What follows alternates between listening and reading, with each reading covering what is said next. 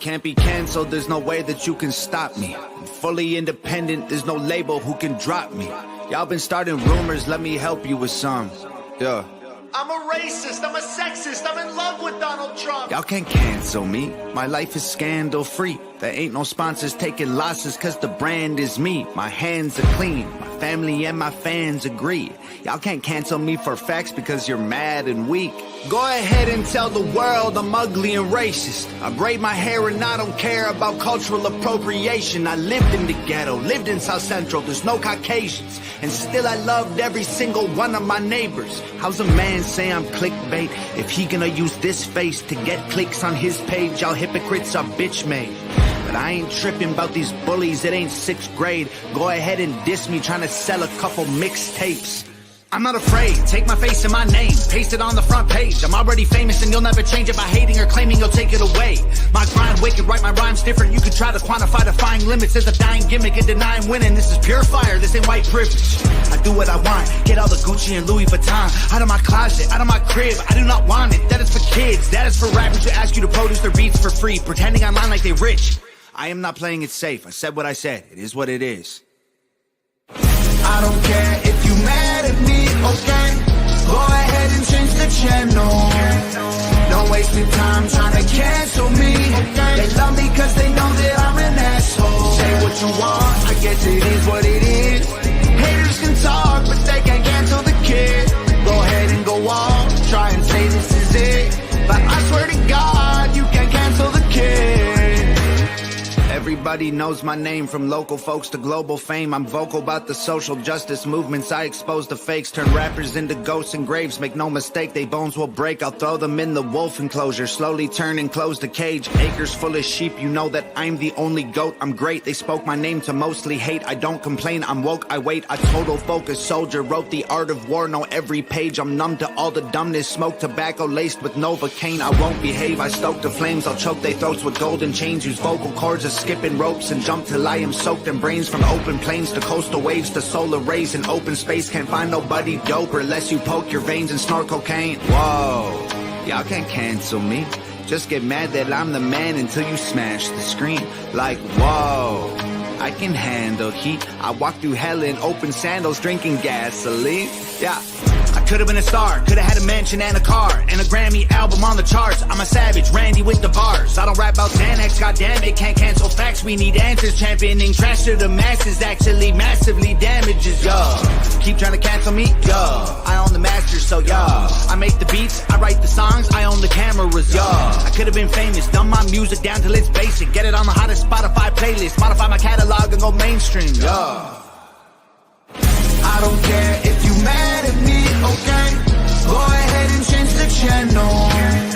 Don't waste your time trying to cancel me, okay? They love me cause they know that I'm an asshole. Say what you want, I guess it is what it is. Haters can talk, but they can't cancel the kid.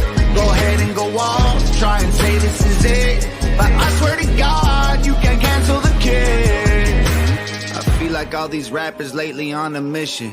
They starting drama, they don't really want no problems, so they talk in whispers. Don't even start, no competition, y'all are finished. They say they feeling froggy, but I bet none of these frogs gon' ribbit. They think I'm soft, but I promise y'all that I'm solid like a rock inside a Teflon box and dipped in carbon fiber liquid. I'm not religious, but I walk with Christians. If Jesus died for all my sins, he'd need 1,000,000 crosses tall as buildings. Y'all can't cancel me. I'm a god and you're the devil, stop attacking me. Like, whoa, nails in my hands and feet. Y'all some snakes, I don't need fruit from that apple tree. I ain't doing features or buying beats. I'm a wolf, I don't lie with sheep. I am what I am, and I can't hide my teeth. Way too many rumors, I'm like, who said it? Never met him, if he dissed me, probably about to drop a new record. I do what I want, don't matter if I get approval or not. Y'all ain't gonna cyberbully me or try to push on me until I'm becoming some dude who I'm not. Head full of ludicrous thoughts, producing the songs. My music is truth and you brutally shocked. I'm shooting my shot, I'm Biggie, I'm shady, I'm new school Pac. Go ahead and call me a piece of garbage, make a starving artist your primary target. I'm the largest monster in the farthest darkness, I'm a closet sharpened, I'm an army sergeant. If people wanna hate, then I'm grateful. It's only gonna make what I say less painful. Look at my face, embrace, I'm unstable. I ain't gonna break or shake or feel shameful. I don't care if you mad at me, okay? Go ahead and change the channel. Don't waste wasting time trying to cancel me. They love me cause they know that I'm an asshole. Say what you want, I guess it is what it is. Haters can talk, but they can't cancel the kid. Go ahead and go on, try and say this is it. But I swear to God, you can't cancel the kid. What's up, meatbags? It's the often imitated, never duplicated Tony TGD, live, coming at you through the power of the internet. Wait a minute, that's boogies. Never mind. Once again, I am joined by Bob Streams Games, master of rhyme and merchant of grime. Bob, what the fuck is up with you? Yo, what's up? Of course, we also got Bad Take Bob with us. Bad Take Bob, how are you doing today? I'm good. I'm just here to, say a bunch of bullshit. Take the piss out of people? I got it. Yeah, say a bunch of bad takes. Rounding out the quartet of ne'er-do-wells is none other than Finbar Saunders. We're going to get you an intro. I'm working on it, Finbar. I'm working on it. But what's going on? How long have you had to get me an intro, Tony? Come on. I know.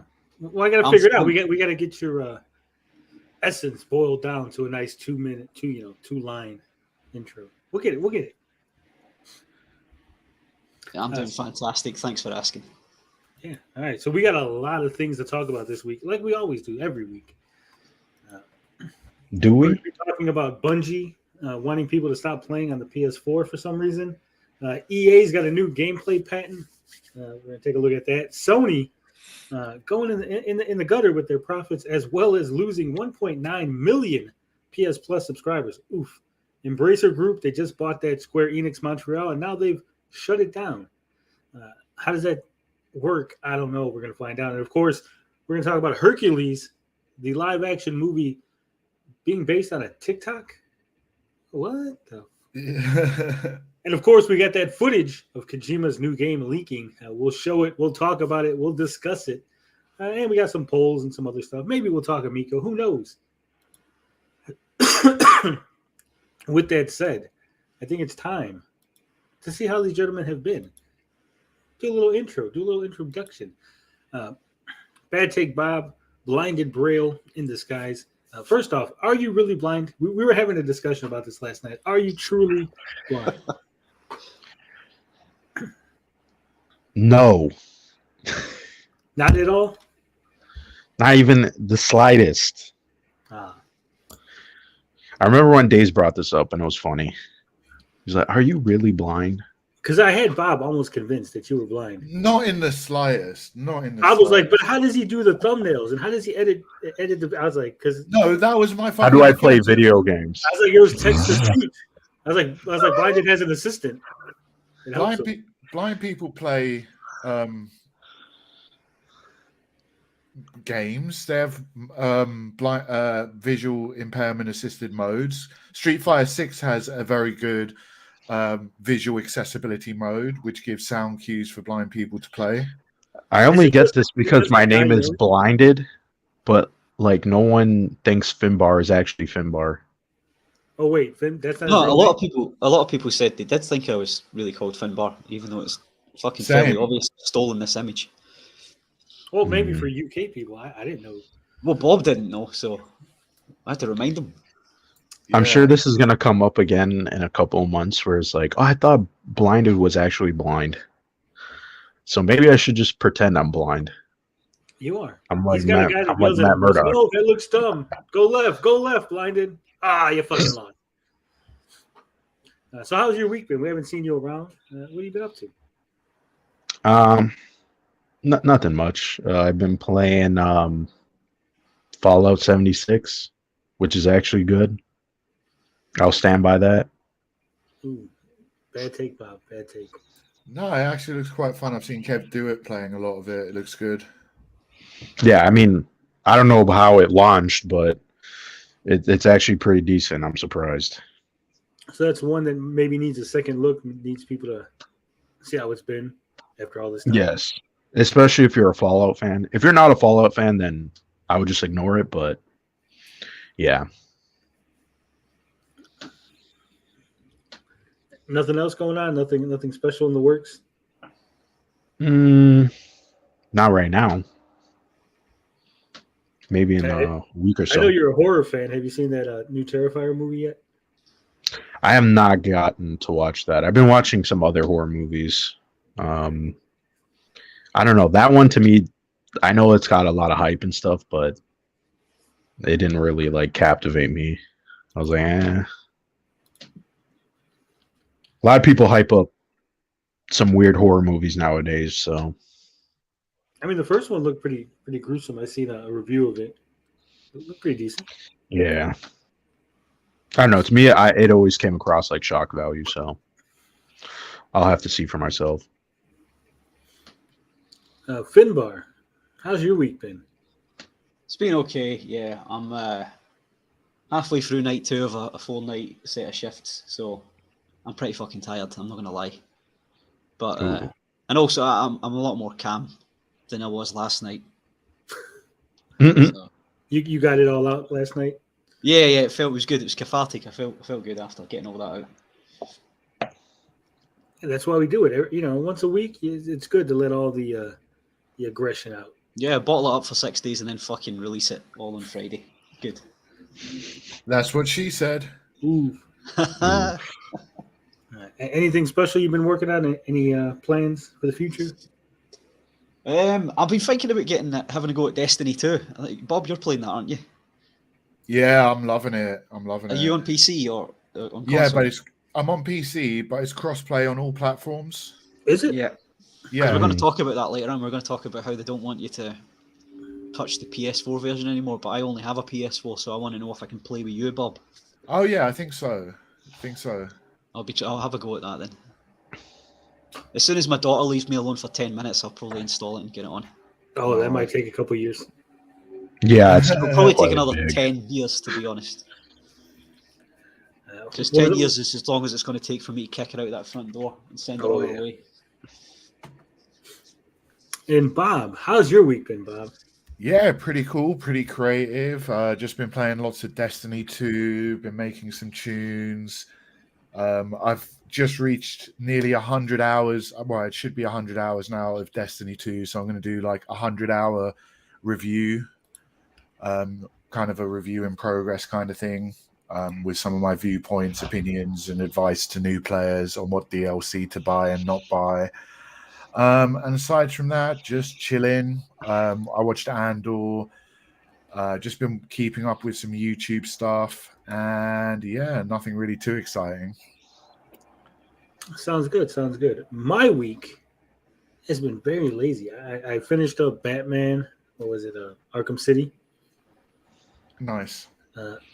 Again, I'm going to do a review eventually. Probably tomorrow. I'll edit all this shit together and review both Arkham Asylum and then Arkham City. And you're gonna say it's a bad game too? It's not a bad game. Here's the issue, right? Okay, so I am not a huge Batman fan. Not a huge Batman fan, right? But I do know some things about Batman. I have some prior Batman knowledge. So the twist in the game, right? It just fell flat for me because I seen it coming a mile away. Both twists, like who was behind it all, and then the Joker twist. Both of them fell flat. Right. Well, I mean, it's written by the most prolific Batman writer, so it kind of makes sense that it's predictable. I mean, it's not bad because it's predictable, but it was like, oh yeah, I saw that coming. Yeah. I didn't like. How old is the game? I think it's fair to spoil the game. It's like 11. Pretty old, yeah. Yeah, it's pretty old. We could spoil it, but after Ra's al Ghul reveals himself to be behind Hugo Strange, right? I was like, okay, it's gonna be a fucking badass boss fight, right? And then there was no boss fight. It was just a little cinematic. I was like, oh, okay. That's what you're getting hooked up on? No, but I was hyped up for it, and there was nothing. I was like, oh, because you fight him earlier, right? So I was like, oh, this is, earlier was kind of a hard fight. I was like, oh, this is gonna be even more badass, and then it was like anticlimactic, So it's kind of a letdown. I mean, the final boss is not a letdown, though. I mean, it's a pretty good story moment. Yeah, but earlier in the game, you see the two Jokers. When he runs into the Joker after he's supposedly healthy, right? You can see the sick Joker behind him still. Oh yeah, I know what you're talking about, but I'm just saying like the plot point of what actually happens between Batman and Joker at the like very ending when he dies. Oh, when he stabs him, and he drops. Yeah, to me that was like another Killing Joke moment because it was very like indicative of how their relationship works and how Joker views it. Yeah, I mean, it wasn't bad overall, but like I said, it wasn't a masterpiece, is what I'm saying. I didn't do. I would say it is a masterpiece. I skipped a lot of the side missions and all that shit. I'll probably go back and do it eventually. But I don't know. I don't think it was like even the last boss fight. It was just like we're gonna just throw a bunch of guys at you. I know it was like Clayface making like little Clayface guys, but it was just like just throw a bunch of shit at you. And then when you did the Catwoman thing, it's like, oh, we're just gonna throw a bunch of fucking guys in the room. Same thing with the Harley Quinn one. It's like, Arkham. Harley Quinn. Its whole combat is. Yeah, but I feel like that's a weird criticism. Yeah, but like, look, like the Poison Ivy fight was interesting, right? Then like the. But I like Mr. Freeze's fight. Yeah, Freeze's fight was pretty decent. That was a good fight, but then like the other fights were just bad guy and then a bunch of like thugs. Like, yeah, look, I mean, I kind of you didn't do the Bane mission if you didn't play the side ones, but to me that was kind of disappointing because it was what you're describing, and it's like, I wish it was a little bit more because it's Bane. Tommy says best part was Catwoman's butt. Mm. Yeah, so like I said, I could see because again, I'm playing it 10 years out, right? Like maybe expectations. You know, everyone's the expectations. Everybody's ripped off that game. Yeah, but that's what I'm saying. Like everybody's just hyped it up so much. So now going back to play it, it's like. Well, if you played any recent game in between Arkham City that is like Arkham City, then yes, it's probably not going to be special. Yeah, because Arkham City and Arkham Asylum, the combat was revolutionary for the time, and since then, and the open world. And the open world, and it's been iterated upon and experimented with so much since then, with games like Middle-earth, Shadows of Mordor, Spider-Man, Miles Morales. So many games have copied that combat system. You can't not really call it a massive, important game. Oh, I didn't say it wasn't important, right? I just said it was kind of like I'm expecting greatness, and I'm like, well, it was good. And again, it is greatness. Again, I think it's because I'm viewing it 10 years later.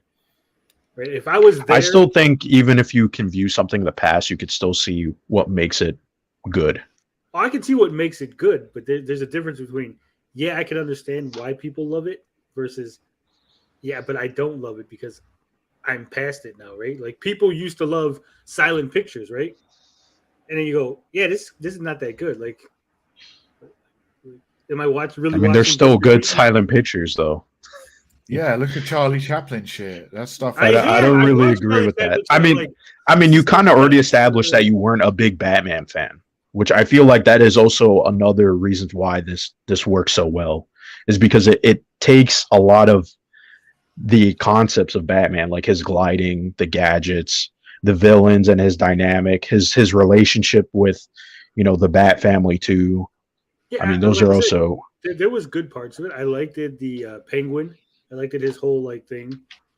The way they portrayed the Penguin, I liked it. He wasn't just like some bubbling idiot, right? He had a little edge to him. He was a little kind of mean. I mean, that's the Penguin. No, not necessarily. Like in the old Adam West, the Penguin was just like a fucking doofus. Everybody's a bumbling idiot. And he's very similar to. Yeah, but like in the cartoons, if you watch like the old cartoons, he's a bumbling idiot. Even in the animated series, Batman the animated series, he's kind of like a dork, right? But in this one, he's like people are afraid of him. He's running a gang. He has a fucking collection. I was like, I mean, most of the characters are in this are like more mature versions of what they are in the animated series, which again is because the writer is the same. It's Paul Dini. Paul Dini, yeah. Yes. I mentioned that when I was playing it. And in my opinion, Paul Dini, even outside of the animated stuff, has written the best Batman comics. Like Heart of Hush is a fantastic story, and a lot of people don't give it credit. He's also a good Superman writer too. Like I said, the storyline wasn't bad. I like that in this one they didn't just like in Arkham Asylum you have no gadgets, like you got to like unlock them as you go along. And this one's like, hey, we're gonna give you like 4 gadgets off the bat. Like you don't just start off as fucking, unarmed Batman. So I liked it that, but there was other things I was like, really, like, do you honestly believe? And I know we're just like has derailed into it. It went from the intro to like a fucking discussing Batman Arkham City. But how could you like? Do you really think that the mayor of Gotham's like, you know what we're gonna do? We're gonna section off a giant portion of Gotham and just let all the criminals in there with no supervision?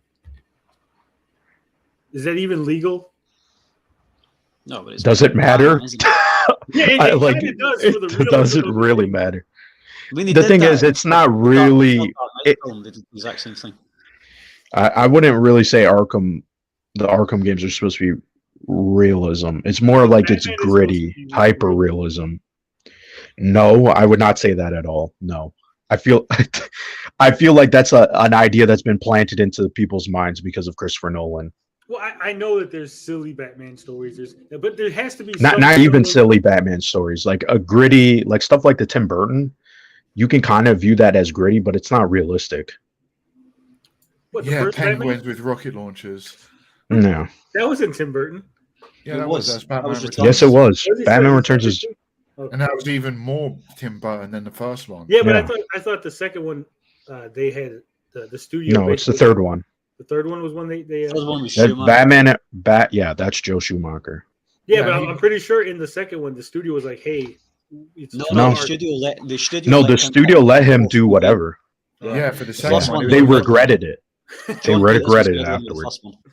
Okay. Yeah. So that's what brought in the third one to be so fucking like the other way around. Either way, like it was just not realistic, right? There's no way that this would happen. It would be like it's so out there, like the whole core basis of the game is so out there. If they just got rid of the prison part of it, right? And was just like, this is the bad part of Gotham. And you were just out there doing shit. And there was just police officers instead of like tiger agents or whatever, right? You could have the exact same storyline, the exact same plot, the exact same everything. Not really. Just not a jail. I mean, other than Bruce Wayne getting arrested at the beginning, right? You just kind of... Well, the whole point of it is that it's Arkham. That it's an evolved Arkham because Arkham Asylum kind of failed because of what happened in the first game. So they're just like, hey, let's just take all these terrible people and just shove them in, just like get rid of them because this is what they want. They want this little one area so they can play and do all this gang warfare. Did they eminent domain the whole place? Because like there's buildings and stuff there, right? Do the people that live it's there, like an old part of Gotham. Yeah, that's what happens. It's supposed to be like really fucked up that they're like, hey, we're gonna dump all these people in. And who cares? Like we're just gonna quarantine. Yeah, it's kind of like Escape from New York. Yeah. Yes, Chupacabra got it too. He's like Batman Escape from New York. I don't know. And that's not even a bad concept. That's like the first time they ever done something like that, and it was actually done well enough where it's like you should do this more because it's just wild. It is. I don't know how much of it you've read, Tony, but you should read No Man's Land if you go through the whole run of No Man's Land. It's basically what that is. No Man's Land is somewhat similar. I mean, it seems like that's what they're going to do in the Batman. Because they had flooded Arkham and Gotham. Uh-oh. CM Retro says he saw John Hancock and Brett Weiss today at the convention. I gave him the stink eye. Gave him the evil eye. Did you buy his book? Yeah. So to bring it back around, my week has been pretty good. I didn't do any of the things that I set out to do at the beginning of the vacation. Not a single thing. Sometimes you go kick back and relax, man. So, and I always like it being ambitious and not being able to execute on certain things. Don't feel bad about it. At least you streamed. Could you change your avatar? Yes, it's confusing. It is confusing. I don't know who the fuck is talking. I can't even change it. I'll change mine. Hold on. You Let at me least see if I- last week, you went negative style when you were mimicking Tori's one, but you're not. Okay, doing I'll this. come. It's I'll come confusing. back and hold on. So other than, like I said, I didn't get nothing done, but we did hit 1,000 subscribers. So, And I hit 500 subscribers, so it's a dual celebration. hell yeah, Bob. Congrats, Bob. Cheers. Congrats, Tony. Thank you. Congrats, us. It's an us thing, right? I couldn't do it without you. I couldn't do it without all the people on the panel. Couldn't do it without the people watching. Couldn't do it without the friends that are not here but have helped us in other ways. Hey. All right. There he is. Now he's back.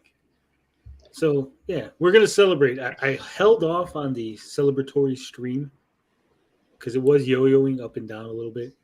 I think we've settled. We're a little bit over 1K right now, so I think we're settled. So next week, maybe Friday, instead of Drama Friday, we're going to do a celebration stream. Or we might wait. But what if there is a lot of drama? Yeah, that's so. I'm thinking either we do it next Friday instead of Drama, or we wait for the monetization decision to go through. Or you could start off with celebration and let it descend into drama later on. That's true. So I did fill out the little forms that I got to fill out. Let us be monetized. So I did that. Thanks, CM Retro. Thanks. So yeah, so pretty soon we will be monetized. Hopefully, fingers crossed. Right? They got to take a look at our channel and make sure that we are up to snuff. That they like us enough to monetize the channel. I don't think we're gonna get denied, but you never know. You never know, right? Hmm.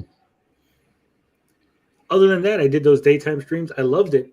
I love not going to work, and I wish I could not go to work always. But unfortunately, those are over. We will be streaming Arkham Knight probably next week during the nighttime, maybe around 7 o'clock. Arkham Knight at night, AA. Yeah. So we'll see how long that takes. I am up to 46 games beaten for the year. I'm going for 50. Thanks to a friend of the channel, Drink a Beer and Play Games. He's got. Well, where's this list? Hold on. Where is this list? Games. Where's my beaten. list? Yeah. You could look at the website. It's literally. Oh, it's on your website.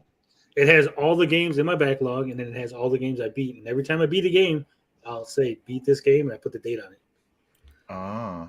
Hmm. Yeah, Are I haven't beat anywhere near that many games this year. I'm falling behind. Have you I managed to need make 3 it more past, games to catch up. What's that? Have you managed to make it past CM Retro's standard for being a gamer? Yeah, I've crushed his standard for being a gamer. But a lot of the games, like, so I beat the 7. What were they? Come on, it's fucking SNK series. The fuck is that? The little side-scrolling shooter. Metal Slug? Yeah, Metal Slug. I beat the 7 Metal Slug games, right? So it's like stuff like that. There was like a bunch of games that were like, oh, this is. But were they new experiences or have you beaten them before? I've never beaten them before. No. Okay. That's why they were on my backlog, because these are all the games that I have never beaten. Yeah. It's like 468 games. This is why I want to upgrade to a PS5, because my backlog is all on my PS4 and PS3. Mm. That I've yet to get to. Well, PS5 is fully backwards compatible with PS4. Yeah, no, but I only have two HDMI slots. Well, I got a switcher that has 3. So I got the PS5, PS4, and PS3 on that, and then I got the other HDMI for the Switch. Too many cables, man. Oh yeah, there's a lot of cable. My cable management is ridiculous. There's so many fucking cables here. Oh, my cable management is awful. I've got a 4 input switcher going into my capture card into my PC. Then I've got 3 mini consoles, and then just my PC set up with 2 studio monitors and microphones and cables. It's a mess, absolute mess. Hell yeah, Carl O's going to super chat us 20K after he hits the Powerball tonight. I'm holding you to Well, it, don't do Carl. that. Don't do No. that, because fucking YouTube take a big cut of that. You do it another way. Just bank transfer it to me, and I'll make sure everybody gets. Everyone gets their cut. Yeah. Dread. Yeah. Oh man. You could be If you Journey. can find me. You could be German. Yeah. Yeah, I think I'm going to be revisiting that topic by CM Retro. I was thinking of doing it at some point before the end of the year after reflecting on my games completed and how much I've gamed this year. Well, how many games did you beat this year? Like, I was totaling it up like 8, 9. Oh, man. That's it? But yeah, I know. But I was figuring Well, because out you play like a lot of Destiny and stuff. That was the problem I was having. Like I would play a game that has no end. Yeah. Yeah. Like FIFA. I'm stuck on that at the minute. Yeah. But like in the last 2 weeks, I beat Batman Arkham Asylum, I beat Batman Arkham City, and I beat Man and Medine. Even though it's a short game, right? I beat all 3 of those. So I beat 3 games in the last 2 weeks. No, actually 4 because I just finished Flynn, Son of Crimson. I just beat that 100%. So. A couple of days before I started back on duty, Tony, I was going to sit down and play the Avengers. don't. Well, I wanted to give it a go because Tony said the It's single fun. player was worth playing, but it fucking started downloading a big update, and I just thought, fuck this. It was going to be about 45 minutes, so I couldn't be bothered. A lot of those games you beat were like short games. Well, I didn't say they weren't, but here's the list, right? So at the blog, my backlog, bam. You can see I got all the games listed. So I beat that. That was a short game. Art of Fighting, I beat all 3 of those. Wow. Do you currently own all of these though, Tony? Or are you going to have to buy? You do. I own all of these. That's why they're the backlog. I own all these fucking games. Batman Returns, Arkham Asylum, Batman Returns, Arkham City. Biomutant, I beat that this year. Capcom, I beat all the 7 beat 'em ups on the bundle. I beat Chenzo Club this year. Cobra Kai, I beat it. Curse of the Dead Gods, completed that. Wait, you played Curse of the Dead Gods? Yeah, it was free on the PS Plus, so I played it and Oh, beat it. nice. What was the red one? Go back. That was fucking Double Dragon 4. It sucked. Played it. Game is garbage. Discarded. If the game is so bad, that's the rule, right? Either I play it to completion or decide that it's so bad that I'm not even going to play it. The game was garbage. Oh, Dragon Ball FighterZ, that's going to be a hard one to complete. The campaign gets really repetitive. Yeah. See, a lot of them are like, look, I got all these Fallout, fucking Far Cry 3, 4, 5, and Primal. I got to beat. Have you never beat Far Cry 3? I've never played it. Oh my god! A lot of these were on so sale, good. and I was like, "Oh fuck, I'll just buy this shit." Right? Some of them came free with the PS Plus. Like God of War, I never played God of War. I never played God of War 3. He's never even played all the PS4 games. Yeah, I never played the original God of War games. I gotta play. With the PSP ones. I'm saving this for Valentine's Day. Out full baby. So we'll play that. Oh, the pigeon one. That's the pigeon one. Yeah, that's the pigeon one. Same thing with Injustice. I beat the story mode this year. I never played it before. It Takes Two. We finished that this year. K's in the Wild Mask. Finished that. See, so there's a lot of stuff here. This game, the server shut down, so I haven't. I bought it. It was online, and the fucking server shut down, so I couldn't even play. What was it? Knights of Can't Valor. even see. Oh.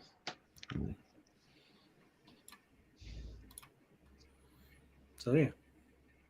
Legend of Black Tiger. I didn't finish that. It was trash, so. Yeah. Well, I did play it though. Yeah. Part of Is it that bad? It was trash. What else we got? Metal Slug. See the 7 games. I did those last year. Right at the end of last year. What else? It's way too many fucking games. Nostalgic Train. I played that last year. It is fun, but it's not really a game. It's just like walking and reading and walking over here and reading some more. Yeah. Oceanhorn, my brother loved that game.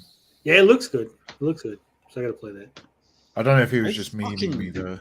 How fucking long is this list? It's like I told you 400 and something. 400. 400. How do you feel, Tony, knowing that your death will come before you finish all of these games? It's 391, but if you break down the compilations, it's over 459 games. Yeah, you won't survive long enough to play all these, surely. Yeah. No. There's I not don't that know. many vacations. Well, Or 50 beat a all of them. year. Like, look at I got all the Yakuza games I got to beat. Oh god. Oh, that's gonna take way too long. Yeah, they're like 100-hour games each. Yeah. Well, not if I skip all the side quest shit, right? No. I thought you were It's doing still you 100 were- hours. You were doing the Yakuza games on stream, right? You're streaming them.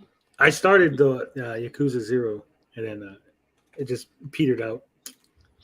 These last 2 weeks are the first 2 weeks that I've actually streamed like a whole game from start to finish without just quitting and stop streaming. That's my because sched- you were on holiday from work, though. yeah, because my schedule's how so many fucked up. how many more holidays from work are you going to have in your life? There's no fucking way Two you're every getting through year. those. 2 weeks every year. So Yeah, you're not making it through those. thank you, You have to Dan. pass them down to max. Well, it Well, even sucks if- because every month PlayStation gives you like 2 to 3 games free. Yeah. I mean, if they're games I already own, it doesn't matter. But when they're not games, so it's like fucking 3 games, 3 more to the list. And I don't even have the like essentials or the whatever the other ones are called, premium. Or Yeah, super premium. whatever. So if I had those, then I would have all that fucking PS1, PS2 fucking backlog. Oh, shit. There's not even a lot of PS. There's not a lot of that, games yeah. on. Yeah. Yeah, on- but I'm on sure there are premium. games I haven't fucking beat or played. Was Gone Home on the list? No, it wasn't. I already played it and beat it. It was free. Like, Didn't you say that game sucked? oh, it's garbage. It's garbage. Yeah.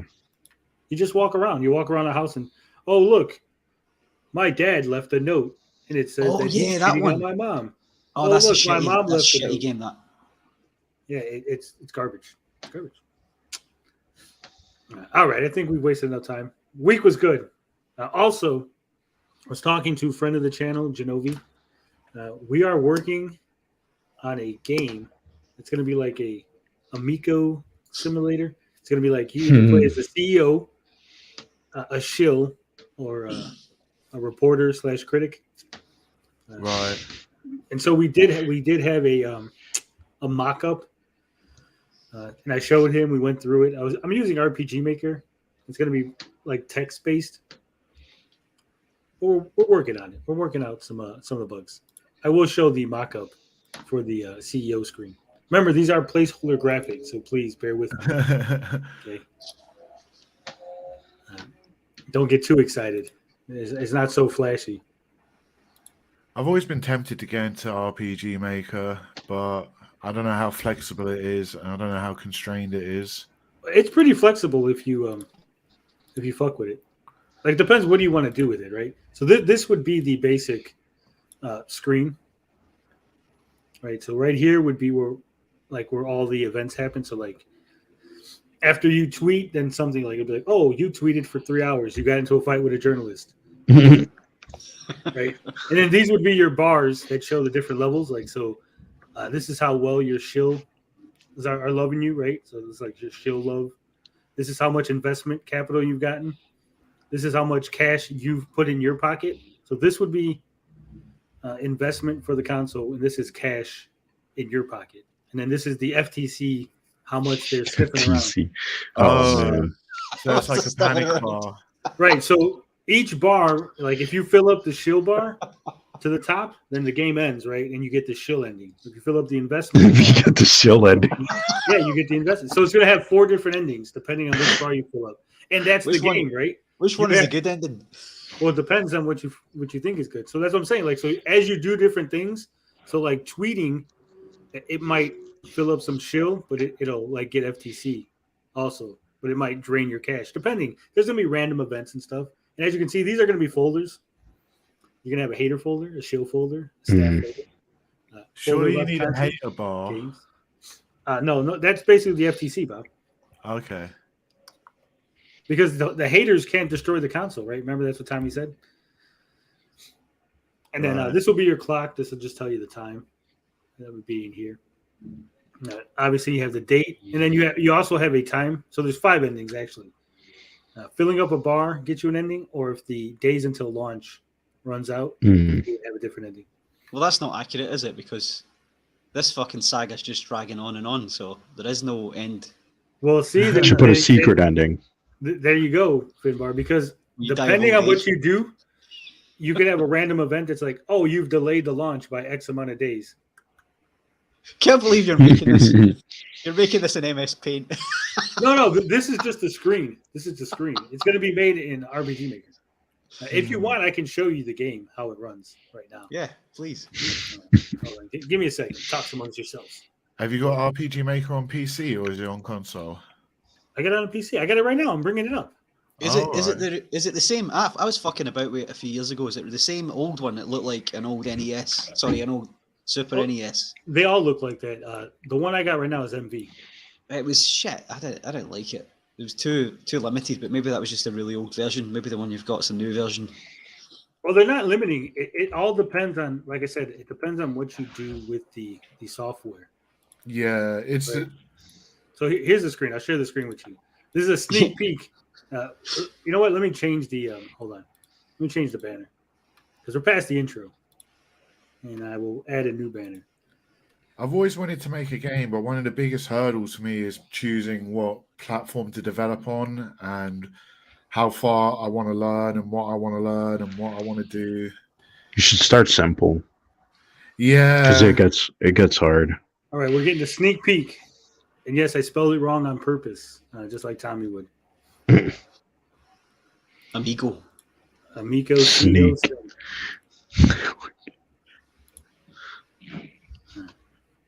So you ready for it? All right, here it is. As you can see, this would be the home screen. It says, "Good morning, CEO. What would you like to do?" So you get to check the news. And it's not fully functional yet, right? So you would check the news. It would tell you what the news are. A little event would play in the news screen. And then you're like, what else you want to do? So now you know, like, Sony has launched a new console. Might be like a news item, right? And you're like, your shills are now worried. So then your shill score goes down, right? You get to check your folders. Would they be worried, though? I'm just saying. I'm just giving, like, random examples. So you would check your folders for different stuff. See the progress on your games, whatever. We got to work on the new screens, right? Your press releases. Obviously, you can waste time. So, because Tommy likes to waste time, so you just waste time, and that would take an hour pass. Nothing happens, but an hour just passes. You get 4 hours every day. You have to sleep for 4 hours. So, I can't tell. But are some of the bars misaligned and shit? Because that's really affecting my OCD. Yes. They might be, Bob, but this is just a mock-up. These are placeholder graphics, right? Right. This would be your main actions right here. Tweeting, recording a video, doing an interview, or posting on Atari Age. You can start getting mad about it, Bob, when Tony does his deep dive and all those fucking graphics. No deep dive. This is just placeholder graphics. If you're doing this, Tony, what's Genovi's involvement then? What's he doing? He's helping on the events and the writing and all the other stuff, the ideas. Mm. So like I said, you would say tweet, 1 hour's passed. Then you might have a random event. Like I said, if you get in, like, random event might be, you've gotten into a Twitter back and forth with a journalist. Lose 4 more hours. Who's doing the actual graphics then? We don't know yet. Like I said, it is. Is that? I've got a bit of a background in that, don't I? What crap is this? No super chats available. Are you talking about the game, Bianca? Game's awesome. Like I said, that was just like the placeholder, like, when you see like the early behind the scenes and they just drew on a napkin what the game was going to look like. Yeah, that's what you're getting. You're getting it functioning in some of the systems in place. Yeah. Now, where's the Amico forever? We're in NLG Gaming. Hey, it'll be there because when you go in, what's going to happen is you're going to go into the shill folder, right? And each shill is going to either bring you a benefit or a negative, right? Or maybe one of each, right? So depending on who the shill is. As you collect shills, you get different perks.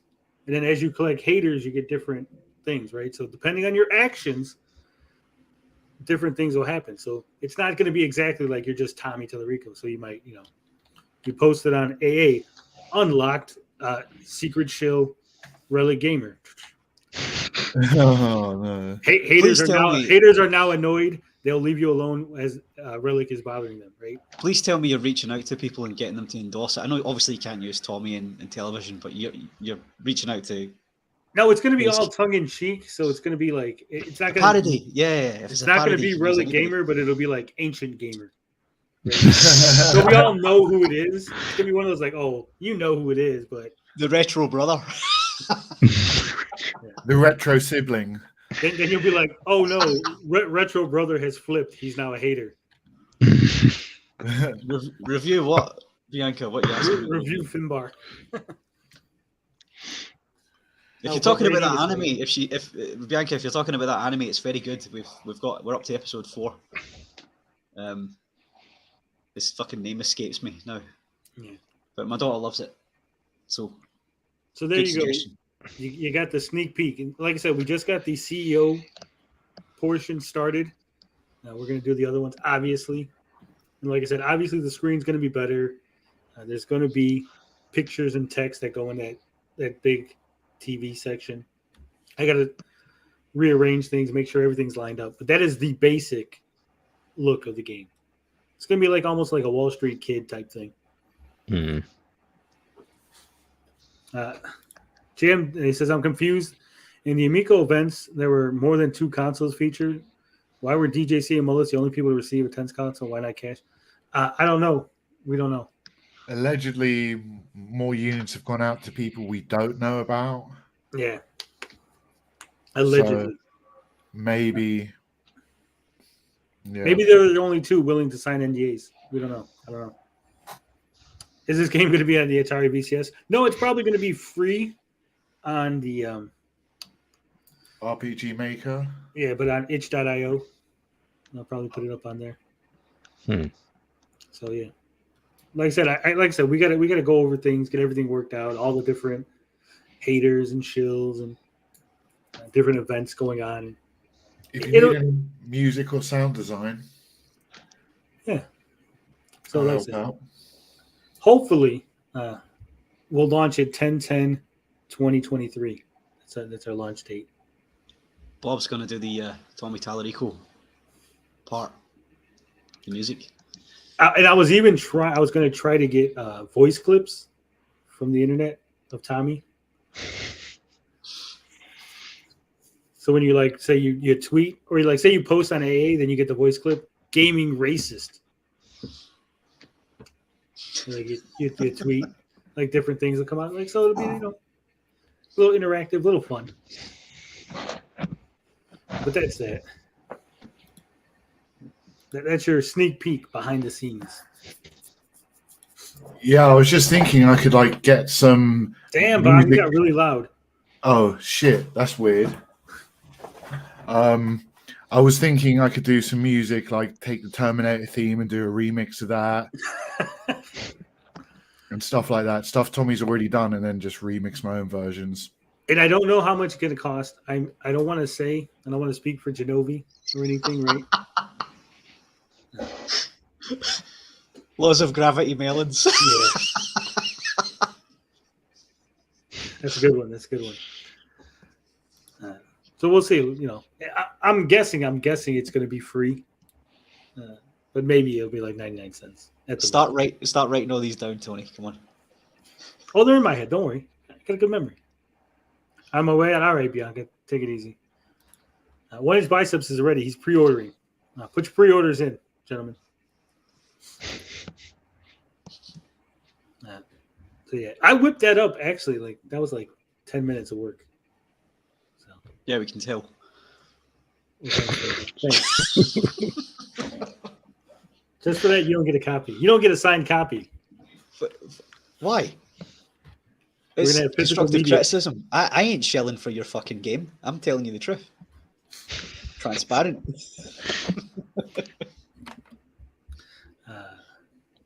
The Angry Scotsman. He's going to be a hater. You can put me in it. I'll sign my likeness over to you. My likeness that I have stolen from the Viz comic. Oh 99 man! cents proceeds go to fund the Amico consoles built by slave labor in China.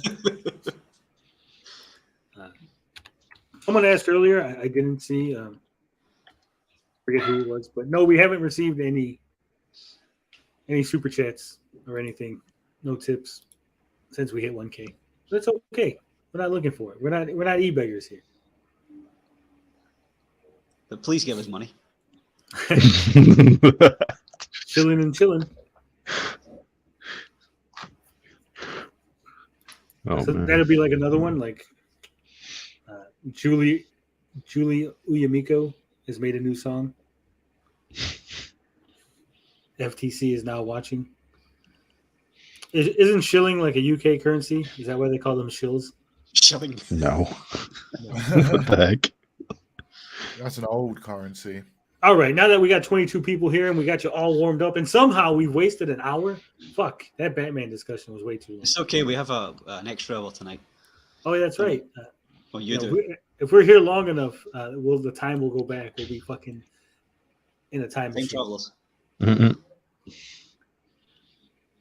But I think the first thing we should do is go ahead and discuss this new Kojima game week. You guys heard about this? Yeah, this looks Yes. fucking cool. Yeah. What? It looks cool. What? What are you talking? You don't think it looks cool? It's literally just walking around. It's being like- 2 minutes of the thing I found. I'll let when Tony. I'm assuming you're going to play the same clip that's leaked online. Right at the end. Yeah, he has to play the clip that was online. Right at the end, when the screen goes black, you see a guy holding up a phone, topless. The fucking reflection. But the game reminds me of the opening of Metal Gear Solid 5, the main game. When you're in the It hospital. doesn't look like any game in particular. It's just like But the that characters part walking reminds me of- around. All right, so this is from Insider Gaming. It says over 2 minutes of gameplay footage of Kojima's game Overdose leaks online. And yes, that is Margaret Qualley, daughter of Andy McDowell, in the footage. Apparently, she was also in Death Stranding. Yes. She's the main character in Death Stranding. It says, as reported by Insider Gaming yesterday, images of Hideo Kojima's game Overdose began to circulate privately online. The images reported by PPE.pl authenticated that report. Now, a video posted on Streamable has shown over 2 minutes of the Overdose gameplay. Update, the streamable link was removed, but since added on YouTube. As previously mentioned, it appears the game features Death Stranding's mama, Margaret Qualley, in a blue dress. Towards the end of the video, we see words "Game Over" followed by a Hideo Kojima game, Overdose. Insider Gamer can confirm that the leaked footage is the same one reported by myself via Tryhard Guides in June 2022. However, the footage appears to have been passed around and re-recorded multiple times. The original footage was screen captured. So what do we think? Is he crazy, Mr. Kojima? Is he doing Yeah, he's another... crazy. But This might be Kojima himself leaking the game. You think so? Yes, I wouldn't put it of past him. course. All leaks are manufactured, man. Come on. Yeah, it was like 3 people recording that footage. It was like, what the fuck? It was yeah, a the record topless of a guy, record. the topless guy in the reflection was pretty heavily points towards Kojima being involved in that. Yeah, Kojima did a boring as hell podcast saying there's a lot of fake news about him. Yeah, there was that fake news about him killing the prime minister. And then, There's also Abandon, which is fucking hilarious. The whole was it, like- situation. Blue Toad Games or something. If Kojima, Yeah, Blue Blue Box. Box. He's not. It was all bullshit. Yeah, Have you they seen just- the interview? Have you seen the interview with the guy, the real guy in the head of that studio? He's fucking crazy. He's batshit, like Tommy Tallarico batshit. Is he? Well, yeah. Yeah. Yes, I'm he is. surprised Yeah. we haven't covered this. Well, it's not We up were- Tony's lane. We were going to cover it when it first happened, when it was like connected to Kojima, and then like there was so much conflicting reports and so much shit coming out that it was just like, oh. It this is eventually way- just stopped. Yeah. Nothing really went anywhere because it was a scam. That's why. But when something did come up, it got crazier and crazier, and that's when it got more and more entertaining, in my opinion. Yeah. Well, because I know there was like there was anticipation for like the preview, and then like the preview or something was delayed. And then there was, like, Yeah, Preview was like a 5 gigabyte download, and it was like yeah. nothing. It's It like was just a seconds. trailer. Yeah. Yeah. the online reactions on YouTube were great. Watching people load it up and fucking freaking out. over Well, it. the only reason why it blew up is because everybody thought it was Silent Hill. Yeah, well, Yeah. because they kept connecting. They're like, well, Blue Box, it was just started. And if you look at this word here, box, it looks Mhm. like Kojima, because Kojima puts his, like, oh my God. They thought it was Blue Box referring to PlayStation, and Kojima was making a Silent Hill game, which he now confirmed he's never going to do. So No, he didn't say he was never. He said it was not like no, he pretty much in the translation says he's never going to do anything with Konami ever again. Ooh. That was on the podcast. Right. Well, let's take a look at this footage. It's 2 minutes and 31 seconds of some naked dude. You could see him in the reflection already. Yep.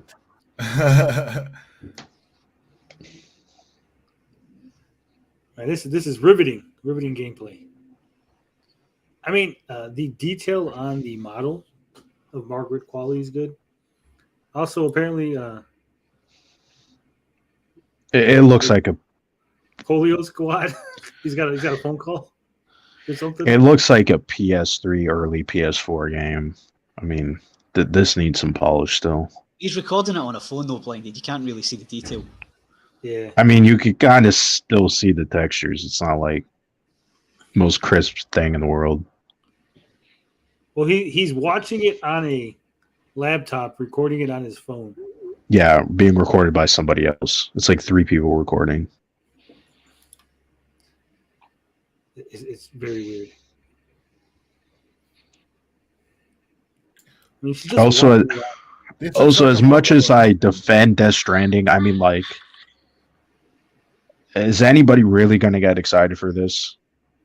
I mean, like, Well, we didn't even know anything about it. She's just walking around. She seems to be scared. Do you think it's connected to Death Stranding, or do you think it's a completely different IP? I think this is different because I don't know why the article was calling her by the character name in Death Stranding. Because it's the same actress. But this is not obviously the same character. I wouldn't know. What's different about the character? I mean, just looking at the setting, I would assume this is not Death Stranding. Okay, so what does she play? I haven't played Death Stranding, so it's gonna sound stupid. But what does she play in Death Stranding, right? I can't even really describe her role in Death Stranding, to be honest. It's like she works for, I guess, this company, the Strands or whatever it's called. I can't remember anything, honestly. Could this be That game is fucking confusing. like pre-Death Stranding? Like the same character, but earlier. All I know is just by looking at this, I would assume this is not Is she going to the be president? connected with this. Is she the president? Oh, fuck. That got me to remember shit, but no. She kind of looks like the president from Iron Sky. Well, the president, and there's a whole twist in Death Stranding with involving the president. I won't spoil it, but Don't spoil it. Because I'm if gonna you play that really game. care. I don't think you're going to play Death Stranding, if I'm being honest. It's I'll tell like you I what, said, it's not a bad game, but it's hard to get through. Is these that why camera you're angles down are on fucking this weird, then? though, right? I'm assuming you're playing as her, right? Mhm. Yeah, So that's what I'm saying. Like this angle is weird. Like, what are you looking at? You're looking towards the screen, but it's like a third person with. but this looks like a pre-scripted demo. This looks like nothing. This is a room with some textures and a character model. Yeah, this is what I'm saying. There's no gameplay here. This is It doesn't even absolutely look like the person's controlling the character. You got something what going Tony on was right saying. there. See, camera player. And also too, this is I mean, I don't know if this is 100% true, but there's a rumor that this is supposed to be a cloud-based game, whatever that's Maybe. supposed to mean. Maybe. No, I'm just speculating here. Maybe you're not playing as her, but that's why the camera's following her. You're playing someone that's looking at her, like your character's with her, like an escort type mission. Well, I mean, it does say camera player 1. Yeah, but So is that could be- referring to? Yeah, who knows what the hell that means? Maybe it's like a Five Nights at Freddy's. You just follow around with a camera. It could just be a dev placeholder thing to show it's camera player 1 tracking or something. Yeah, but it says camera player H264. I don't. Yeah, that's a video. Given, I think whatever that says at the top is important because you wouldn't make Well, a what's whole this right fucking here? font. What's this down here? This is the person streaming it. This is what I'm saying. There's 3 people recording. There's the guy recording on the phone, and then there's the other guy recording on the laptop, and then there's the streamer who's streaming this game, like playing this game or Are they reacting to streaming it. or just reacting? I think they're I just don't know. Just Maybe reacting they're to it. reacting. Whatever. This is weird. But I wanted to say Bob's point that the camera player 1 is in the same font as the logo. So I don't see why you would go the detail of making that. You could have just put up any other font, right? Because the player's not going to see that. Pause. There's naked I'm gonna jerk off quickly. I mean, is it the same as the logo? It is. Look, What's up with this? Where's with the triangle? logo? well, this is the same font as the logo. The game No, over, because- Right there. and then it changes. That's the logo. Overdose. I don't know. It's a different. It looks like the same. It's the same font. Yeah. I'm trying to compare it right now. Yeah, it looks like it. Overdose. It sounds like a suburban Glasgow simulator. Is Mob Destroyer here? I don't know who Mob Destroyer is. I didn't see him, but we did get over 1K. So thank you. Great gameplay. Ignore the story. Play Metal Gear Solid 5. I haven't. I think I have that. That's the one with where you play the fake.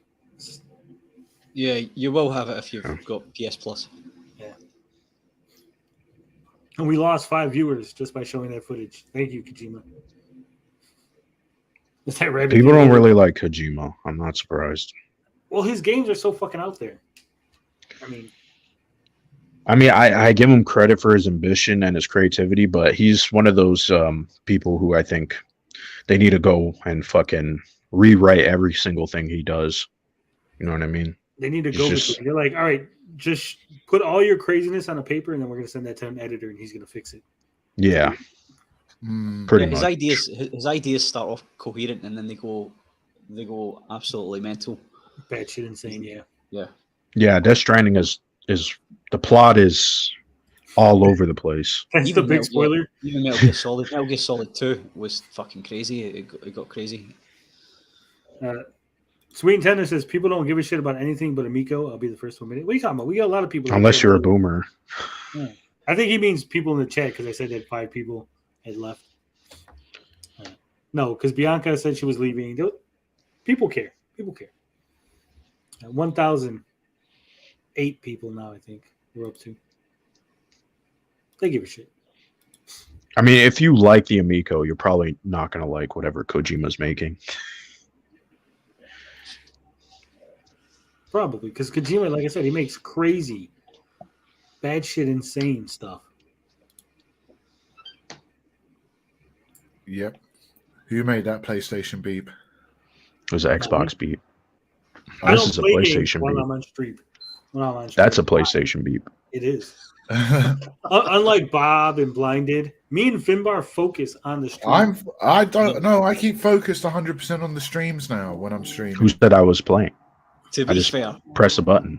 the reason I'm focused on this, Tony, is because I'm sitting and work.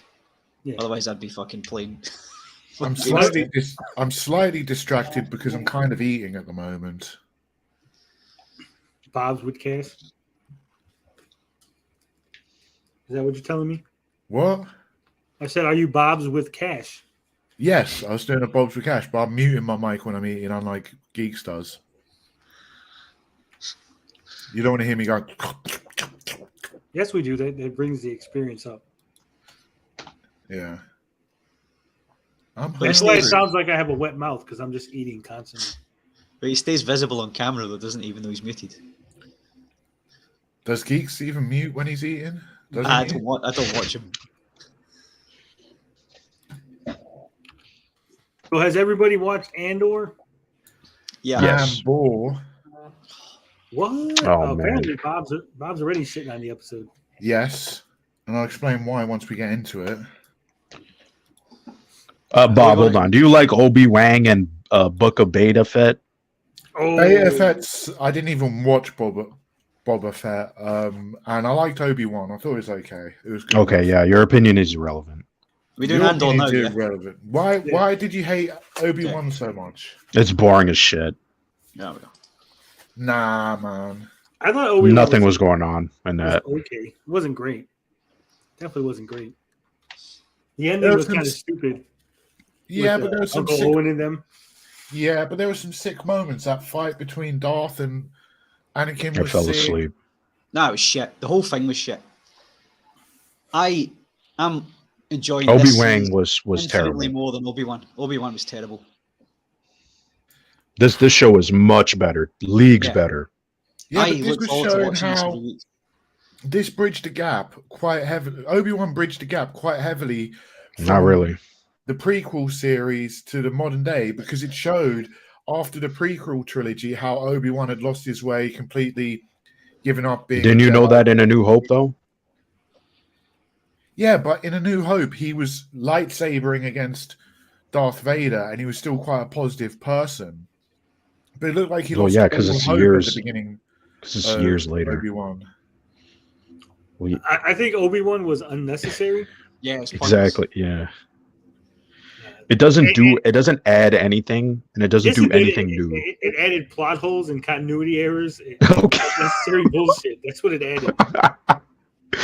To a degree, added- yes, but it also, it kind of explained why Why Leia was like, Obi-Wan, you're our only hope in Not Because it was really. the last No, it Jedi didn't, left. Bob. It didn't, because it No, said, it 'cause didn't. what It happened- made it more confusing. Yeah, in episode 4, she says, "You served my father during the Clone Wars." Surely she would have said, "Do you remember all that fucking stuff we did? Yeah, Remember that wild exactly. adventure Remember that that we time went I on? got kidnapped and you came and saved me and all that shit?" She wouldn't have Or just why- said, "Oh, Why you not guys just might-" call him Ben?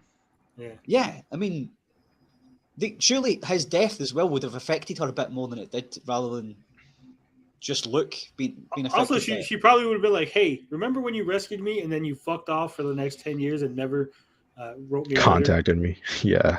Yeah, that was kind of an asshole move, wasn't it? Mm, Hey, remember all that bad shit that was going down and you just kind of sat there in that cave and let all that bad shit happen while I was fighting the rebellion? Thanks for that, Obi-Wan. In fact, she probably wouldn't have contacted Obi-Wan because she'd be like, "Hey, that dickhead has basically been ignoring me for the last 10 years. He hasn't done anything, hasn't helped out. He's allowed all these evil things happen in the Empire. Why am I reaching out to him?" Obi-Wang. because he was Obi-Wang. he was the only Jedi she knew of who she had a personal connection with that she knew was alive still. But we didn't know that. Without the Obi-Wan series, it makes sense that he's the only Jedi left that she knows. But when you put the Obi-Wan series in, then you're like, oh, this doesn't make any sense anymore. Because there's other Jedi. She knows that there's other Jedi because she helped rescue them down the fucking underground Jedi railroad. Remember, Bob? Yeah. But we're not talking about Obi-Wan, despite Blinded sidetracking us. We're talking about Andor, episode 7. I thought it was fantastic. One of the best episodes ever of the Obi-Wan or of the Andor series. Finbar, what'd you think? Yeah, I wouldn't say it was the best. The best one was the heist, but I like that we're going to be having a prison break coming now. I like how it's got these mini arcs. So you had the run up to the heist, and now you've got the run up to the prison break. And I'm hoping that, I know we've only got 3 left, 9, sorry, 10, 11, 12. We'll get 3 left after this, haven't we? So prison break's going to be 10, and then you'll have 11 and 12. And I'm hoping they all come together. All these different threads we've got, all these characters, they're all going to come together in the last 2 episodes, and we're going to have a big fucking huge fight. I can't wait. I'm thoroughly looking forward to it. Doesn't need to be a fight. I hope it's not a fight. Something happening. I mean, a climax blinded. You know what I mean? Well, Well, there's going climax- to be a fight. There's going to be. We're going to get into the episode. There's going to be a fight. Of course there is.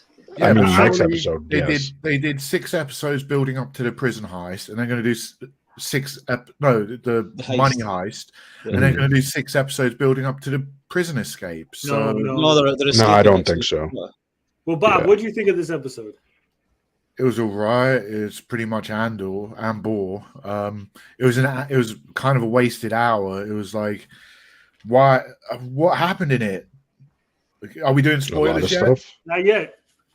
Well, basically, the ending of the episode was the whole Which point was of great. this episode. It's like, well, we saw this guy, that was going to happen, and it's like, well, wonderful. Blinded, what do you think of this episode? I thought it was great. I agree. It was one of the best episodes so far. I mean, there was a lot of character stuff. I mean, you're dealing with I forget the character's name, the cop, and then obviously the Imperial. Deidre. Yeah, like those 2 characters. I mean, obviously, I still think that they're heading toward somewhere that is like a little bit more interesting than where they are right now. but I still think Andor is like the highlight of the show. And oh yeah, the scene with Bix was that kind of shows you, yeah, how fucked up the Empire is. Justy says Andor must be boring if Boring Bob says so. He knows boring. Really, really, really. My life has been anything but boring. Come on, Bob. Come on. Anyway, so we're going to go into spoilers. We're going to discuss the episode deep now. But so that we're all on the same page, the episode kicks off picking up from last week. Andor is still in prison. He's now adjusted to prison life. He's working hard. They're getting the parts done. You know, it's not going to go in exactly the order that the show is. I'm just going to kind of give an overview of the different story paths.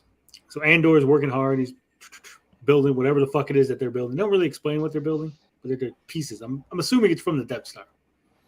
Oh, that'd be a good twist. So eventually, the old dude that's on the table with Andor, he starts getting sick. And they're trying to help him. They're like, no, we got to kind of hide that he's sick because he's only got like 40 days left. He's got like 41 or something like that. They're like, we just got to make him through 41 more shifts and then dude is free.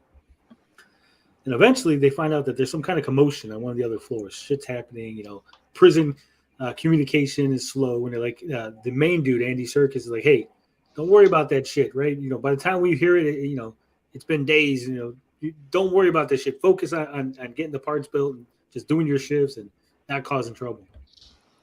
But eventually we find out that I think it's floor 2. They're all dead. They've killed everybody on floor 2. They've electrocuted the shit out of them.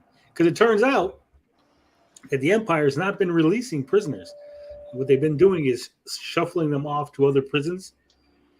But what happened was accidentally someone from floor 4 who had got quote unquote released ended up back on floor 2. And when the people on floor 2 realized, they started a commotion. So the Empire just killed like 100 people. They just fucking hoping to squash. Just cause the outrage. Mm-hmm. Yeah. Because they were hoping to suppress the information by just killing everybody on the floor. But it still got out. It still leaked out. The old dude who was sick, he has a stroke. And the Empire doctor basically just kills him. Dead. And this whole time, Andor has been trying to convince Andy Serkis' character to tell him how many guards are on the floor. Because he's planning an escape. He's like, we're going to do this. We're going to stop the elevator. The elevator's got no electricity on it. Him and another dude are plotting it out. And Andy Serkis is like, no. I'm just going to keep my nose down, do my time. It's all fine. I've been here. I got a little authority here. I'm fine. Everything's good, right? It's just a normal prison. But once he figures out, once he learns that, no, they're not letting anybody go. We're slave labor now. The Empire is basically arresting people for no reason to put them through this slave labor system. He's down. He's in for the fucking prison break. And that's what we're building with the main story of Andor. Oh, what? Balbon's like, oh shit, that sounds good now. Yeah, I kind of missed half of that stuff. I didn't even realize that's what actually was going on. How did you miss it? They literally. How did you miss it? You're coming into it with a negative mindset, Bob. You've got to come into it open-minded. Well, I was trying to follow what was happening. I know the level 2 people got killed, but I was like, why? Was that, it right? They didn't know why. Yes, they figured out why. That's a bit of a plot hole, right? So what they're saying is that some guy from floor 2 went into floor 4. He got released. He'd already been there before, right? Yeah. No, what happened was he got released. He was on floor 4. He got released. But they're not actually releasing anybody. So they would take you. They're just rotating them. Yeah, they would rotate him. But what happened was he was supposed to rotate into another prison. Yeah. Right? Mm-hmm. So I'm assuming he went to another prison and then rotated back from that prison back over here. But they're trying to keep it quiet, right? So they're trying to do it quietly and move everybody around. But yeah, why doesn't the guy? But the guy who's getting moved, why doesn't he just go? They said they were going to fucking release me, and they've just. That's probably what happened. Yeah. That's probably what happened. That's why they try to do the breakout. Everybody should do that, though. Yeah, but it only happened to that one guy. That's the thing. Yeah, they screwed up. Because they weren't supposed to release anybody, but they screwed up. Because they keep changing the numbers. Remember they said that in the last episode in 8? He's like, yeah, the numbers just doubled. And he's like, tell us what you know about what's going on outside. And he's like, I don't know shit. Remember Andor's like, What are you talking about? Mhm. I don't know about no rule that double prison sentences or whatever. But is it our understanding that nobody gets out? Everybody just gets rotated around. Yeah, they changed that. Yeah, it's a new rule because they're trying to So prevent. what I'm saying is, when let's say blinded, right? You've been rotated out into another part of the prison. They don't know they're you, supposed to send you to a different prison. Different one. but you would still go. I've just come from a prison that I should have been released from, and I've been put in here. None Well, of us that's are what. getting out. Well, Yeah, but that's here's what the we're trying to thing. say. That's probably what happened. We're not given No. that information. No, but here's the thing that you're not getting, Finbar. Like, okay, let's say you show up into a new prison, right? Yeah. And you're like, I went to another prison, and the guards are like, oh, that guy's just fucking crazy. And people in your prison are like, what are you talking about? We've seen people leave. This guy's talking shit, right? But when he showed up back to the first prison, which is the one Andor's in, people are like, yeah, I remember seeing this guy here. He was on floor 4. I don't years think ago. that's what happened though. I think Let's it's that he got. Remember how they're all segregated, right? They're in a. Yeah. It's like different prisons, but they're all segregated. So what happened was that one guy was on a different floor and got moved instead of being released. And so he probably, because we're not given that information, we don't know exactly all the details. So he probably did say something, and then they're like, "Fuck, we got to do something," and that's why they killed everybody on that floor because they're like, "Fuck, well, Well, they're gonna when try they a showed riot," and they're remember they showed the one guy doing sign language across. yeah, the sign language. Yeah, they also that too. Yeah, I forgot Well, about maybe that. Yeah. that's how they figured it out. Maybe they were like, he's like, I was on that floor, and they're like, hey, wait a minute, that guy, I know that guy. He was over here with us. Yeah, that's a good point. Yeah. So either way, some dude got rotated back in, and they figured it out, and so they killed everybody on floor 2. And that's how now Andy Serkis is down. He's down for the fucking escape. And he said there's only 12 guards on every floor. Meanwhile, we find out that the lady from the heist, she's actually cousins with the Senator Mon Mothma. Mhm. And so basically, she's like a spoiled rich girl that's decided to become a rebel. It's like Paris Hilton is now the only hope for the Star Wars universe. It's kind of weird, right? Yeah, I hope they explain that. Also, apparently, there's a evil mobster. I forget the guy's name. But there's an evil mobster that's going to be willing to loan Mon Mothma 400,000 credits because she's been taking money out of her account, and apparently she hasn't been really good at hiding it because she was trying to move some stuff to like pretend like she was starting foundations, and I guess the money's just not checking up. It's not checking out. It's not being square. And there's some new regulation that they're going to check everybody's accounts because of the whole heist thing that happened. Mhm. So she's getting her buddy from school, from grammar school, to try to help her out. He got the dude, the gangster dude, and he's like, hey, don't worry. We're going to take care of it. She's like, you're going to have me fucking in league with a mobster? He's like, well, what the fuck, bitch? There ain't nothing else we can do. We're doing criminal activity. What did you expect, right? Mhm. So that's that little. And then I think his name is Cyril. Yes. Yeah, that's the cop. The cop, that lost his job and he ended up in fucking Right. whatever the fuck he was like statistician or some shit, checking on gasoline regulations and making sure that that's all.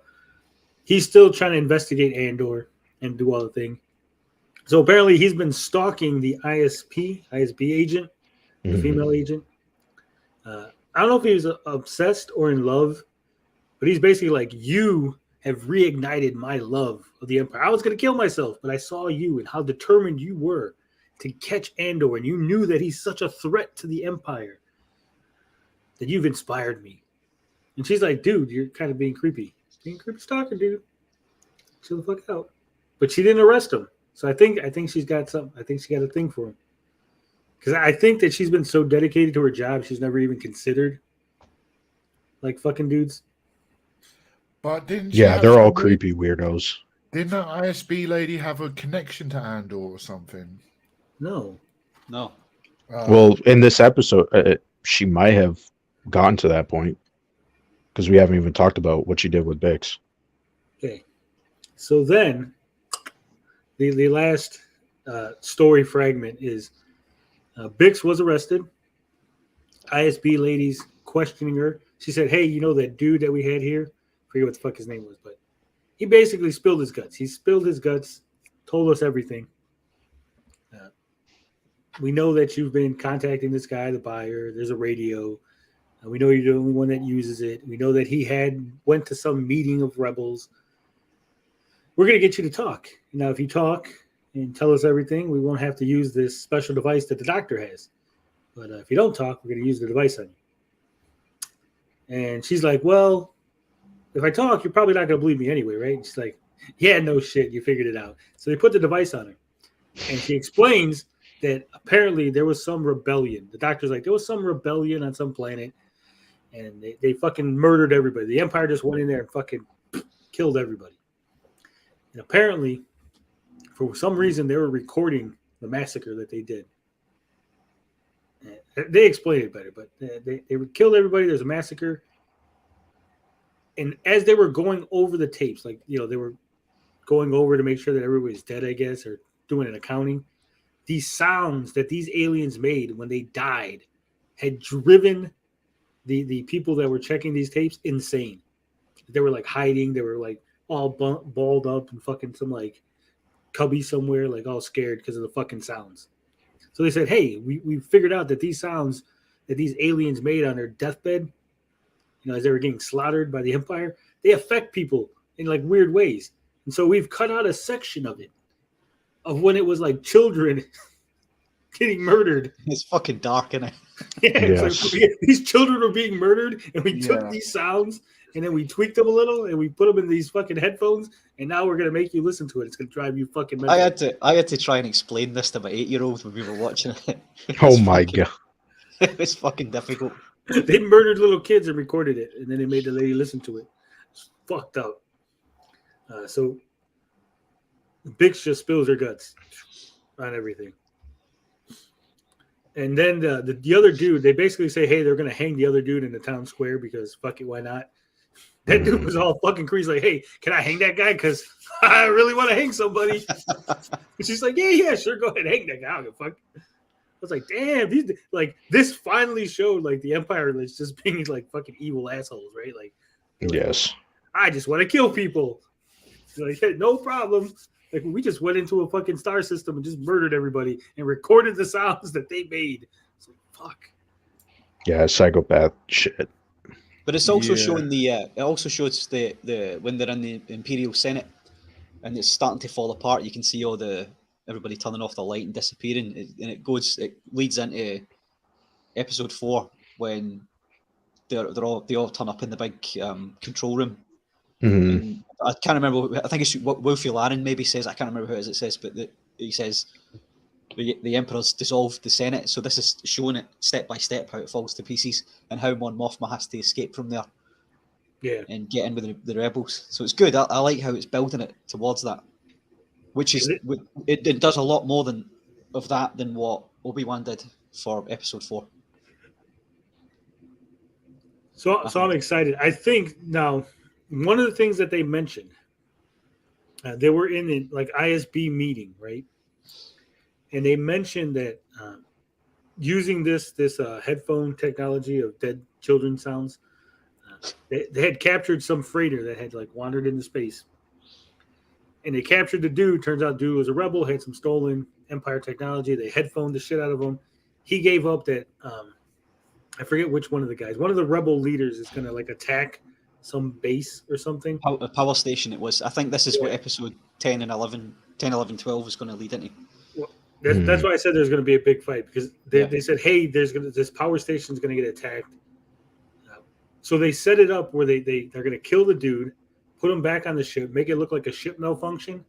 Like the dude died because the life support systems like conked out or whatever. So that way the rebels can attack the base while they lay a trap waiting for the rebels to show up, and so they could capture and kill them all.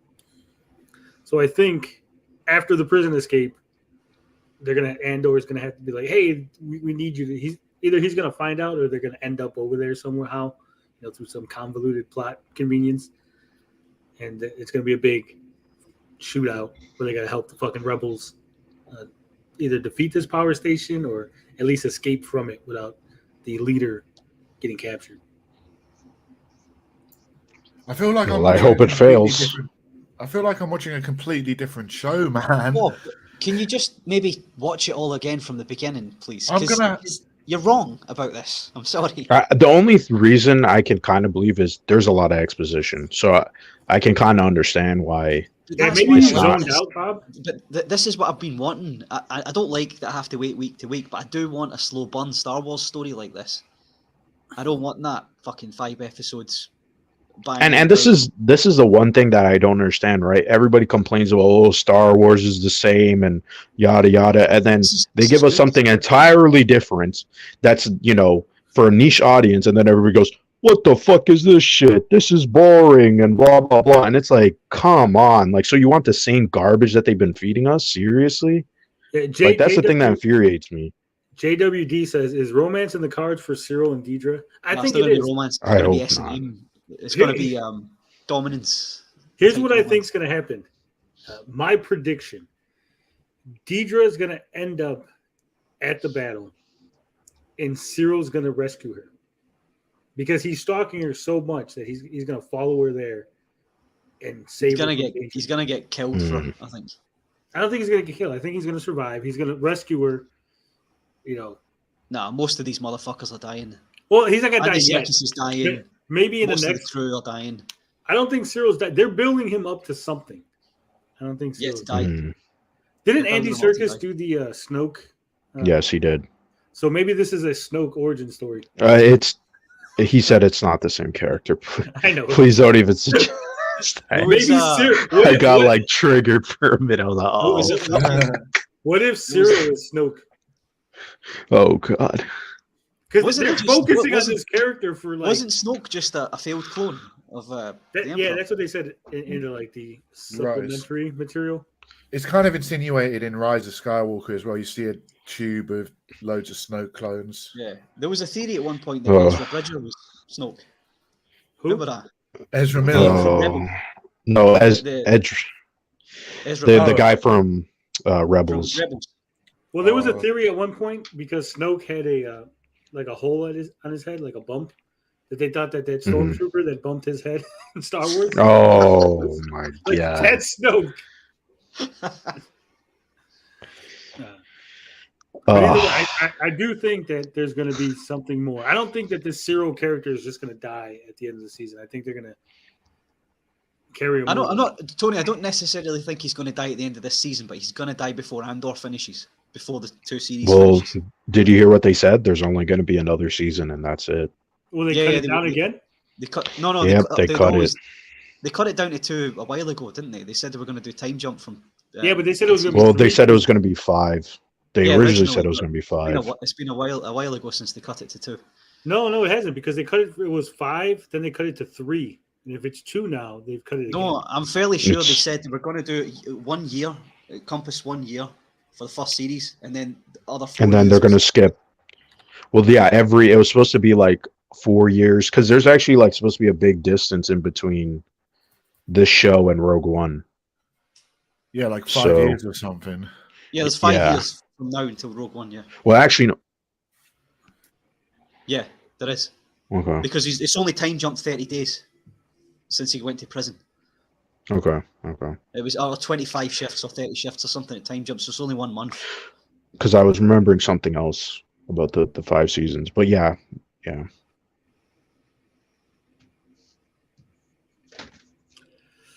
Oh my God! Gilroy said it's going to take 2 years for season 2 to premiere. Yes. I think they're starting next week filming. So what's next then between these 2 series? Then are they going to pump something else out? Yeah, Mandalorian. Oh, Mandalorian, of course. Yeah. Yeah, Ahsoka.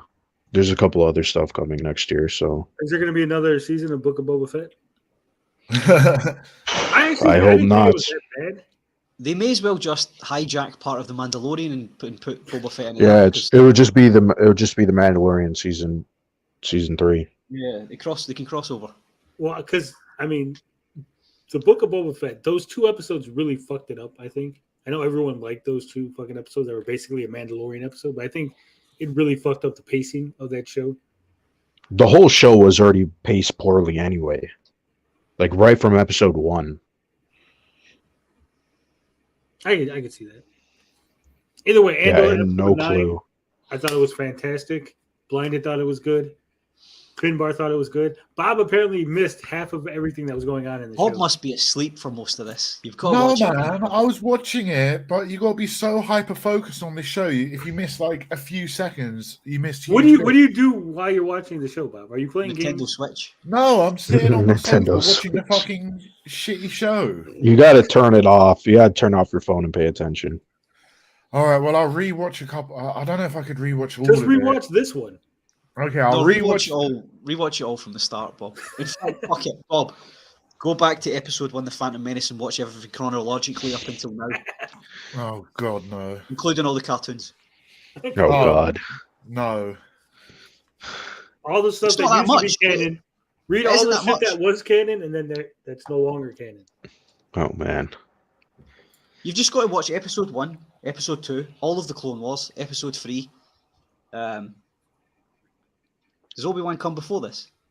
Yeah, it does. Yeah, All of Tales of Obi-Wan. the No, Jedi. I don't think it does. Solo. It does, doesn't it? Or not? There's Solo. There's Before this. Andor. There's No, I think Andor comes first. No, Yeah. no. Obi-Wan comes first. Well, if it's Because- 5 years, that makes no sense. How so? Leia's like If 10. Luke Skywalker and and Leia are Obi-Wan. only 9 years old, how can that not come first? Because Leia should be 15 and Luke should be 15. Yeah, If there's a 5-year between Rogue One is right before. takes place No. Right. in A New Hope. No, so Obi-Wan is before this. Maybe I've it's got a like list more or here. less at the same time. I've got a list here. No, it's not more or less at the They- same time because they're only 9 years It's old. Obi-Wan is They're 13 after years this. old In this timeline. I've got the whole list here, apart from So it's Phantom Menace, Attack of the Clones, the Clone Wars animated movie, the Clone Wars series, Revenge of the Sith, the Bad Batch, Solo, Obi-Wan, Star Wars Rebels animated series, Andor season 1, Rogue One, Star Wars original trilogy. Then it's Mandalorian season 1 and 2, Book of Boba Fett, Star Wars Resistance season 1. Then it's Force Awakens, Last Jedi, Star Wars Resistance season 2, and then Rise of Skywalker. Yeah, so I'm So right. when does Andor take place? Because we just said that After it takes 5 place in years before 5 the Battle of years. Yavin. But Before Rogue One is Yeah, before 5 Rogue years One and be- after. If it's Star Wars. before 5 years, that still doesn't. I'm still not understanding. right, Blinded, listen, right? So this show Leia's runs 10 almost in this Obi show- Wan. Yeah, and then she's 15 in this timeline here where we are with Andor. Because 5 years before, 14, because 5 years later she's 19 in episode 4. Yeah, Wait, remember we so already said- Does Andor take? Obi-Wan is before this. All right, Yeah. hold on. Here's where Blind is getting confused. In Star Wars, for that, so she's 14. In Obi-Wan, she was 10. Yeah. Oh, okay. Oh, hold on. I got confused. Yeah. Okay, she's 10. She's In 10 in Obi-Wan, Obi-Wan. Yeah. And then she's Okay. so she would be like- Okay. I got. You're right. Okay, just move on. This is stupid anyway. So I suggest that Blinded also go back to the beginning and start watching again. Up till No, now. I got Just so it complete. If she's 10, I was thinking, okay, it takes 5 years. Okay, I don't know how I mixed. Whatever, I'm wrong. Just let's move on. Yeah, because Andor. I don't know what I was like thinking in my head. I was like, what the fuck? I mean, Star Wars What's Rebels up, and Andor BP? could be after Obi-Wan, but that doesn't mean it has to be 5 years after. No, it does, Bob. It has to be. What? Oh, They've okay. because they're placing it on a timeline, right? So if Oh, the end of Revenge of the Sith, the twins are born. 9 or 10 years later, that is when Obi-Wan happens because she's 9 or 10 years old. right. In this timeline, it runs concurrently with Rebels, which places them at 15 years old because she appears in that show as a 15-year-old. Mhm. And then Right. 5 And years she's later, 19 yeah, and she's 19 in episode Mhm. 4. Oh, 19 in episode 4. Right. Gotcha. What's up, Obsessive? Gary? Why not in here, Yeah. Gary? Gary was fired after we hit 1,000. We fired Gary. Oh man, you got to come back and give us when Pokemon comes out, so I can debate him Yeah. or just agree with him. All right, so that was Andor episode 9. Again, I thought it was fantastic. Blinded thought it was fantastic. Finbar thought it was fantastic. Bob apparently missed half of the plot. I'll And rewatch Bob this also week's says Wonder episode. Woman sucks. So What sucks? he says Wonder Woman sucks. The movie, the original Well, one. Yes, the movie. He laughed at me when I said I liked it. I was a bit trolling. I thought I enjoyed it, but there's some stupid things in that movie. Okay, speaking of stupid things, have you guys heard that the Hercules live-action Disney series is going to have a TikTok influence? What have we got here? Oh my god, this is the most. I haven't even looked into this. Oh, this is why people got to stop hyping up the Russo brothers. Yeah. So The of only thing course I don't this- like about it is that they said they're not going to touch anything Marvel until 2030, which takes them out of the running for Secret Wars. I think that's a lie. Don't believe anything. I don't believe said. it either. I think they're full of shit. They're full of shit. Their last Why two would they turn that movies down are. after saying they wanted to do it? By the way, we just talked about Andor, and Gary says good stuff so far. You see Bad now, take, that's a Gary. good take. No, that's not how it works. You got anything Gary says is wrong, so obviously I'm right. No, Gary, if we say something and then Gary agrees, that means it's a good take. This is how it works. Groupthink. You are in the minority here, Bob. I never said it was bad. I said it was a bit boring and outdrawn. Which is Drawn bad, isn't out. it? all right, we've moved on. Yes. This is from Variety.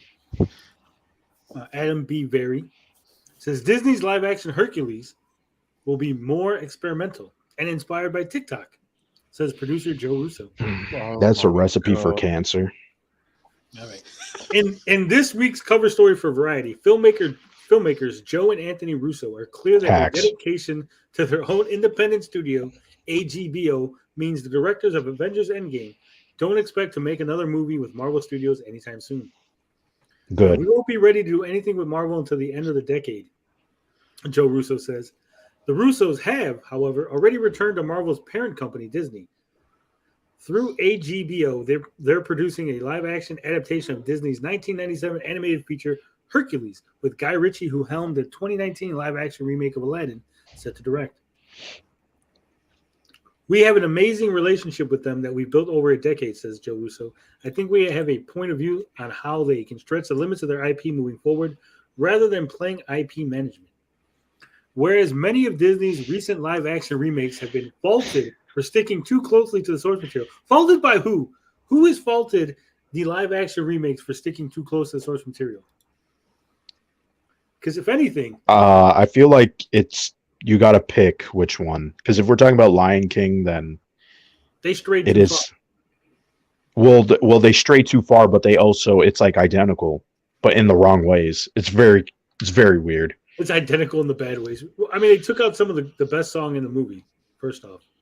But didn't they Well, mess yeah, up- because they were trying to make it like a realistic version of the animated movie. yeah, It doesn't work. it's a Yeah. flawed concept to start. What's up, Aaron? But also, didn't they kind of change Aladdin enough to annoy everybody? I didn't Yeah, see but- Aladdin. I didn't see Aladdin, but I know Will Smith. they got rid of Iago. They changed quite a few bits in it from the Did they get reviews rid of the I've monkey? seen. No, the monkey was in it. I know that they changed quite a bit on the other one. What the hell? The Jungle Book. They changed the orangutan because they're like, there's no orangutans in India, so Right. they changed the orangutan. And they Jungle put- Book was actually the only good one of these Disney movies, by the way. I don't know. Remakes. I kind of enjoyed Beauty and the Beast. I thought Beauty and the Beast was all right. They changed a bunch in Beauty and the Beast too, didn't they? Yeah, kind of. They added new They characters. in all the remakes they do change stuff, but they change it because it's mostly to make it more realistic. Yeah, they Well, changed. did they add gay characters in Beauty and the Beast? They also changed Yes. Beauty up quite a lot. They made How's her that more realistic? No, I mean you're just naming off one What else change. did they change? They added a black dude. No, I mean like the change of I don't even know what they changed in Beauty of the Beast, Story but beats. The Russos have changed- really lost their way. Yeah. They changed Beauty. They made her ugly. I feel like it's something with the candles and the clock. They did something. I have to look this up. Hold on. They made Belle, is it, from Beauty and the Beast? They made her basically Tesla in the fucking 1900s. She's like some inventor. She invented like They a turned her washing into machine. a car? No, she invented a washing machine. So they basically. made like it Herbie. They made a electric car that talks, and she's the lead. For Beauty and the Yes. Beast? A Tesla. Yes. That's a movie I want to see, Bob. Now I'm interested. Oh, that's not a Tesla. That's fucking Instead of just Hermione being- Granger. Instead of her just being book smart, she was a revolutionary inventor as well. But wasn't the dad an inventor in the original movie? No, he was a clockmaker. I could have swore like he did because they were fucking around with things inside the clock shop prior to him getting kidnapped. Yeah, I thought she did something like that in the animated film as well. Yeah. I think they just expanded upon it in the live action. But anyway, we're I think they're excited to see what we can bring to it in a way that isn't just a reinterpretation of the animated films. Which is stupid because the animated Hercules is already a reinterpretation of the Hercules myth, right? So now we're going to reinterpret a reinterpretation. Now, Richie is currently working on his own path of the screenplay from David Callahan, Chang-Chi, and The Legend of Ten Rings. Guy is perfect for it because of his penchant for experimentation. The original Hercules, directed by the Little Mermaid filmmakers John Musker and Ron Clements, reimagines the legend of the Greek demigod as a story of a rising celebrity who becomes famous due to his acts of heroism. As was the case for all Disney animated films in the 1990s, it's also a musical, largely sung by a quintet of black women serving as a Greek chorus. Weren't they the muses? Why didn't they just say as Greek muses? Who knows? Hack writer. You're a hack fucking writer. Also, I feel like, and maybe they didn't admit it, but I feel like the Hercules animated movie was sort of inspired by the Kevin Sorbo Hercules show. Right. Because it had the same kind of vibe. Because in the Hercules show, I don't know if anyone else watched that. He's sort of like a celebrity, but not to the levels in the. Was that the one that was a spin-off of Xena? Yeah. Yeah. No, Xena's a Was it spin-off not? of Hercules. Was it? Yeah. Alright. I never watched it. I heard it was really Hercules shitty. came first, and then Xena was a side character in Hercules, and then they spun that off to Xena show. Yeah, it was cheesy AF, man. It was good as fuck. What are you talking about? The Hercules movie. It started off as a movie. And then Disappointed. That's the only bit I know from it. it was good for the time. It was terrible at the time. I remember No. watching it at the time and thinking, this is fucking awful. They had a whole bunch of live action shows back then. They had like a Sinbad, a Hercules, a Robin Hood.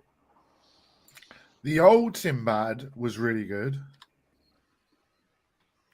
But I think that was just a movie. And I might be But I'm talking about mistaken. they had that- like a Sinbad animated, or not animated, a Sinbad live action TV show. Because they're the same people that did the Mortal Kombat show that was on. I don't know if you remember that. I think Yeah, Bob's that talking was about awful. the really old Sinbad film, aren't you, Bob? Yeah, the stop motion one. Yeah. Oh, yeah. That's what you're talking about. Yeah, we That would was show that, but we might get Ray Harryhausen's.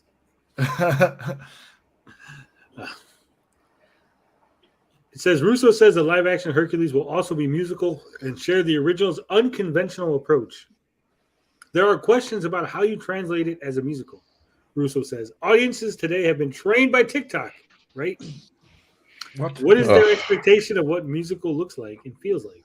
That can be a lot of fun and help us push the boundaries a little bit on how you execute a modern musical. There's going to be like 60-second musical numbers where people are. Get the fuck out of here with that. I'm facing so hard. I don't even know know what what- this is referring to. Like, he should elaborate because it makes no sense. They should have just gone all out and just do Hercules inspired by Fortnite and put Fortnite dances in then. Bob, don't give them Bob, this is the Russo brothers. They're probably going to do that. Yeah. I wanna TikTok is see- garbage, by the way. It's a Chinese app, and I think it's going to suck. Yeah. See, look at Aaron says, I remember that show. Aston remembers. Yes. And it was good. It was good. The Hercules TV show was good. It had a lesson, had morals, He had Hercules and Aeolus going around Greece, protecting the people, fighting monsters, righting wrongs. It was a superhero show about Hercules. Sam Raimi did it for real. Yeah. What directed it? I didn't even know that. That's interesting. When was that? That'd be why he put Xena into the first Spider-Man film. Maybe he produced the Xena ones as well. Then he cast her as like in a cameo in the. So did Bruce Campbell show up in Hercules then? I think he was in Xena. I was watching quality TV back then. I was watching Stargate SG1 Like what? while you was watching this trash. I was probably watching pornography. Oh boy. Actually, no, the dates. That joke fell. I Come on, everybody loves Xena. Wearing fucking leather bikini, sexy, Lucy Lawless. She was okay. She should have been Wonder Woman. She's too old by the time they made. No, the movie. but I mean, previously in the past. There also was a young Hercules that spun off. Yeah, he was the producer. Sam Raimi was the executive producer of Hercules, Xena, and Young Hercules. Also, his brother was in one of the shows. He's in everything, though, isn't he? Everything he does. Ted Is he? Raimi. You talking about Ted Raimi? Yeah. Yeah, he's in everything Sam Raimi does. So is Bruce Campbell. Yeah. Oh, I know Bruce Campbell is. Except Doctor Strange. Ted Raimi was not in Doctor Strange. Are you sure? You sure he Yes, wasn't you fucking know. under makeup? I don't think he was. Let me look it up. No, we'll look it up. All right. So it says, along with Hercules, AGBO is also collaborating with some of the biggest streaming platforms in the industry. For Netflix, they're developing a sequel and prequel to The Gray Man and directing the sci-fi adventure The Electric State with Millie Bobby Brown and Chris Pratt. And for Amazon Prime Video, they're producing the wildly ambitious spy thriller Citadel with Priyanka Chopra Jonas and Richard Madden in a reboot of Butch and Sundance as an event series to Amazon, with Reggae Jean Page and Glenn Powell attached as the titular outlaws. Sounds stupid. So how do we feel about this? How do we feel about the TikTok generation taking Hercules? Boo. This just sounds like them just saying a bunch of random shit. Like they have like the worst. Someone needs to like get these two to just shut the fuck up, because it's Also, like half of look the time. Ryan Gosling was young Hercules. Right. Yeah. Well, Aston Vandal is a man after my own heart because no one talks about Alien Nation. I love that show. Well, I like the movie better than the show. When he punches the guy in the fucking armpits, because that's where their balls are.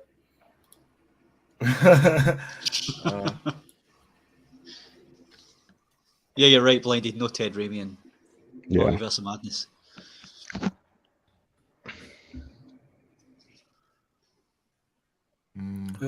Yeah, Bruce Campbell was in Hercules. He plays a thief. Does he get the shit beaten out of him? He always gets his ass kicked, doesn't he? Yeah. Oh, fuck him. He says, I'm glad they're not touching the 80s movie Cloak and Dagger with Dabney Coleman. They got to remake that one movie about the horse with Dabney Coleman. And, where the horse talks. What the fuck's it called? Mr. Ed? No, the movie with the horse that talks. It's a comedy where the horse talks. Come on. I was going to say Mr. Ed as well. Beat you to it. You got to be fast on this show. You remember Mr. Dead, Bob? No. Fast Show. Oh, Fast Show. Hot to Trot. With Bobcat Goldthwait. No, I never Yeah, seen see, that look at one. Aston knows. Aston's right there with me. Hot to Trot. It's about a horse that can talk because the father could also talk, and he's like a gift. And he's like, but you can't tell anybody because the mom's like, if you tell anybody you can talk, then the humans are gonna fuck up. You know, they're gonna fuck you up. Sounds So like keep it fucking a secret. Planet of the Apes. He's That's like, what keep they it a tell secret. And then Bobcat ends up inheriting the horse, and he can talk, and he uses the horse to talk to other animals so he can like learn what stocks are going up and down. He becomes like a stock market fucking genius. Wait, does Right. Bobcat voice the horse? No, he's just a human. Does he talk like that crazy fucking John talk? Candy voices the horse. Right. You gotta now. Everybody's got to watch it. Next week we're doing a sounds deep fucking dive into bizarre. Hot to Trot.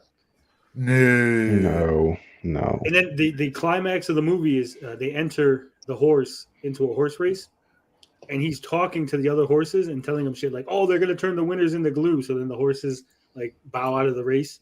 It's a great movie. Great movie. Either way, Hercules, TikTok musical. You excited? You excited to see these live action, big muscle Hercules doing the fucking floss? The only way I'll be interested in Hercules, the TikTok musical, is if they release it on TikTok in 1 minute chunks. You would actually. Oh man. No, I didn't you say would- I'd watch you it. would I said ignore I'd it. only be interested. Yeah, it'd be easy. Well, Hot the Trot looks like a shitty B movie. Shitty, crappy. Even the poster. Oh my god. Well, why does Tony like really weird fucking comedies? I like bad movies. That It's explains a funny, lot. I did see. Look at. It's worth a look if it's got Bobcat in it. They're fun. I mean, it's not a movie for you to have. What like, the hell was that? That was like, It's my Bobcat.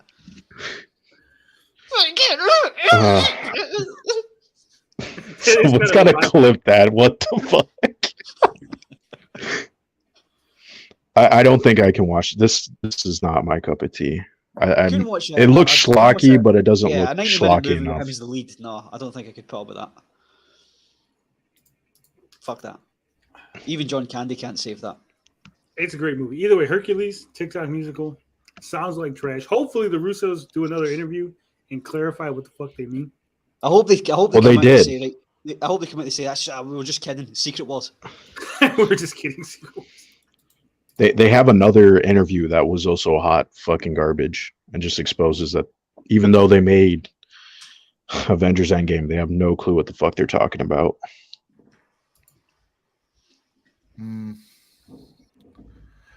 Oh, Avengers Endgame was flawed. Well, I mean, it's the highest grossing movie, so they feel like they have clout to say anything. But they were the directors, but I doubt they had complete creative freedom to make Endgame their vision. Wait, how much did we hate Endgame here? Because I might be. I don't. I like Infinity War more than Endgame. Yeah, Infinity And War also- was way guys, better. we're getting off. Yeah, fuck Hercules. And also, Winter Soldier was awesome as well. I think just having one bad film and some people's. I don't even like Civil War, to be honest. I prefer. Fuck Hercules. Oh boy. What? Fuck Hercules. We're gonna talk. Endgame was hot garbage. Thank It you. wasn't. It fell because I didn't like the whole fucking time travel, the whole convoluted time travel bullshit. All the wasted potential in the movie. Agreed. It's like they make the problem they need to use time travel to solve at the beginning of the Endgame movie. So they could have just skipped that entire problem by not creating the problem for themselves in the first place and having to invoke time travel. They wanted to do nostalgia bait. That's as simple as it is. This was fan service. It was a Yeah. movie of fan service. But I think they got Time away with travel with that. no consequences. But what else Yep. would you have done if you were writing it, Tony? What would you have done? What I would have done Yeah. was I've said this before. I would have said that Thanos tried to destroy the Infinity Gems, but they were so integral to the universe that he couldn't do it. So instead, he sent them to the ends of the universe, right? So Tony Stark could track the gems, but he's like, by the time we get to them, we don't have travel fast enough to reach the gems and come back to Earth, or even reach all of them and snap to save anybody. By the time we get to one gem, it'll be like 60 years and we're all dead, right? So then, with the whole quantum realm, instead of using it to time travel, you use it to make wormholes between space, so you can go from Earth to where one of the gems are in an instance. Well, surely you would just go and get the space gem first and use that to travel. But you wouldn't know which one it was. That would be part of the plot. Like, well, can't we just get the space gem? And he's like, your movie sucks, man. I've got a better concept for Endgame. Well, why didn't they just go get the time gem and then just use that, Finbar, in Endgame? I don't know, Tony. You're the writer. See, it's the same plot hole. Look, I think mine is one of the better ideas. Also, I'm just basing it off of what they did. Right? Your ideas is one of the better ideas. Well, it's an idea. It's not an idea. What's your idea, Bob? Well, you don't destroy the Infinity Gems. You have Thanos give them to some villains to protect. So he separates them, sets up his own like evil Infinity Watch, and then you have the heroes trying to reclaim the stones off these villains. So you can have. Why would he give it to a bunch of villains? Because he's done his job and he wants them to protect the stones for him. Why wouldn't he just banish them somewhere where no one can get them? I feel like both of these plots are even worse than what we got. I got to keep it real. Time travel is better? No, I said they're worse than what we got. Not to say that what we got was good anyway. Yeah, well, so you're saying the time travel plot was better? Yeah, because I'm like thinking of, well, your version would be done in like an hour, and you wouldn't have any of the moments that people clap for, right? Well, and all excited about. You're not going to have any of the moments that people clap for, and either any version of the movie that's not the version that we got, right? And well, yeah, I mean, the version that we got could have been done different ways, but just with the nostalgia bait. What happened in your theater, Blinded? But nobody was clapping in the middle of Endgame when I went to go see it. I don't believe that. I don't believe that. Did you go day one? Did you go day one? Yeah. I went. I don't believe that. No. I'll tell you what happened with me. Yeah, I went and I saw it in the cinema. I don't remember the audience reaction. I saw it very early, but I walked out disappointed because of the time travel and annoyed. Then I went and saw it again with my mate Mobius, and because I knew what was happening, I just thought, fuck it, I'm just going to enjoy this movie for what it is, and I enjoyed it. And Mobius, once he saw it, he was like annoyed and pissed off with it. So the audience, most people when I saw Endgame were screaming and hollering at the movie. It seems like every Marvel go. That's North I'm not even American. I'm sorry, I meant North America. Blinded. I do apologize. But in the UK, our reactions are a lot more muted than yours are in North America. If you go like day one, the first showcase is going to be a bunch of fans, and that's what happens. Yeah, not in the UK though. Even on the first day, maybe we just have more respectful fans in my city. They're just like, we don't cheer. No, I just don't believe you, because there's recordings everywhere where you could see a bunch of people screaming and hollering, and people find it annoying. I agree. I mean, I didn't go to like the first showing. Maybe it's because I went to like a later in the day showing. Well, I just said if you go right when all the fans, it was first at like 3 o'clock in the afternoon, and there's like a bunch of like 20-year-olds, and everybody's gonna go screaming. That's what happened with No Way Home. It was like the whole theater was crowded, and everybody was losing their minds. Wasn't that bad? Either way, it was a stupid plot. They could have did something better. Not the two ideas recommended here on this show. Well, that's why we're not hired in Hollywood, Blinded. If we were great writers who wrote great movie ideas. Damn, I'm taking a jab. Relax. It's quite defending myself. It's quite a guilty pleasure. I mean, who in the right mind would give you their money? Fred Cheney is going through hard times. Get him out here. I don't care what it takes. But he's about to get some badly needed help. Fred, we've got to talk. Straight from the horse's mouth. Ah, jeez, don't scream like that. Wop, wop, loop, wop, lam, bam. So prepare yourself for a motion picture. There's a horse in here. So astounding. He's right. They're brand new. No problem. I can hold it. So outrageous. What do you think of this, Mr. Horse? Oh, yeah. So thrilling. Don? And so sexy. She wants to know what it's like to face somebody during sex. Whoa! It'll bring out the animal in you. Oh, baby. Bob Goldthwait. Honestly, he really does talk. Hi, Elsa. It's a pleasure to meet you. Dabney Coleman. And the ultimate party animal, Don. Whoops, don't fail me now. In rot. Oh my god. Lop, lop, bam, boom. There's absolutely no way you like this unironically. Unironically, I enjoy this movie. Oh, Yeah, I'll it just watch seems Endgame it seems again. like nice schlock though. I will admit. Oh, I'm not saying it's like prime cinema. It's like the greatest movie ever. But I'm saying like just a stupid watch this movie. I mean, it seems really lowbrow comedy, which I mean, Well, some of us are lowbrow. Some of us are just a average blue collar, go to work 9 to 5, come home, crack open. I mean that doesn't excuse recycled jokes, but okay. They weren't recycled. It was from the 80s. They were new at the time. Okay. Okay. Oh, that's the same argument I made about Batman. And you're like, oh, but you know, when it came out, it was fantastic. No, I mean if we want to compare other comedies at the same time, like during the 80s. What other I don't think it would comedies hold. had a talking horse? Mr. Ed. I was just gonna say that. God damn it! Stop with the Mr. Eds. Greatest movie. See, 1 inch biceps nose. No. Watch the movie. You'll be surprised. The trailer doesn't do it justice. It was the same. Hot to Trot was the same year. Beetlejuice, Who Framed Roger Rabbit came out. And Twins, Big. Twins. This seems on the same level as Twins. You don't like Twins? Killer Clowns No. from Outer Space. Wait. Rewind. You're telling me you don't. What's wrong with Twins? No, I didn't really care for it. See, look at it. It's a hidden gem. 1 inch biceps agrees. You just don't like lowbrow. You're too highfalutin. No, I do like lowbrow. I just think it's schlock. It's funny when it's schlock. That's it. I like schlock. This looks like schlock. It's just not. I'm not gonna be like you and praise it. It's a good movie.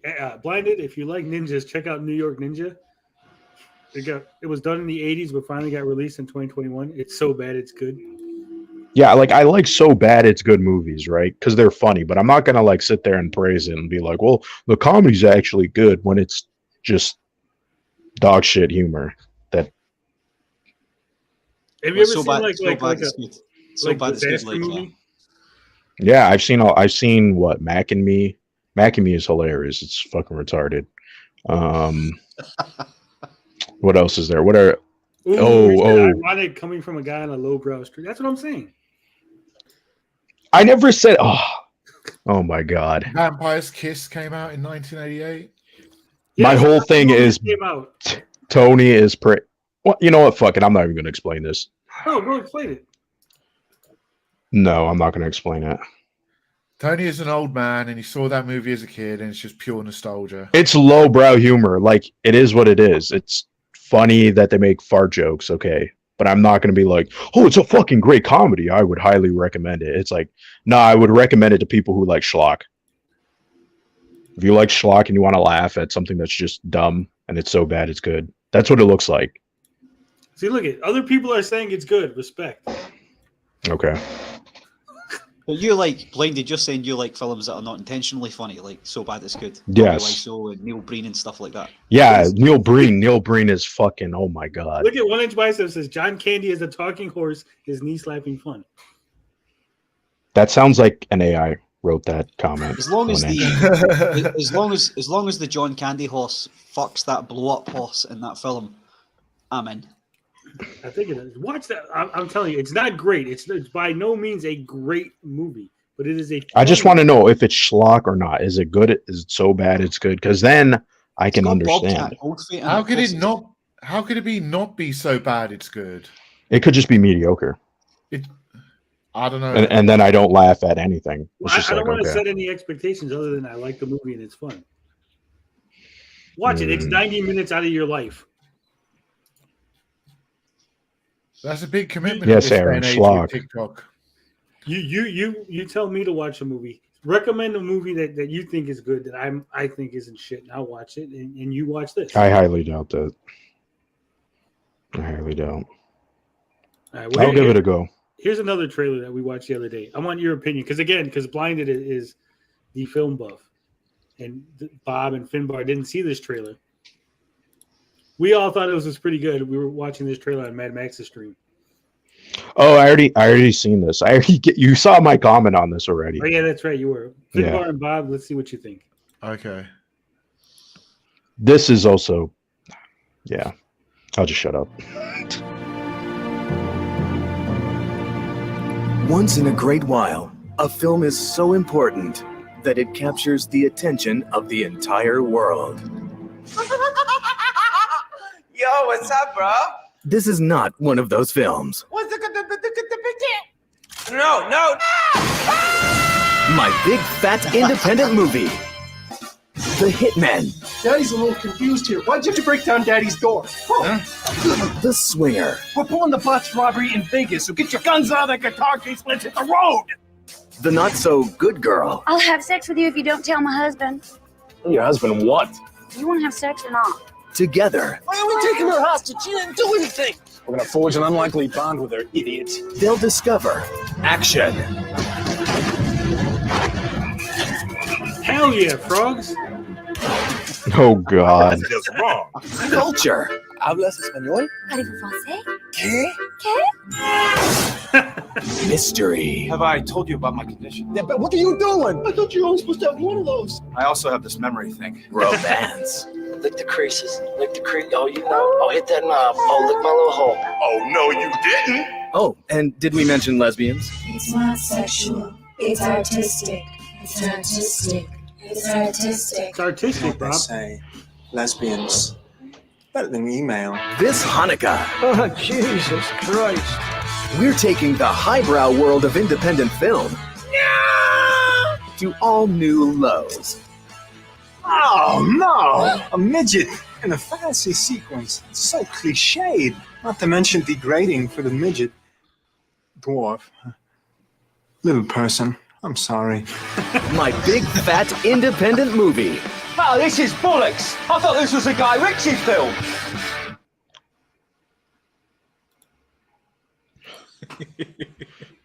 Thoughts, gentlemen? When what's that actor's name? Is it Pauly Shore? Is that his name? Yeah. When he showed up in the first part of that trailer there, I was out, right? Until that guy pulled the rocket launcher out and blew his head off. Then I was back in. Then you were back in? It looks pretty good. Yeah, 16 years ago it was made. What do you think, Bob? I don't know, man. I just don't know. I'll fucking watch that before that horse film. Oh. Yeah, probably. But I don't know. I don't know if it's trying too hard to be bad. It is. That's the It problem. is, with yeah. it. You know, and but that's kind of the intent, though. So I don't even know. All right. Beefy says, I'm rough on comedies and I don't hate Twins. See? Twins is a good movie. Have you ever seen Encino Man? Blinded? No. It's got him in it, that fucking Pauly Shore, isn't it? Yeah. I'll tell you what, I'd watch that movie out of curiosity with an open mind because it could be one of those films which had insane cult following, but it kind of seems like they're trying way too hard. But that's the intent, so it kind of achieves its intent, so you got to give it credit for that. I think they knew what they were doing there when they blew Pauly Shore up in the first part of it. I did chuckle at the coming can't this stand Hanukkah joke. That's good. All right. I think we've sidetracked enough from the topic. 2 hours of sidetracking. 2 hours. Are you new to the show? No, I'm just pointing it out. I mean, we had 10 hours sidetracking. However, I don't know if you guys have heard this, but EA has got a new gameplay patent in the works. Oh, God. I couldn't read this article because of my ad block. It was about the what do you call it? What's that fucking engine that Amico was making? Karma engine. Karma engine. It's the Karma engine, isn't it, for EA? Sort of. So we'll go over it. This is from Kit Guru. I never heard of this website before, but it says EA's new patent details system changed But EA's new patent details system to change controls automatically based on skill. This is from Mustafa Mahmoud. Hopefully I didn't butcher that name. It says each year hundreds, if not thousands, of video game related patents are submitted by publishers and console manufacturers alike. While most of them are unlikely to come to fruition in any major manner, these patents do give us insight into the minds of those making games. EA has a new patented technology which supposedly will automatically adjust a player's control setting based on their skill. Why? As reported by Game Usual, this patent, titled Automated Controller Configuration Recommendation System, was filed all the way back in August 2020, but was only just published with the patent's abstract reading as follows.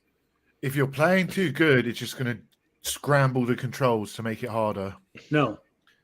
I know, I'm joking. At all. Just no. Various aspects of the subject technology relate to systems, methods, and machine-readable media for adjusting controller settings. The method includes receiving, through a controller associated with the user, controller input for software.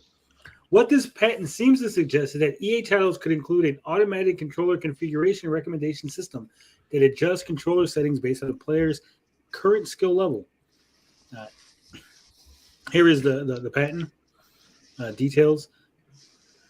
The patent's potential for gaming is threefold: adjusting the controller configuration setting of a player based on certain attributes, suggesting configuration settings used by the most skilled players who share similarities to the players themselves, and dynamically adjusting these settings in real time while a player is actively in game. Fuck. So could you imagine, like, you're playing Call of Duty, right? And it notices that you're really slow on turning around 360, right? Yeah. So then the game's like, hey, maybe we should adjust your sensitivity so when you try to turn around, it whips around faster. Yeah, I get Good Lord. Yeah. Good Lord. I mean, there's some instances I could see this being good and some instances I could see it being bad. Because, yes, obviously, if you're new to setting game controls and your speed of your thumbsticks sensitivity and stuff, then this could be a quicker way of adjusting that. But it's kind of problematic because it kind of seems a bit aimbot-y. Yeah.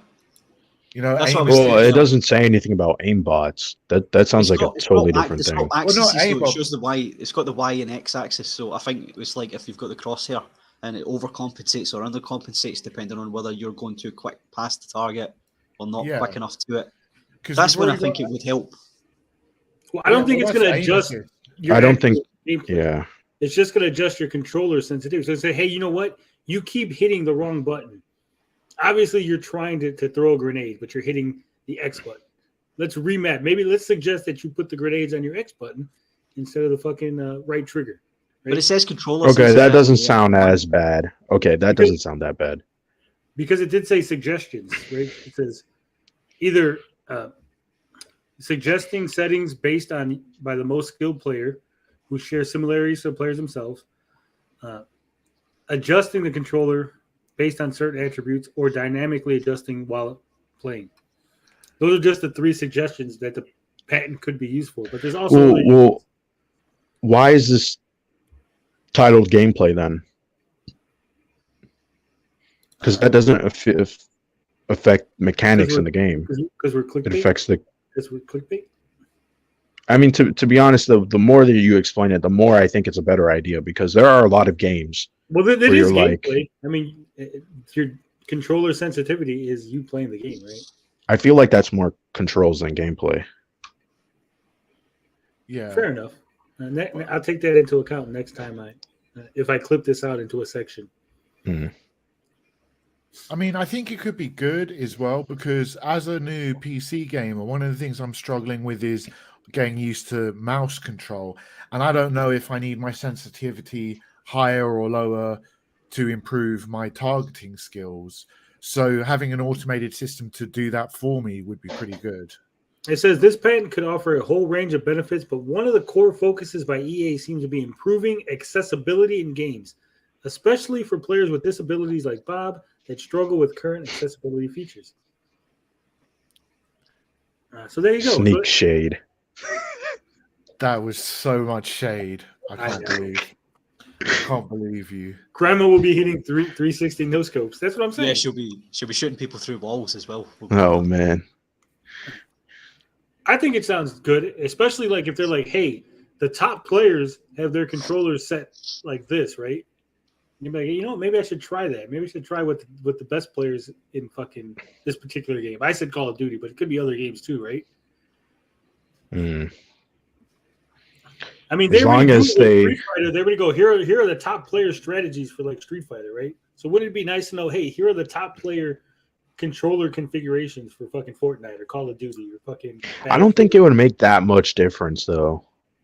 Maybe. I think it would make what it would do is, because there's a lot of gamers still who will just play, say, Call of Duty, Fortnite, or whatever, and I'm talking mainly console here, without ever touching their controller sensitivity. And I think if there's an automated system which adjusted that, it might improve their gameplay experience. Well, then that doesn't really make much sense, because usually it's fine-tuned for the controller, right? Because you're not going to have good accuracy on a controller. So they wouldn't just like throw you at like a 0, like just totally fucked stance. Yeah, but what I'm saying is, if say someone who doesn't adjust their sensitivity on controller usually in any game, they pick up a game with automated sensitivity correction, and it adjusts it to make it easier for them to hit the target better. So if they're like if they're overshooting or undershooting their targeting, yeah, if it notices all your shots are going over the player's heads, like, oh, he must have his sensitivity too high. Let me lower it a little. Or they're not reacting fast enough. They're pressing the button at the right time to aim, and it needs to be faster, so it adjusts that. I just feel like this would work more so in the sense where a lot of games have similar controls, and so some games decide to randomly change it up where like instead of like B should be like jump in my opinion, right? But then sometimes if I'm on the Xbox, I'm thinking A is B because I play on Switch. And so that always trips me up. That fucking pisses me off as well. Well, you know what did it? The game I was playing, Biomutant, it changed some of the like normal buttons that you're used to being attacks, and I was like, oh, I kept fucking up, like hitting the wrong thing. I'm like, yeah, like that would make sense, right? Because then it would just switch.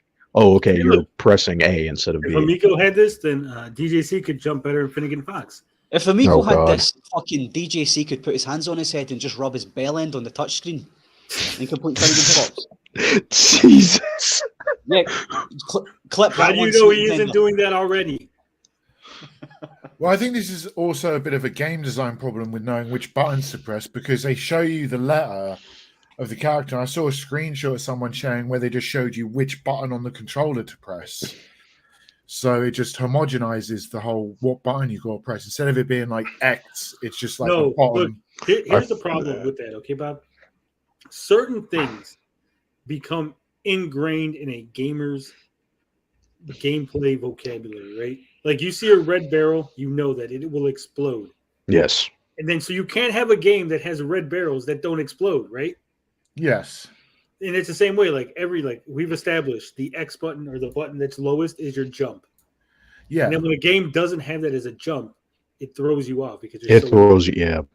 Yeah. It's like gaming grammar. That's how I see it. Yeah, but I'm saying it's A on Xbox and X on PlayStation instead of.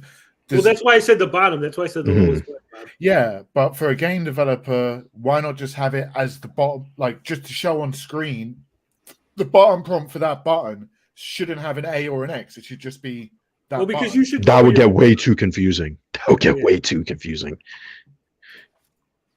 So either way, I think this is a neat idea, and we'll see if it goes anywhere. It might not. Who knows? This sounds like a PlayStation thing, to be honest. I can't see EA implementing this. If I'm being honest, just wanted the patent so they could sell it to someone else, right? Maybe. I hope PlayStation does something like this. This would actually be great. Well, if EA's patenting it, it's kind of like they're patenting it so no one else does it. Yeah, but you could sell patents, Bob. Oh, yeah. Or you could license out the patent. Or you can do a variation of the patent. Yeah. Speaking of PlayStation, we got a couple of PlayStation stories here. Let me make sure I titled this correctly. Okay, I titled it correctly. I don't want to upset Blinded. Sony's profits fall. This was interesting. So PS5 hits 25 million, but Sony's gaming profits fall 49%. Fuck. Yes. Due to the rising cost. PlayStation Plus subscribers and monthly active users were also down during Sony's Q2 window. This is from Video Game Chronicles. Who the hell wrote this? There it is. Andy Robinson. Or he posted it. I guess he didn't write. Did he write it? Why does it say posted? Get your shit together, VGC. He's just the guy that pushed the publish button. He actually read it. PlayStation 5 has reached 25 million units shipped. Sony announced during its latest financial results on Tuesday. The electronics giant shipped 3.3 million PS5 units during the 3 months ended September 30th, 2022, fiscal year 2022 Q2. It said, well, which is the exact same figure it managed during the same period last year. Interesting. That brings the total PS5 console sales to 5.7 million for the first half of fiscal year 2022, which is far short of Sony's unchanged target of 18 million by the end of its current fiscal year in March 2023. Speaking during an earnings call on Tuesday, Sony said PS5 sales were going according to plan and that it believed it could still achieve its 18 million sales target. The company manufactured 6.5 million consoles during Q2, it claimed. Everybody understanding what's going on so far? Yeah. I got a bit distracted there by the God of War trailer. Sorry. I'm a little bit confused about the numbers. So they're saying they sold 5.7 million in the first half of 2022. No. That's why I said fiscal year, Bob. The fiscal year for 2022 is not the same as the year of 2022. Yeah. Yeah. Because that's why it's from April. Yeah.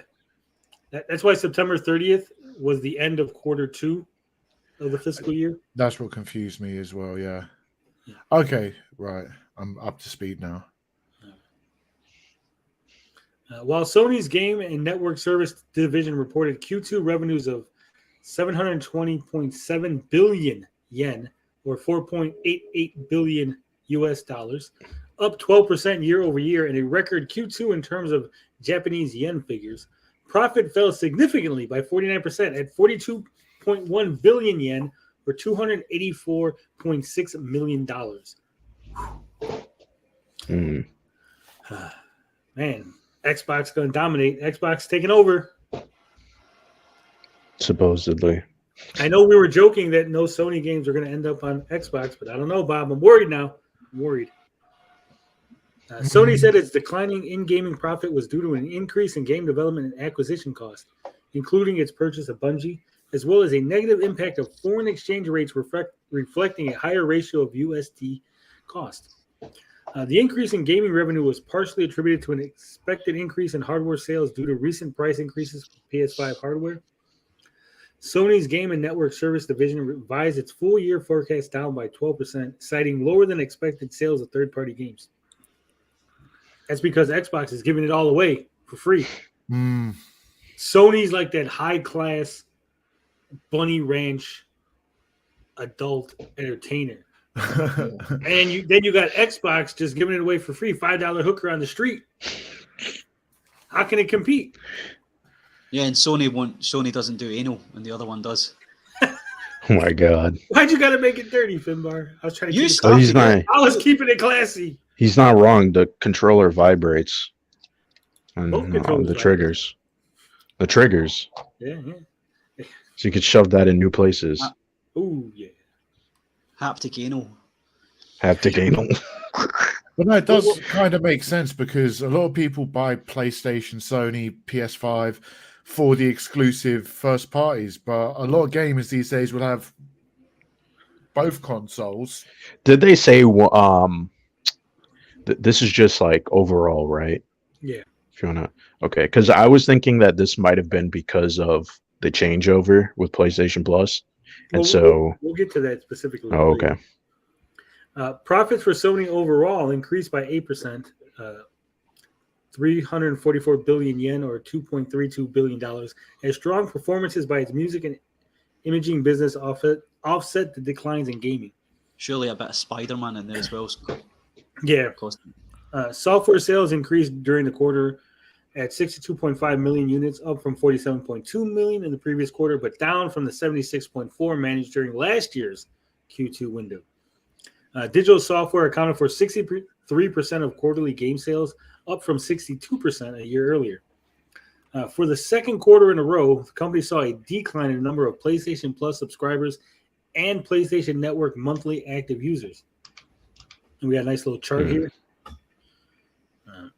That means PlayStation Plus subscribers have dropped nearly 2 million users since the revamped service launched in June.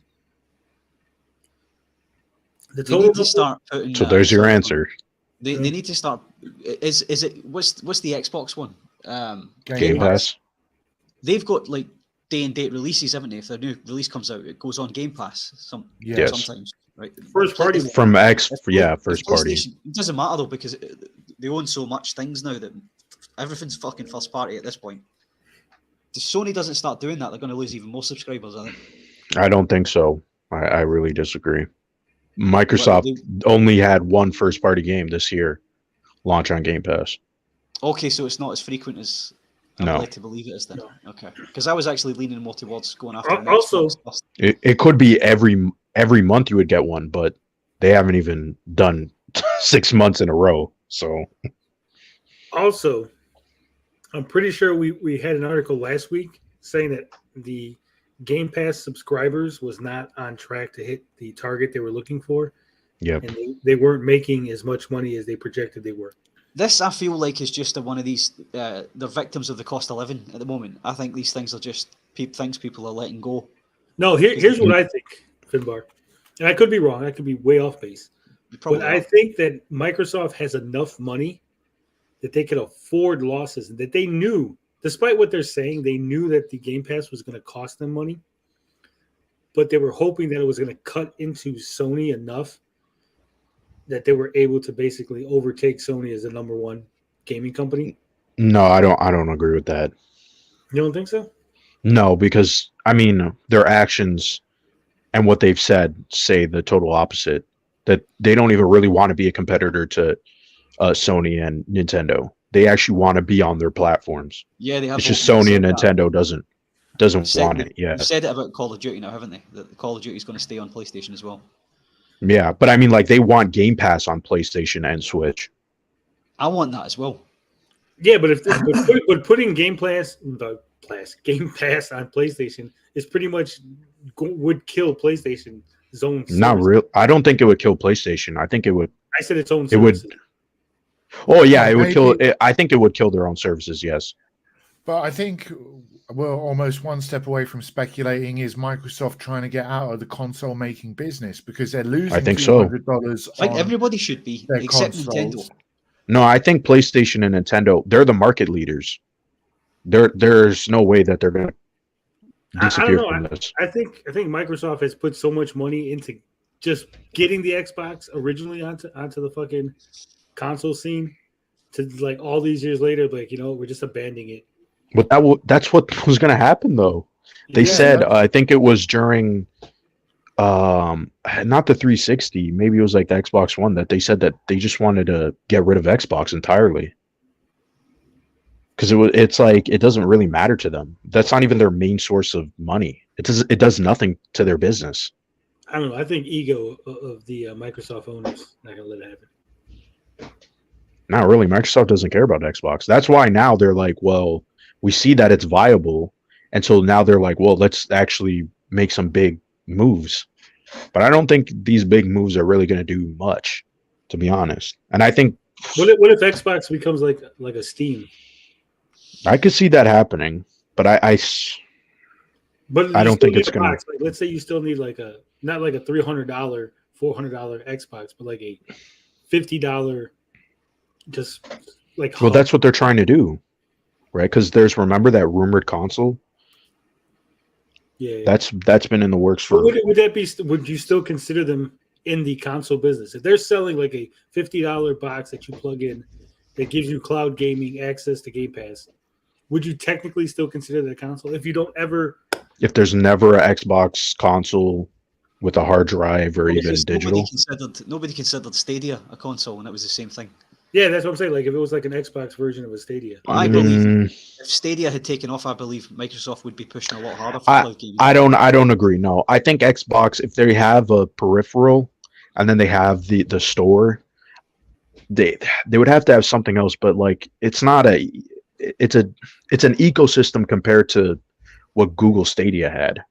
Google Stadia was barely an ecosystem. They can still have a peripheral provided. It just doesn't need to be a $500 box. The thing is, like, it needs to, for an ecosystem to work, you need multiple things for it to work, right? If you have the attachment for your TV, it also kind of needs to work with PC, right? Where it has to be some seamless thing. And Google Stadia didn't do that. They promised that, but they didn't do it. Well, couldn't Xbox go in a direction of almost like half and half cloud, where you have, say, you have the option. So Samsung TVs are getting Xbox X Cloud, so you don't even need a console to play the games. But what if an extension of that was you plug in a USB hard drive to your TV and download the game onto that, and the X Cloud just runs the game through the cloud? Well, that's what we're saying. That's the rumor. We don't want to get ahead of all the chat, but Aston says, even though I only have an Xbox Series X, this news does suck for the industry in general. Hopefully, costs will lower so more can get their hands on a PS5.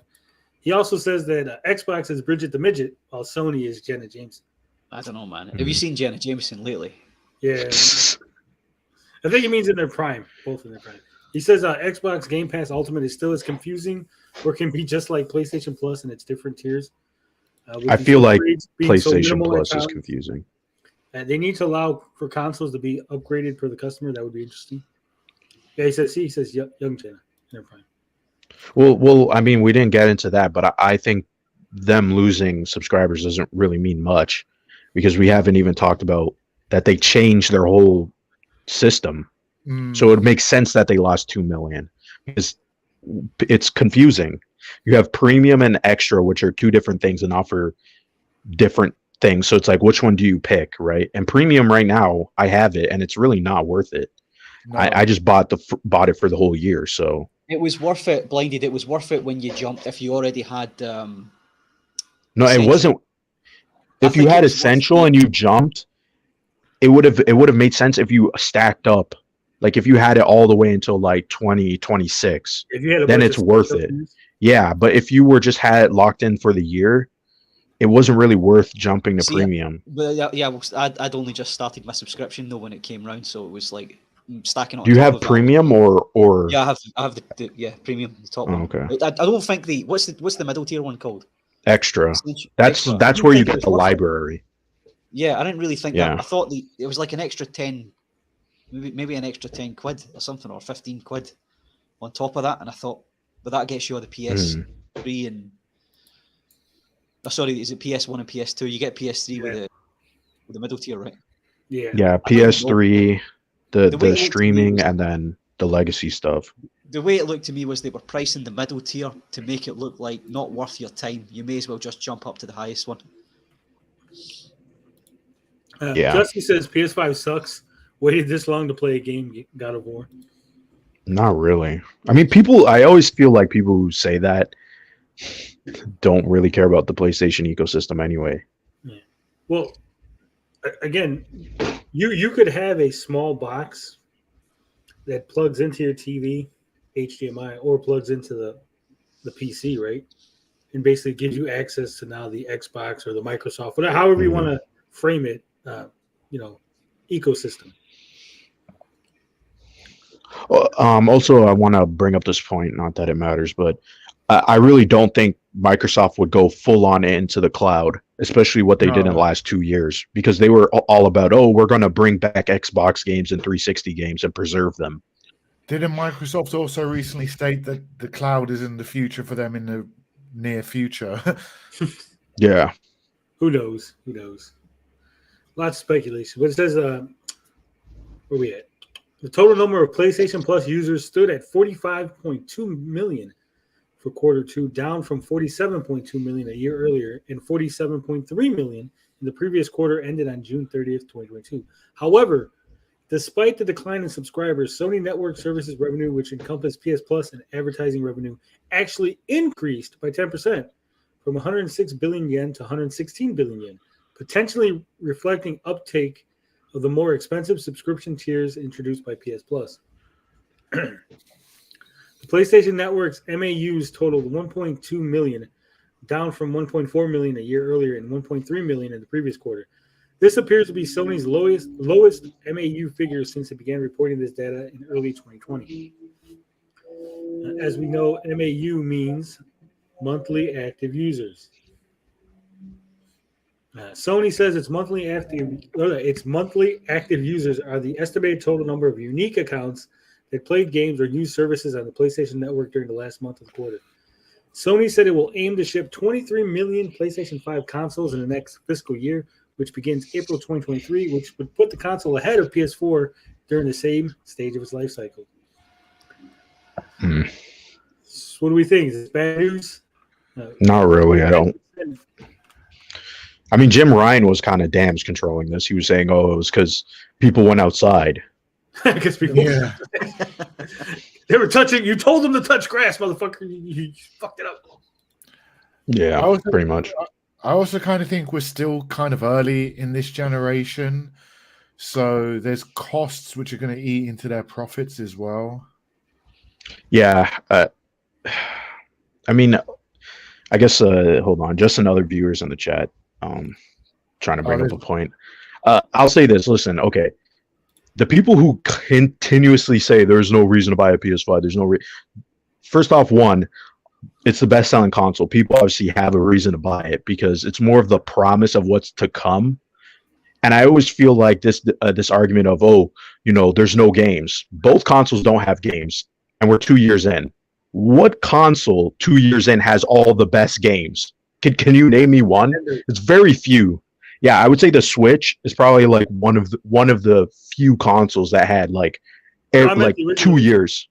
That's different though. Oh, I mean, but still, like I would say the Switch is probably also one of them. People would argue, but there's not a lot of consoles that do that. Even the PS4, like people are talking about how the PS4 was so great. The PS4 2 years in didn't have a lot of great games. Like let's be honest. Pretty great games 2 years in. The PS3. PS2. Oh, PS2. Yeah, okay. But like PS3, PS4, Xbox One, all the last 15 years.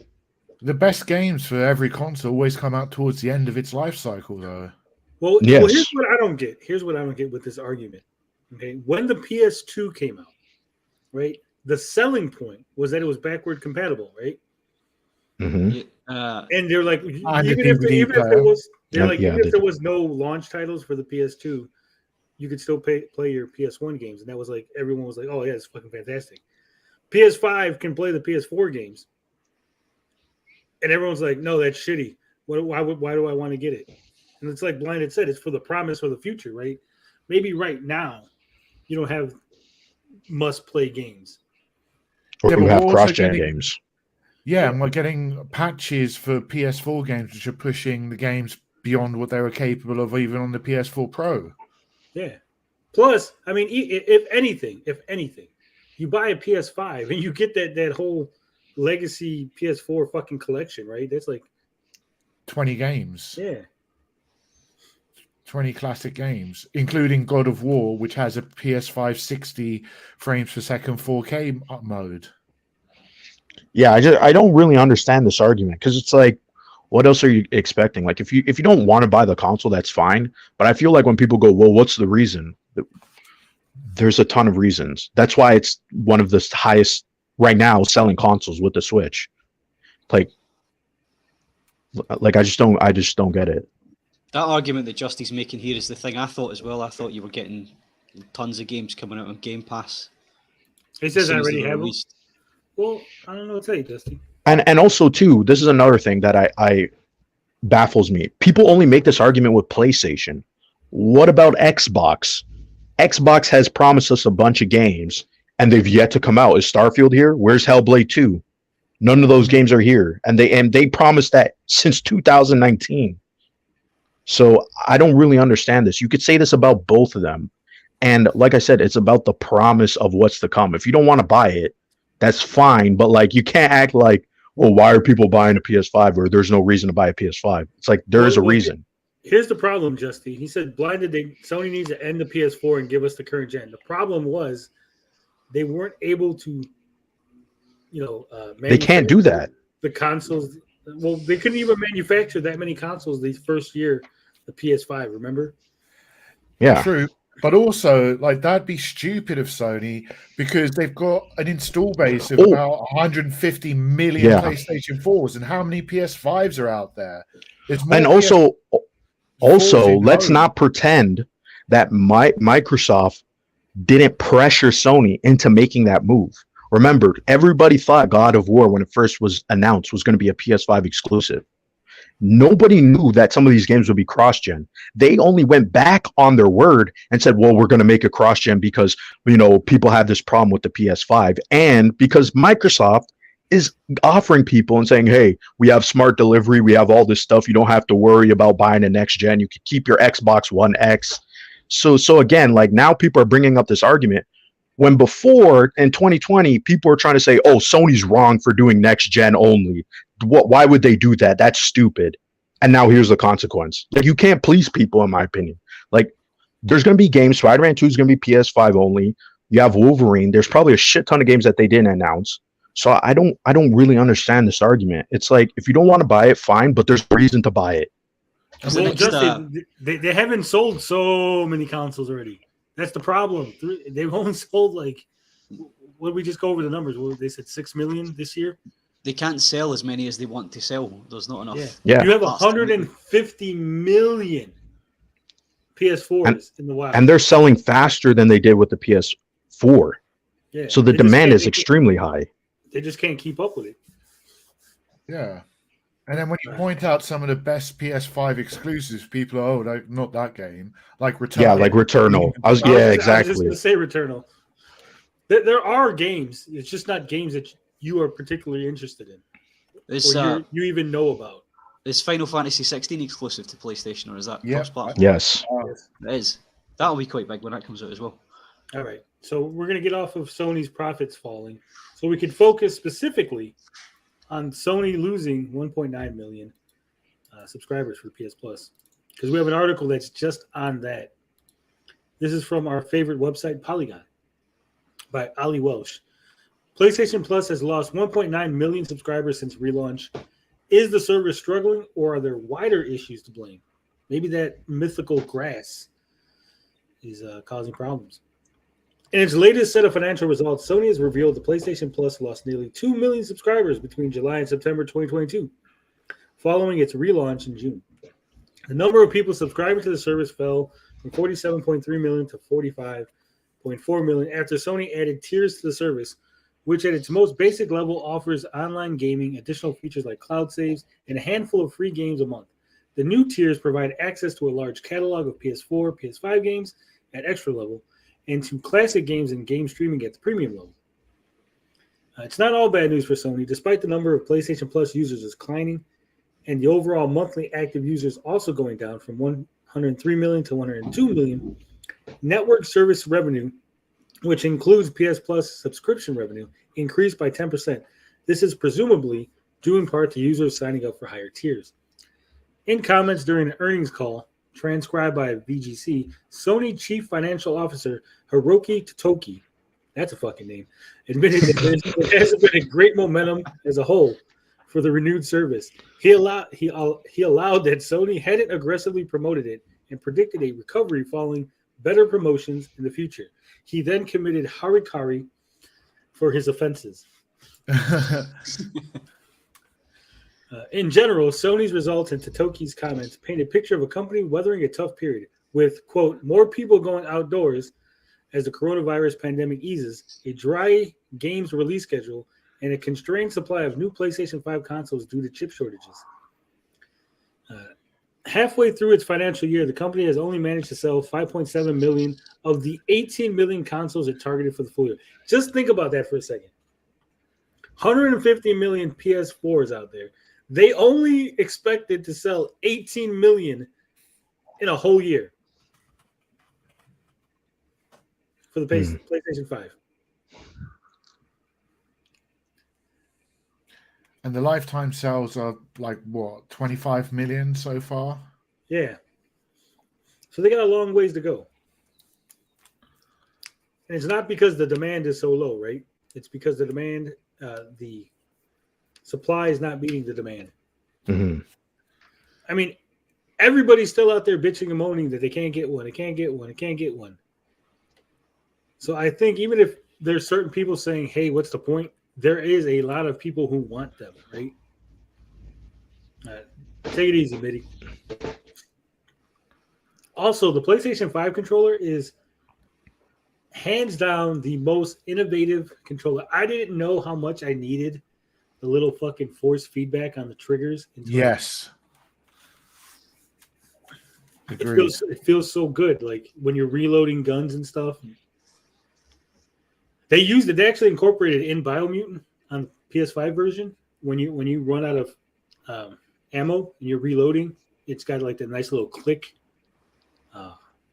Have you played Resident Evil Village on PlayStation 5, Tony? No, not yet. I haven't. But I haven't Each gun has a different pull, and the amount of pressure you've got to use to fire each gun, it feels really good.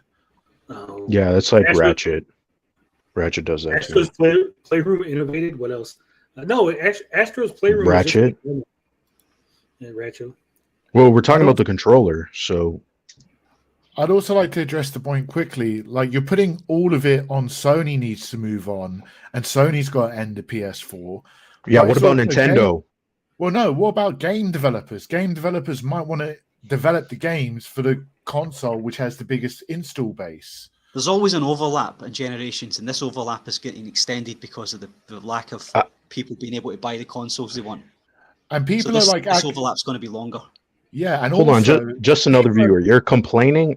This is why I'm not understanding your argument. You're like, both consoles are trash, but Xbox is giving you older titles, but you want newer titles from the PlayStation. So what? I don't understand that expectation. Like, we have expectations from both of them to deliver new games.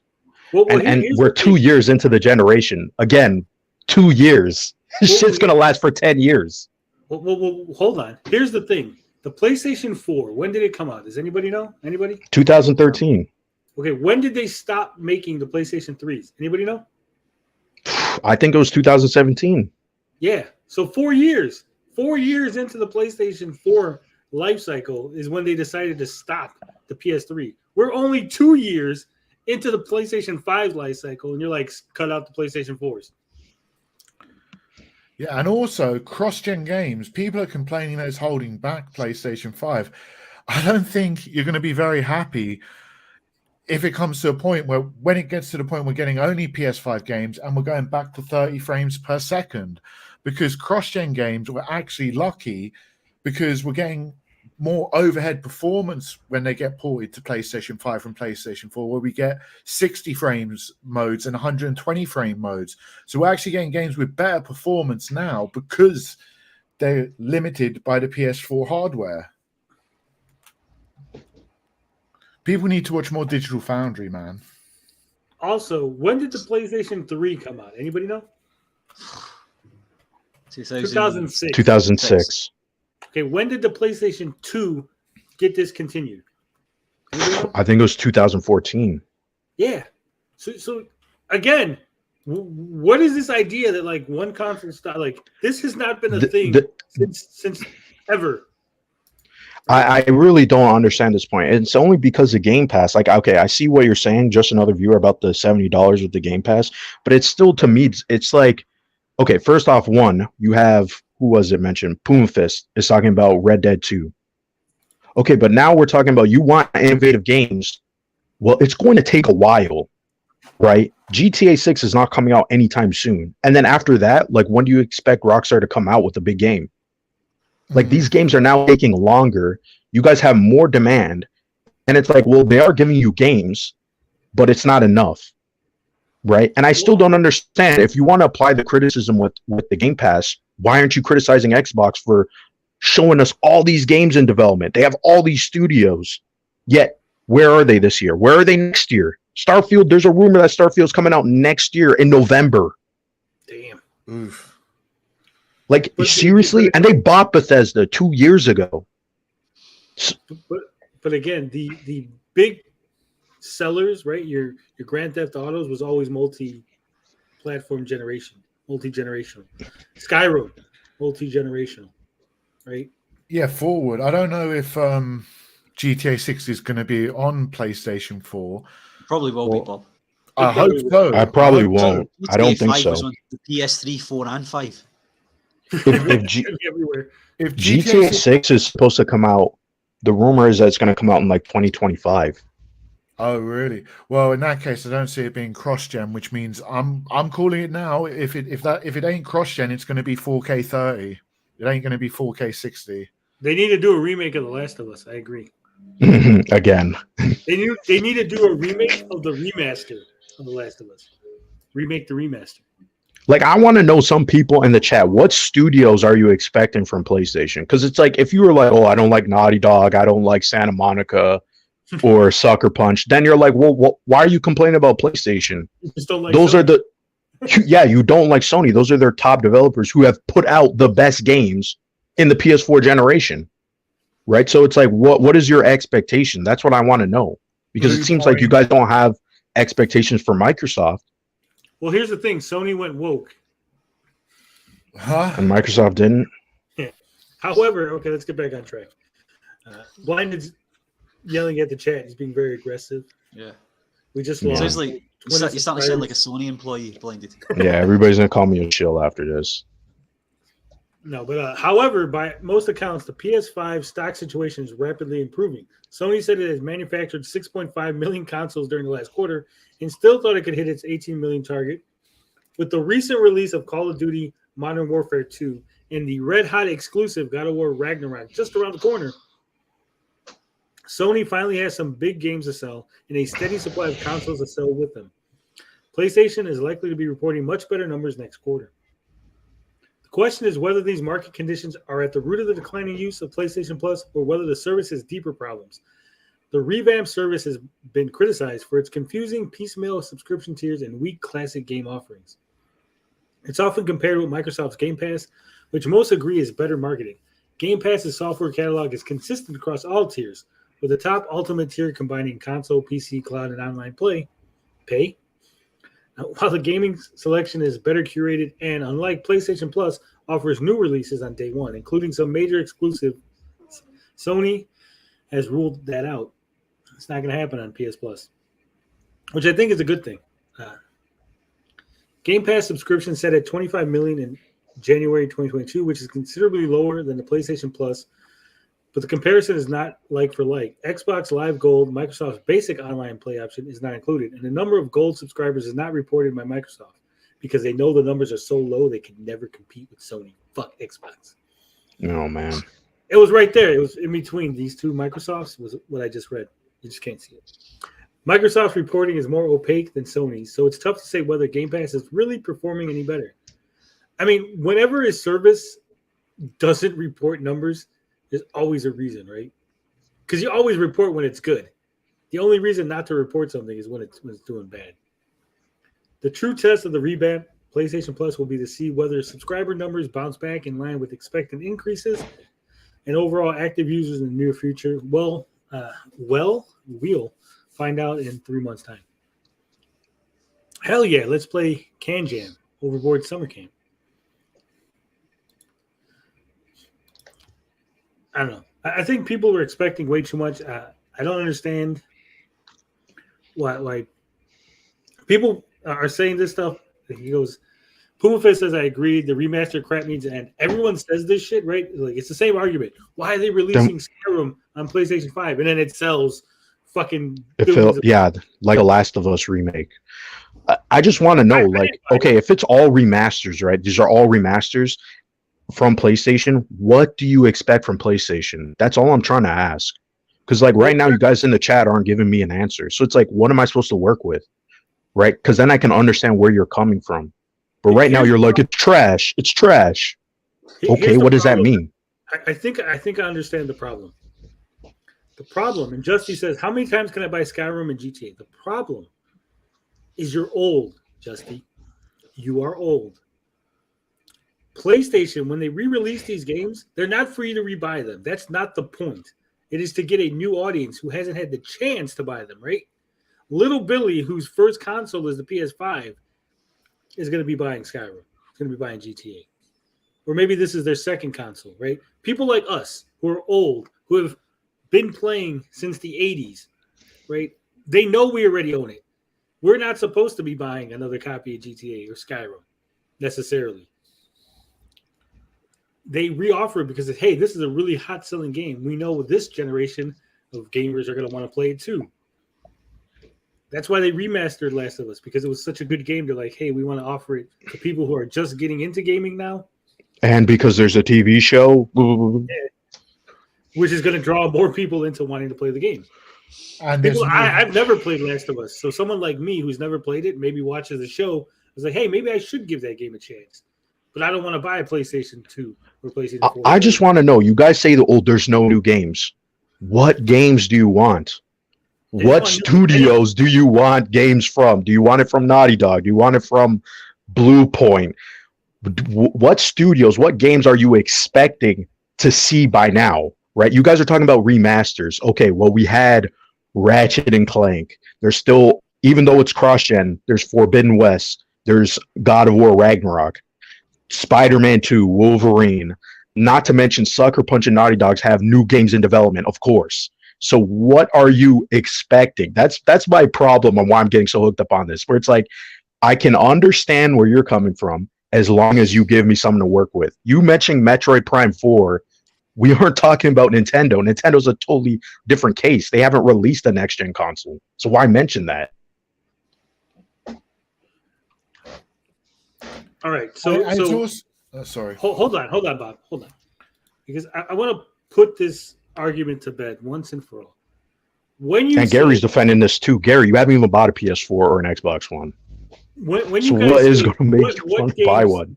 You say what games are coming out? The only games coming out for PS5 are remasters or remakes or definitive editions, yada yada yada. The real truth is the games that are coming out are games you're not interested in. Okay, every day there's new games coming out. They have a whole thing. It says upcoming games just released, and maybe they're just games you just don't like. You're not interested in. You're just a mainstream gamer who wants that big mainstream hit, right? I understand that. That's fine. If you just want those big fucking God of Wars and your GTAs and your Call of Duties, you didn't get that many of them this year. I get it. But there are games. Oh, you did. That's the funny part. No, but they want they want a Call of Duty like every fucking month. But like, if you want something new, right? Then say I don't like that Sony is not making JRPGs. That I can understand because they don't. They turn down making JRPGs. But you aren't saying that. You guys are just saying I want something fresh. I want something new. Like what? And another point. See, Aston agrees exactly. Another point is a lot of people, when they buy a console at the beginning of a generation, understand they're early adopters. You're going to pay more for the console. There's going to be less games available. If there aren't enough games for you to buy a PlayStation 5 now, don't buy a PlayStation 5 now and expect there to be hundreds of games for you to buy. Wait another year or two for the price to drop and more games to be released and buy one then. Yeah. I want to know, when did Gary, when did you buy Switch? When did you buy a Switch? When it probably first came out. Justy says, I play more indie games than anything, not expecting these. Well, there's all kind of indie games that release on PlayStation 5 every fucking week. But this is the thing. Why are you why are you complaining about PlayStation? PlayStation in the last 15 years who've been making nothing but cinematic games. Why are you complaining?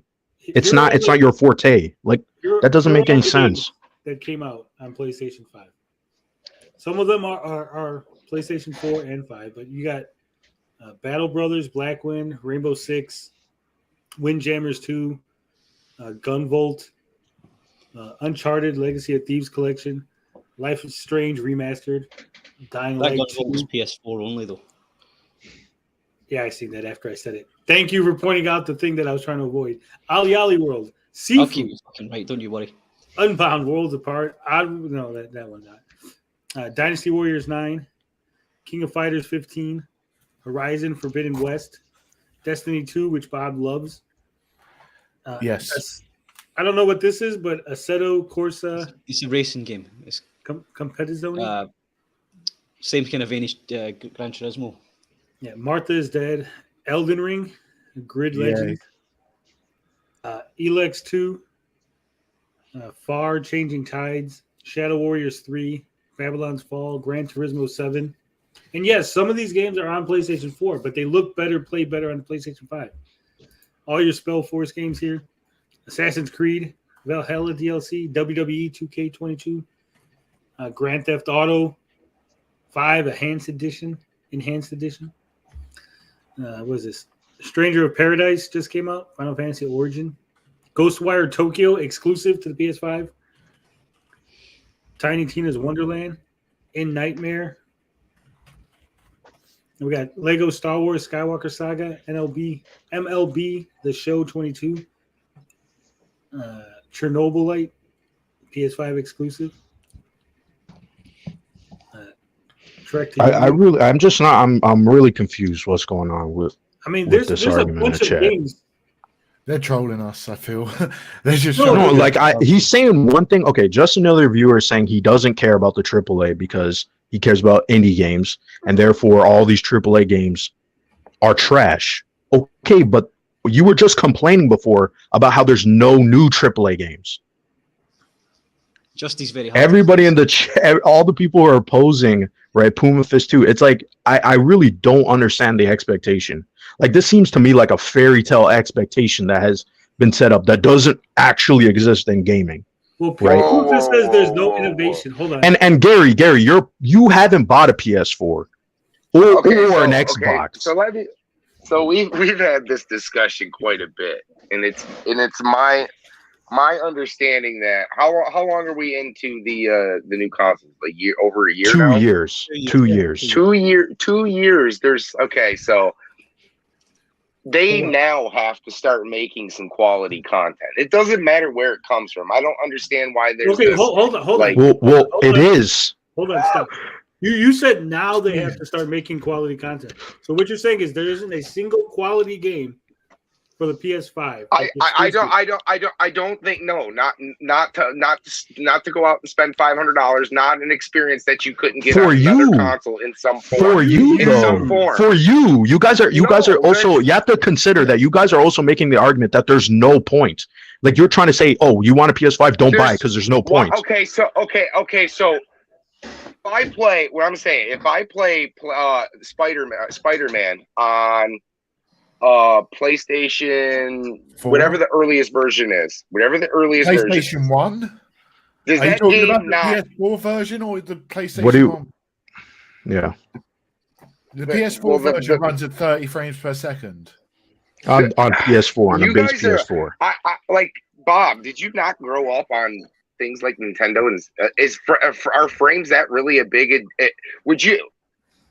I would say yes. There's 30. Hold on. How can you say that? There's 60 FPS games on 30 on a Super Nintendo. What are you talking about? It's been enough for 30 frames per second has been as long as the game can hit 30 frames. I don't understand why people who have been playing a majority of games that exist to this day, PlayStation 2, if you count in all the games that are on this planet right now, most games are in 30 frames per second or around that. They hit around that mark. I don't understand when people got more obsessed with games having to look ultra realistic. It's not even about ultra realistic. Hold on, Gary. You would rather play Doom at 30 FPS? Huh? You wouldn't be able to tell the difference. Money on. It doesn't matter. You guys are. It does matter. That affects gameplay. It does. And that is why there's trash in the market to this day. That's why there's nothing good out, because most of the developers right now are thinking. Most developers don't even agree with us. They don't even agree with us. Well, blinded. Relax. Gary, hold on. Gary, you said that's why there's nothing good out. So what do you consider a good? No, you just said it. You literally said. Okay, so there's no. Okay, so what do you consider a good game? So what I consider good is there's a lot of good games. There's a lot of like quality stuff out there. I don't think there's been progression in the market like there was 10 years ago. So I don't think you're seeing things. Hold on. You just don't see it. Like it's stagnant right now. You're looking at games that are being recycled. You're saying recycle games? What the fuck? So you're saying that Dark Souls Call of Duty is not recycled every year. That is the. You're okay. You're saying across the board. You're saying across the board. Yes. Everything is. Yes. And you played the biggest AAA games that came out in the last 10 years? Have you played Red Dead Redemption 2? Have you played The Last of Us? Have you played? Yes. And while Red Dead Redemption 2 is a fantastic game, it's very small things, and I usually give credit, like it gets credit for like those small details that it does make right. But all it is an upgraded Grand Theft 4 just down the line. An upgraded Red Dead Redemption. Gary, do you have a PS4? Hold on. What systems do you own?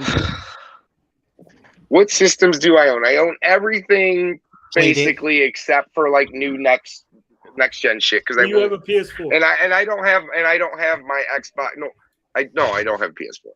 But I've played PS4. I've played pretty much everything except for the newer systems, and there's not much to get me on board to get a newer like a Series X. You played a PS4. Did you play it for a day?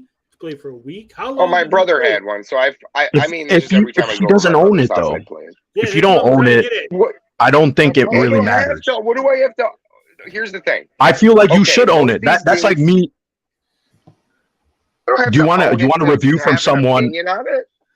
I would say if you want a substantial take, if we're supposed to believe your opinion, I would say you should own it and you should play it. Maybe you don't have to beat it. We should play a significant amount hours into it before you can really give your take on something, in my opinion. Because right now, everybody in the chat is like going off on the handle, saying, "Oh, it's not what it used to be." Name me some games that you guys have played in the last 10 years, and don't be talking about 10 years sucks and blah blah blah. Where is the Metal Gear Solid franchise for PlayStation? Why is that dead in the water? We know why it's dead. It's not owned by PlayStation. Yeah, but. Konami decided they don't want to make games anymore, and they sacked none of these companies. But that's the problem, though. All these companies run out of ideas eventually. The market gets Gary, stop. So hold on. Konami didn't run out of ideas. Konami just didn't want to make games. Make any games, period. Exactly. That's part of it. I understand. It's not part of it. It's literally. That's part of the entire. No, you're missing the point. Not for them particularly. For the entire fucking. Capcom. There's Capcom. There's Square Enix. Dude, it's everything. The whole fucking dude. Could have named those, man. They all suck. Everything from. But you say it sucks. Back in the day, now sucks. What? Like the thing that I don't understand is everybody's take on this is that because you guys have. In my opinion, you guys prefer a specific generation, and you're like, well, this new stuff is all crap. It's all recycled. Dude, it's okay. So in 100 years, when they're doing the same shit like fucking Elden Ring 10, and it's the exact same, eventually it gets stale. We went from. How come you keep going back? Okay, Gary, have you played Ghost of Tsushima? There's The Last of Us. There's I know people don't like Death Stranding. There's a Spider-Man. There's Uncharted. There is The Last Guardian. There's Until Dawn. What was the last new game that you? This is PlayStation. I mean, you guys are not counting Switch stuff. So if it was heavy hitter like hard shit, it probably was Red Dead Redemption 2, and that would have been. How many hours did you put into it? Did you complete it? 2018. I was very close until I gave my boss my, I basically he gave me a $200 loan and I gave him my Xbox. I haven't gotten it back because I haven't paid him back.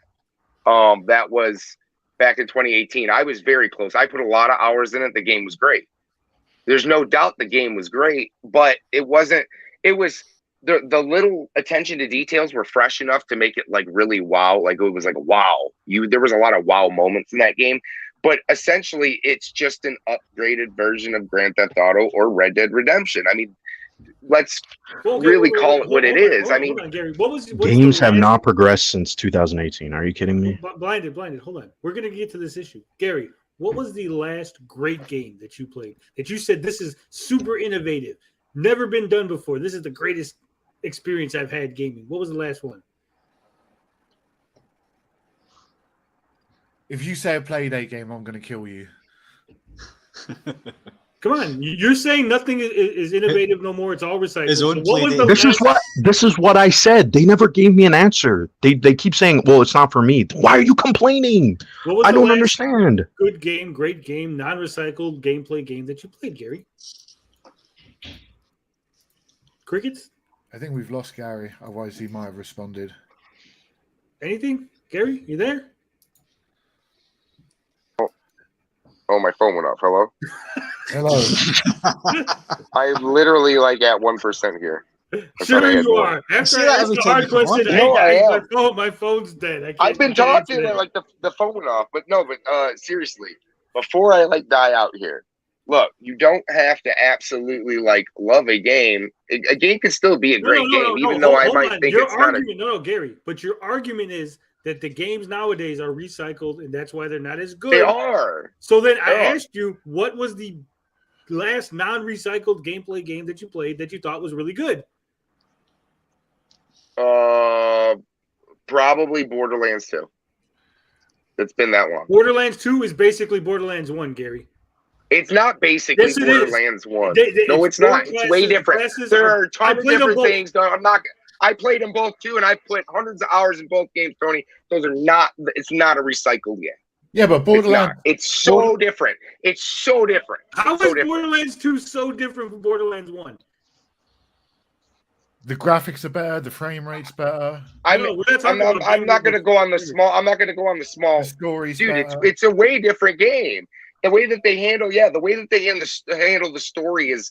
Oh, so the story matters because the story in Red Dead 2 is different from Red Dead 1. Way different. But you called that you said that Red Dead 2 was basically Red Dead 1, but somehow Borderlands 2 is not basically Borderlands 1. I am fucking astounded by this logic. I don't know what to tell you, Tony. They're way different. Like Borderlands 2 is way different, but how is it you can say that? Is not... Explain how it's way different. They set the story up. It's the way that they handle cutscenes. It's the way they handle everything. It's the way that they plaster a bad guy's fucking name and like how it comes in. It's little fucking attention to detail. And that's not attention to detail is not there in other games. I think it'd be there in most games. I'm telling you. Okay. Like you want to know why games we can talk about the main reason. You want to know why the main reason games are stagnant? There is no. When you went from 8-bit to 16-bit, you went from 16-bit. When you into 3D games, how long has 3D gaming been done like decently now? Since PS2 era. That's what it is. Okay, it's stagnant. What about the PlayStation VR? Oh man! Like in a new realm. VR gaming. I'm not even going to put on the same. I hear this argument from retro gamers all the time. They want innovative games, but they can't. Yeah, but they can't list. They can't list it. It doesn't make sense. It doesn't make any sense. There's nothing left. There's nothing left. But how do you know that though? How do you know in the next 30 years that there's going to be something that doesn't completely change gaming? You want to know how I know? It's gaming. Every evolution ever. Look at the TV. You went from black and white. You can't make a colored TV any more fucking color. You can't introduce colors. Yeah, you can. No, you hold on. What are you talking about? There's only so many colors in the spectrum. You can't make that doesn't make sense. Hold on. That's very. Hold on. That makes no sense. You're now capping off innovation because it's not a big jump. Well, like what jump do you need for it to be considered an innovation? That doesn't make sense to me. Relax. Like VR, something different. No, Gary, you brought up something. You brought up colors in the TV. How was color handled in the TVs when color TV first came around? RGB, right? What black and white TV. No, This is colors. I said when this is a color classic gotcha. Hold on. When color TVs came out, how did they handle the color? How did they make the color on the TV? Through the color wheel. I don't fucking know. 3 colors. So then, wait. If you don't know, then how do you know there hasn't been any innovation in how they handle colors? Because there's only so many fucking colors. You can't. You missed it. If you guys would stop trying to fucking gotcha and actually. I'm not trying to gotcha, Gary. There's only so many colors in the goddamn spectrum, Tony. You can't add a fucking color that doesn't exist. You can't make up Tony Black number 1 and then add that into the spectrum. Listen. That was the point. Listen. When they first did color TVs, they used red, green, and blue in order to make all the colors. Then they figured out to get crisper colors. You does it have anything to do with what I'm talking about? You add yellow. It does. You're way off. You're way off, dude. All I said was you can't insert a color into a color. My point was you could. There's black and white TVs. Gary, you can't. Yes, you can. To this day, they could add a new color. We can add new colors. Yes. We can add new colors. Yes. I just said yes. How many times I gotta fucking say yes? You asked the question, I answered, Gary. How are we adding in colors when it's already been done? I'm going to tell you how, Gary. I just want to say that Beefy now considers me Tommy Tellerico for whatever reason. Gary, do you know what shades are? Fucking shade has been handled. No, it hasn't. That's what I'm telling you. There's shades that are in between colors that we didn't even know we could do that we can do now. I just want some of the people in the chat to come on the panel and list some games that they've been playing. Oh my god! First, because this would make a lot of sense. You've blown it way over. Can you list me some games that you've been beaten to, sir? That I've beaten? Yeah, in the last month or so. What the fuck are the name of the games that I just brought? Like Shovel Knight Dig. Mostly stuff on Switch. I haven't beaten much because I've just been super busy. But why do you believe TVs will go into the 4th dimension? They will. They'll have 4-dimensional TVs. Like everybody says that it's stagnant, and then like when you go, okay, what's the last modern game you played? AAA was. But I'm not. I can't tell you what the next. I cannot tell you what the next big game is going to be. Nobody can tell you what the next Gears of War is going to be. It just needs to fucking happen, and it's not happening. But how do you know? Yeah, we're at the end of the. Not that game. Well, God of War got a 10 out of 10, so I don't think it matters to majority of people. Did you expect it to get any less than a fucking 10 out of 10? No, I didn't. But I'm just saying. I'm saying if we're talking about majority of the people. Majority of people are not expecting God of War to blow them away innovation-wise. It's a sequel to a game that came out 4 years ago. That's continuing a story. Hold on, everybody. Can I have the floor for a moment, please? Go ahead, Bob. You're saying there's no innovation in gaming, but when people point out the innovations in games and in certain games, you wash away with it. For one, what game has innovation? Fortnite 2017 release date. It spawned an entire genre of games. That's not which companies 2017 though. Yes, we're 2022. I thought we were talking about 10 years. No. I thought we were talking about current gen systems. The reason what we were talking about was that the only reason I won't pick up current gen is that everything on current gen right now you could play somewhere else. That's my argument. Elden Ring can be fucking played. Yo, Gary, can you list me some modern games that you played that are AAA level in the last 10 years? Hold on. Gary, you just said everything that you can play on the newest systems can be played. Pretty much, yes, pretty much. Not to a T. Okay. You're not going to be able to play things to a T, but pretty close to it. Yeah. Hold on. So then, why did anyone buy a PS4? Because when the PS4 came out, you could play all those games on the PS3. I mean, pretty much. But we should have never saying. Like the PS3. But you know what? With everything that was on the PS3, I never said no one has to stop. No. There's a difference. There's a difference between going from Xbox to Xbox 360. And that time that Xbox 360 was super popular, you had games like Oblivion. You had games like fucking Call of Duty actually being. Gary. No, you really. You can play Call. How good was How good was Call of Duty on PlayStation 2? Why do you keep going back to Call of Duty? Like you're acting like we're defending Call of Duty or some of like the worst games. We're defending the best games of AAA games. Hold on. So what you're saying is that Call of Duty ran better on the more current system. It was different. It was a different game. It wasn't the same. How was it game. different? It the same. You could play exactly the same game, Gary. There was nothing cut out on the previous system when it was multi-system. When it was multi. Really? Anybody want to go back to what was the first Call of Duty on Xbox 360? Call of Duty 2. Yeah. What are the differences between PC and it wasn't on? It wasn't on like PlayStation 2 and Call of Duty Xbox 2 when it came out because on it's not on the 360. because it's not on the fucking previous hardware. Yes, it was. And if it is, Call of it's Duty different. 2, which came out on 360, came out on Xbox Original as well. Oh my god, you guys are terrible. We just gave you. We just went into your example, told you were wrong, and we're terrible. Also, have you heard of Vanta Black, Gary? Have you heard of OLED, which is probably the... Hold on. Have you heard of Vanta Black, Gary? It's blacker than black, yeah. I think Gary left. I think he's going to kill us now. Because that's he's on the new hunt for shade of us. black that just came out in 2014.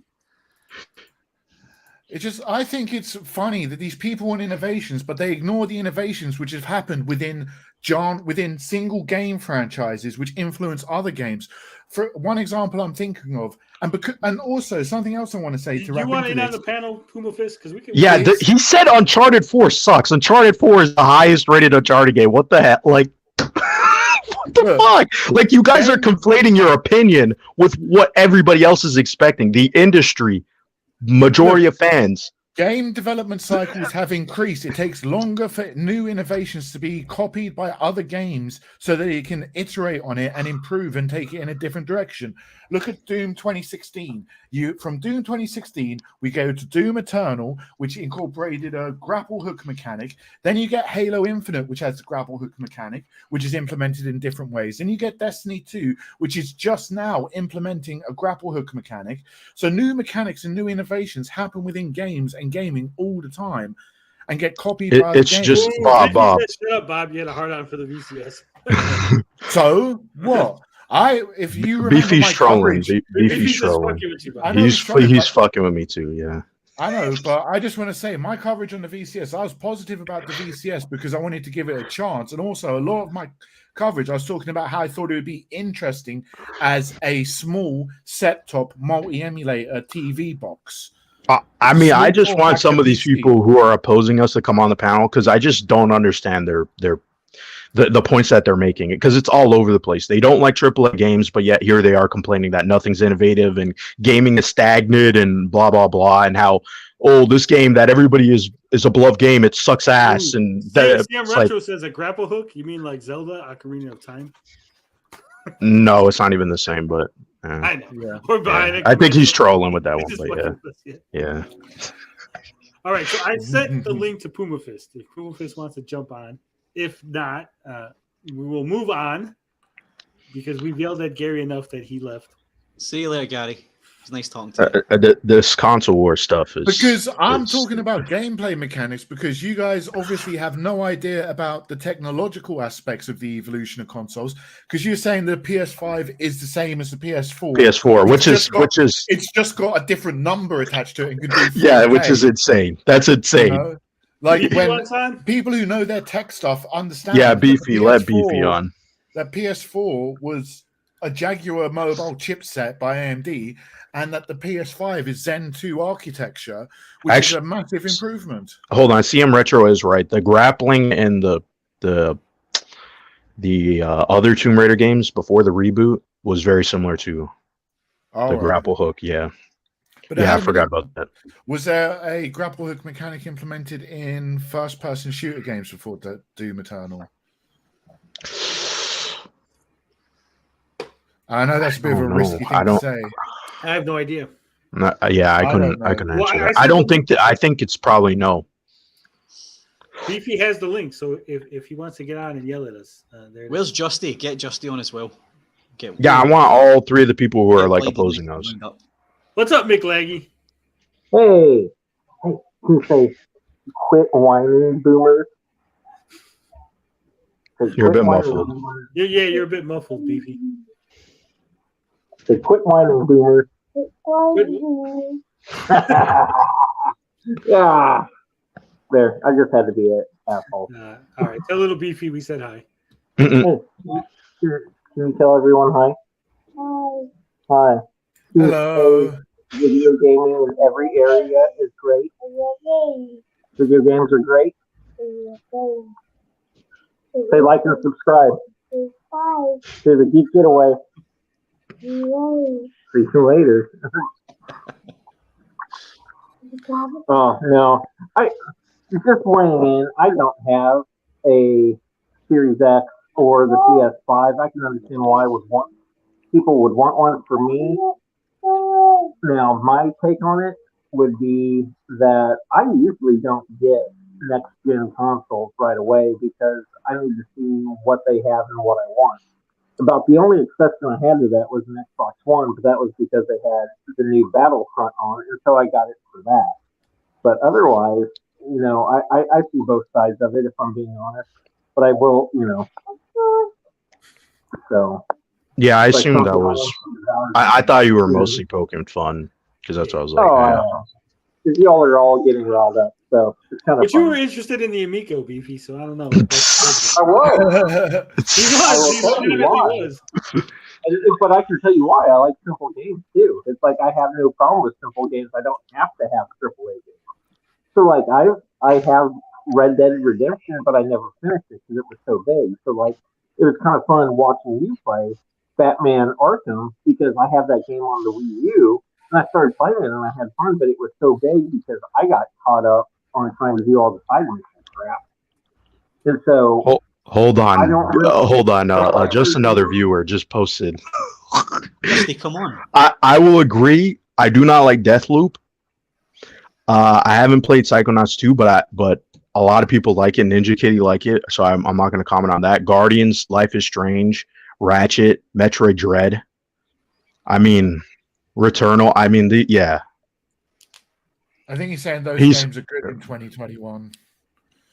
I think he's saying 2022. He said 2022. Okay. He said 2021. Okay, yeah. I don't like Deathloop. I think Deathloop, if you're going to say a game is good, that's not a good example in my opinion. He also said, you're welcome for starting the pod. Justy's just fucking with us, too. He likes to fuck with people. I mean, most people, Oh, we can't swear now because little Beefy said, damn. No, man. Hey, you're in my ear. You're in my ear. I got an earphone in, so he doesn't hear you. I mean, if you put out your opinion and your take, I mean, I really don't want to hear a cop out. I'm trolling, if I'm going to be honest. But no, especially because just another viewer, you were giving us your take. You said you said it like multiple times. Not good. I never said it was not good. I said that. No. He said you asked for games that he beat, not the list of games that were good. Okay, never mind. Scratch that. Yeah, if y'all want to see my list of games, go to Atari Age and visit my profile. They're in there. Every time I beat a game, it's in the list. Yeah, but you also got your dick pics on your profile. I hate having to see them every time I want to see what game. Just because it has a picture of me doesn't mean it's the same type of dick that you would consider a dick pic. I did like 12 minutes, but I gave it. It's like it has issues. All I'm saying is we're 2 years into the life cycle and people are already bitching and moaning, but there's nothing to play. And we've had so much overlap in the previous generations. I would think that people would be used to it by now. But if just another viewer is complaining, and yet he listed off 2 PS5 exclusives, actually 3. Well, there was also this year there was Horizon Forbidden West, which was a great game. Elden Ring, great game. God of War Ragnarok, which is coming out. Well, you know what? This leads into the next segment. Are you going to stay and join us, Beefy, or? Is that me?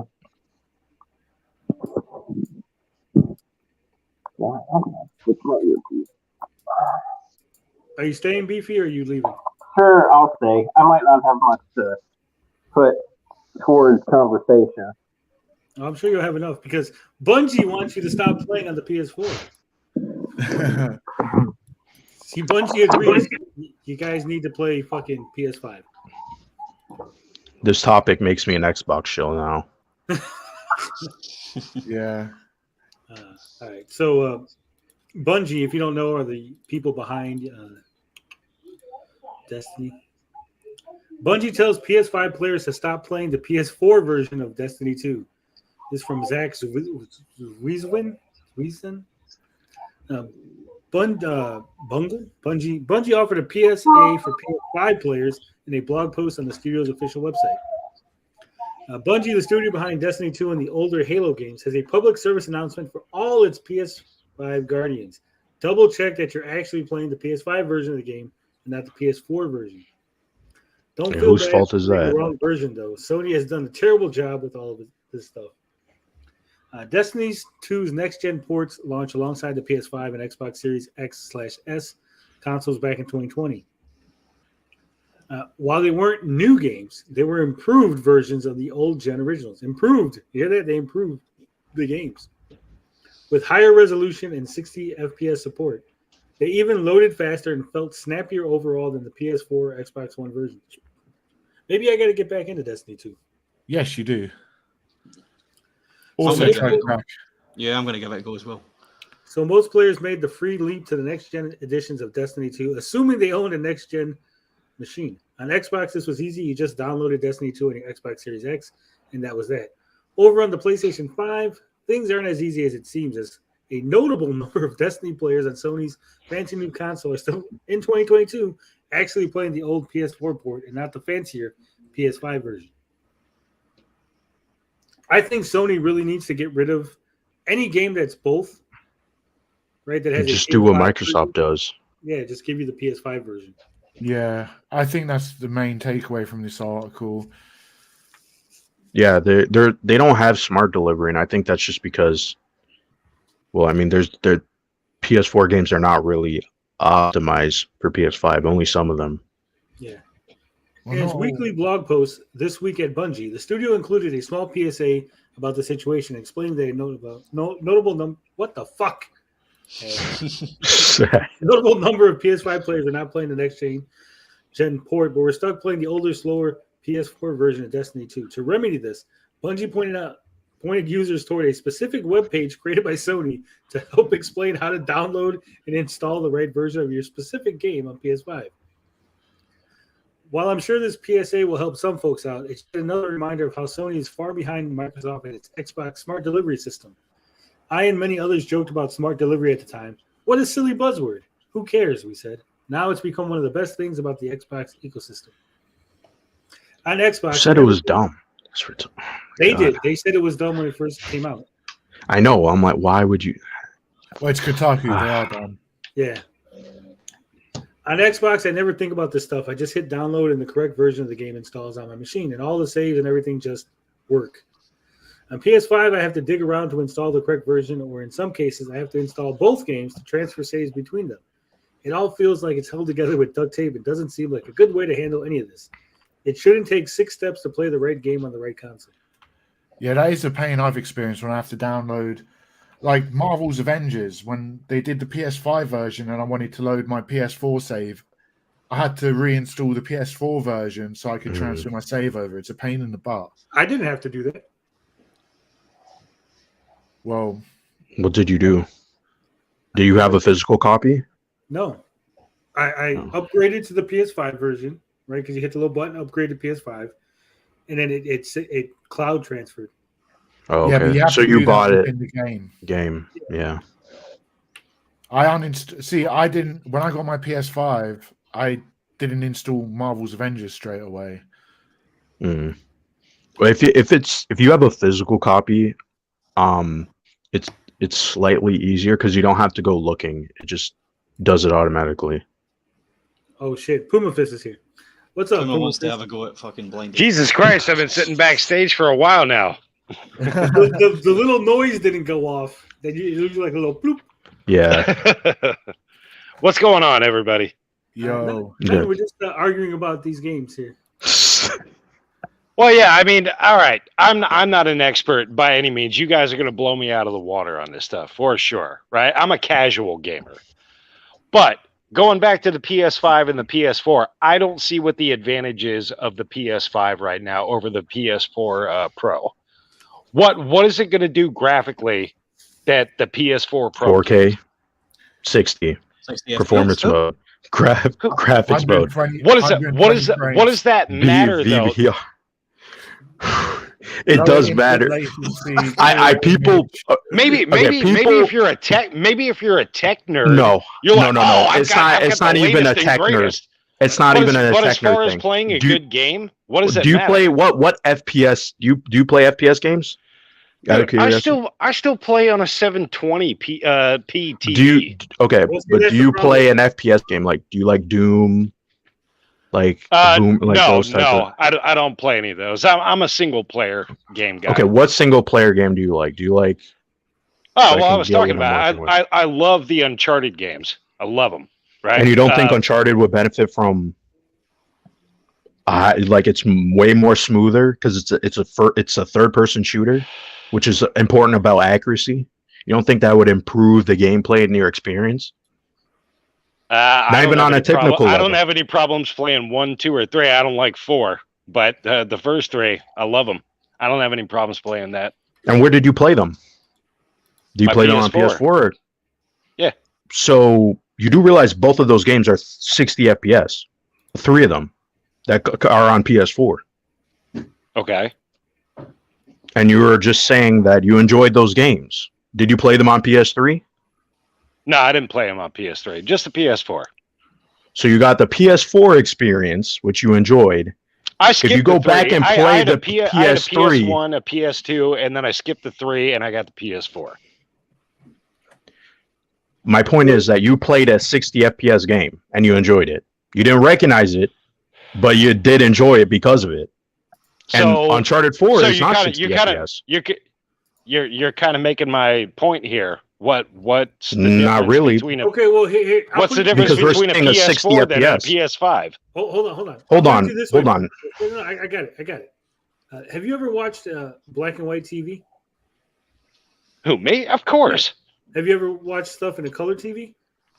Of course. You can see them both, right? They both work just fine. In the black and white TV is just as good as a color TV. It'll show you the same content. You can hear the same thing. You can see the same show. But the color TV gives you color, right? The 60 FPS is like that. Like, it's not a huge difference, but it's sharper, it's better, it's crisper, right? It improves performance and your gameplay. Yeah. Like, you may not realize it, but the it does. PS4 is capable of not 60 frames per second. No, not on every game. That's the whole point is 60 FPS. Which is now more devs are opening up that door, right? The Last of Us. But the PS4 is capable of doing that, correct? No, it's not. Not for every game. The God of War Ragnarok is not going to run at 60 frames per second, right? Older games, yes. For certain titles, yes. The PS5 is introducing. You see, you're making my point. What's the point of the PS5? I'm not making your point. Hold on. Games that you want to play in the future. God of War Ragnarok. The Uncharted 4, whatever it may be, right, that is coming out on a cross-gen title is giving you a better performance than it would on the PS4. And I'm telling you that you played a game that was 60 FPS and you enjoyed it. And now I'm saying that you would benefit from that performance bump. You may not see, you may be like, oh, I'm not a technical whiz. So I go from my PS4 playing a game at 60 frames per second to a PS5 playing a game that's at 60 frames per second. That's what you're telling me? That's a one. I would say that's a one. So you just made my point. What's the point? No, I don't get what the PS4 is capable of doing it right now. No, it's not. How many? Not for. If we're naming new games, hold on. You're saying hold on. Let me say what we're talking about new games. You're saying why should I buy a PS5? Well, I'm telling you, you're going to get 60 FPS because that is not a standard on the last gen. Uncharted 1, 2, and 3 is a PS3 game. They're PS3 games that were remastered for PS4. But people can make 60 frame per second games on the PS4. No, they can't. It's a technical limitation. You just told me God that of Uncharted War. is. We said Uncharted 1, 2, and 3 is a PS3 game. That's why I got the performance bump up for the PS4. Chill. I understand the disconnect. Okay, I understand. Yes, Puma Fist. There are games on the PS4 that run 60 FPS. Did you know there's games on the PS3 that run 60 FPS. You can go further back. You can keep going further back. Right. So if it goes further back, then what's the benefit of getting the PS5 over a PS4? The newer games will not run at 60 FPS on the PlayStation 4. That's the problem. You see, anything older, you can get 60 FPS on a PlayStation 4. But anything going forward that's going to be cross-platform is not going to be 60 FPS on PS4. The PS5 and that's just one point. We just talked about Destiny 2, right? It runs better on the PS5 than it does on the PS4. That game, you cannot get the 60 FPS on PS4. And as games push the graphics and more things in the future, they're going to run better on the PS5 than the PS4 version. The same way when we had the PS4 games running better than the PS3 version. The same way we had the PS3 version games running better than PS2. Well, I understand what you guys are saying. Eventually, the systems are going to get better. But what, doing it now. It is. It's doing it now. But what I don't see is the benefit right now. Well, the benefit is a performance bump. It depends on what you want to play, I guess. It depends on what I will predict that when they finally come out with the PS6 in 10 years or whatever the hell it's going to be, that will have a massive bump over everything, right? No shit. But I don't think that the PS5 right now is doing anything that the PS4 Pro can't. Well, how though? This is what I'm trying to say. Like, what you make that claim, right? What claim is that? Is that a technical claim? Or are you talking about gameplay mechanics? As far as it's a broad, vague statement. If you're playing, hold on. Let him give him his point. One of the most technologically advanced games that we've seen, as far as graphics and smoothness of gameplay, has been Red Dead Redemption 2, and that's on a PS4. Red Dead Redemption 2 runs at 30 FPS. How can you say it's smooth? It runs on 60. If you want to play at 60 FPS, you got to go and buy a PC. Totally fucking smooth. It runs at 30 FPS. It's the smoothest game I've ever played. Hold on. I got it. Do you remember how great TV looked 20 years ago? Yeah, it used to look better before digital. So you don't think that HD TVs look better? Film looks better than digital. Ha. You do realize film, if you blow it up, you're going to get you could get possibly an 8K resolution. You can blow up film infinitely, and it's not going to lose resolution. Exactly. But we're not talking about. I didn't ask you about on an old TV, you couldn't get as high a definition. Remember before we had 1080p, when we just had regular TVs, and then we made the jump, and people were like, "Why it doesn't look better?" But now you're so used to it, you're like, "Yes, this does look better." You can't go back. I told you, I still got a 720p TV. It looks fine to me. I think you guys don't understand. There's like two different kinds of like gamers. Okay, this is like the PC route, and then the like old console. There's snobs, and then there's the casual guys. If we're talking about technicality, why are you guys now trying to? You guys are arguing the same thing. No, I'm not. There is an importance with all that stuff, all the minimal stuff that they've been doing over the years. I agree, Blinded. Like what the PlayStation 5 can do, the little things that it can do, and I understand like those things are important. They're not super important right now to like. But that's what we're arguing, though, Gary. But we're arguing that. We're arguing that. I understand that. I understand that. I agree with you guys to some extent on that point. But yes, it's important. You keep saying your original point wasn't, hey, it doesn't matter to certain people. Your original point was they didn't do anything. That's what you came. No, with. they are doing. No, they are doing. I understand that they're doing things. Like then that's not what I mean. They weren't? The games. Here's the thing. Because they're doing all that little technical shit, and in the long run, yes, we'll be closer to better games in the future. There's no doubt about that. But right now, the games are suffering. I don't think devs are putting out. All I'm saying is, right now, the debate that we were having was about technicality. He just said Red Dead Redemption 2 is smooth on PS4. In what world? Here's the thing. Here's the thing, though. If like to certain gamers, they don't need Like, they don't see the difference. A lot of people don't see those But just bumps. because you don't see the difference doesn't mean I understand. It's there. It's an objective fact. You can pull up demonstrations of difference between 30 and 60. The difference can be there, but it doesn't necessarily matter the same to everyone.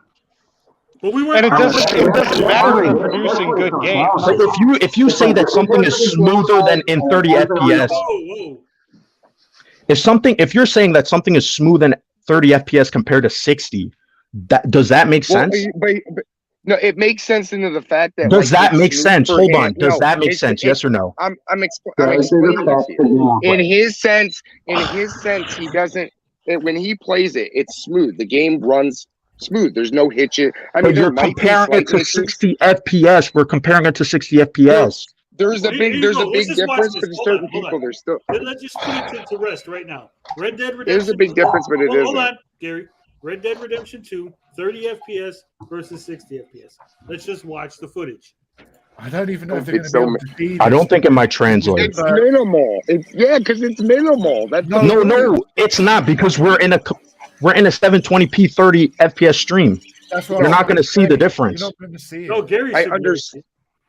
No, there's a better example of what 30 FPS and 60. 30, you're going to see stuff with a motion blur. With film or movies, they shoot at 24 frames because they want that motion blur. 60 FPS has no motion blur.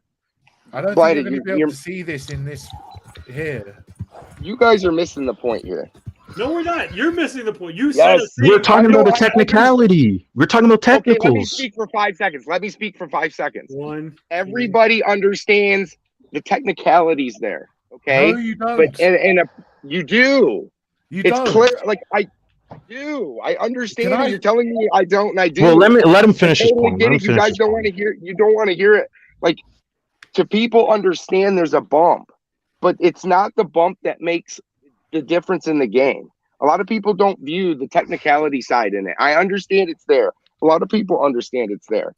They just say, I want the fucking game, and I want it to be good. They don't care about That's fine, right? That's fine, but that's not what the claims have been made. Puma Fist said it was smooth. It's not smooth at 30 FPS. To him. It is That makes no sense. It's not smooth. The game's We're totally comparing. smooth when I'm playing. Hold on, you are comparing it to 60 FPS, and you're like it's smooth. No, it's not. That's like saying 4K is as crystal clear as 1080p. That makes no sense. Blinded. Calm down. Breathe in. Cyberpunk. I'm not even mad. I'm just saying this point because it's like I don't get it. I agree. It does play smooth. Hold on. Aston Vandal says Cyberpunk 2077 at 30 is horrible. Playing it on performance mode at 60 is smooth. You can see the choppiness of it at 30. Yeah. Yes, and that's a FPS game. Look, it frustrates me a bit because this is a simple and a complicated thing to describe. Yes, it is, Bob. It is. You've got Puma Fist, who's playing on a 720p screen with a PlayStation 4 Pro, and he's saying that he doesn't understand what the difference is with the PlayStation 5. But the thing is, a PlayStation 4 Pro is a 4K console. You're not going to get all the benefits of a PlayStation 4 Pro unless you upgrade to a 4K screen, and you're going to be able to see the difference between 720p and 4K. And then with a PlayStation 5, so the graphics will get a little bit sharper, right? But it's not going to change the gameplay. It's not It would if we're talking about technicalities. The PS5 is going to change the gameplay because the developers have more. Hold on. If we're talking about a generational bump, you don't think that's going to affect gameplay? Why do you think we have generations? Man, you're so loud. It's not what he means. It's so they can sell you new shit that you don't need. How can you say that? How can you say that? Of course, it's a consumer. We're talking about games and the development of games. Like blinded. You're talking over Beefy. Hold on, Beefy. What do you want to say? Well, I think what part of it is like for me, it's like I don't mind better graphics. I don't need great graphics, but I need the games available that I think justifies. So, like for me, the Wii U, the Switch, there was no reason because I had a Wii U, and all those games that were great on the Wii U were coming to Switch. But for like the the next gen consoles is okay. Yes, I understand that there's a graphical bump, and I think it looks cool, and think it looks great. But when you looked at like the clip that Tony showed me, I'm like, there's not enough difference there that to me is going to affect gameplay. And your generational jumps are so small now compared to what they used to be. Look at Atari to NES, and you look at the NES to the Super Nintendo. But do you see how this point doesn't make much sense? Because technological jumps get shorter in between. Yeah. Why are we expecting a massive technological jump from two different console generations? Like that only as far as gameplay is concerned, and the amount of information that they can put into a game, the graphics are going to be better on a PS5, right? Especially if you're playing on a 4K TV. As far as the gameplay and what they can put into it, though, it's not going to be any better than a PS4. But how do you know? How do you know that? Are you a game developer? There's already developers saying they haven't tapped the potential of PS5. And you're sitting here saying that, all the games coming out only for PS5 are going to be the equivalent of a PS4 Pro? Does that make sense? So they need to tap it in order for that to actually show. That's a whole different claim. But I think that's still a flawed argument, because it's almost like you're pressing the same controller buttons. What does it matter? Colors are changing on the screen. What does it matter about the console generations anyway? Why not just go back to playing? Why don't you just play Super Nintendo for the rest of your life? Hold on, I don't want to come off like I still play Super Nintendo but like games. I want to know like what generation of games have you played in? Because sometimes this makes me more sense when I understand when the person is coming from. Because if you want to talk about gameplay, that still is a big effect on the technical specs of a console, right? Like it's not just graphics and performance. Well, I brought up in the chat Gran Turismo 2 on the PS1, right? Still, to this day, the best Gran Turismo game that they've ever produced. Yeah, the graphics aren't as good as what they got now. But as far as the gameplay, controlling the cars, the amount of information that they had in there, the amount of cars that you had, the amount of cars you could customize, nothing's beat that game yet. Nothing's beat that game. Beefy, are you listening on your headphones, or you got? I'm listening on my headphones. And that's a PS1 game. Because they said, it sounds like there's interference coming on your end, Beefy. I don't know. I think there's a disconnect here between generations. No, it's not. You guys are talking about graphics and performance. We haven't. He's saying that gameplay doesn't matter. That's a whole different conversation. We're talking about specifically graphics and performance. No, we're talking about good games just in general. What? Dude, you brought up what is the point of a PS5. We're listing off points. This is one of the points. Your point is that the graphics are better. 1 point. Well, hold on. Here's the thing, Humafist. You could play Pong on an Atari. So the argument of, well, you could play good games on a PS4. Why get a PS5? Well, you could play good games on Nintendo. Why did we get a Super Nintendo? You play good games on a Super Nintendo. Why did we get a PlayStation? You play good games on a PlayStation. Why do we need a PlayStation 4? You see what I'm saying here?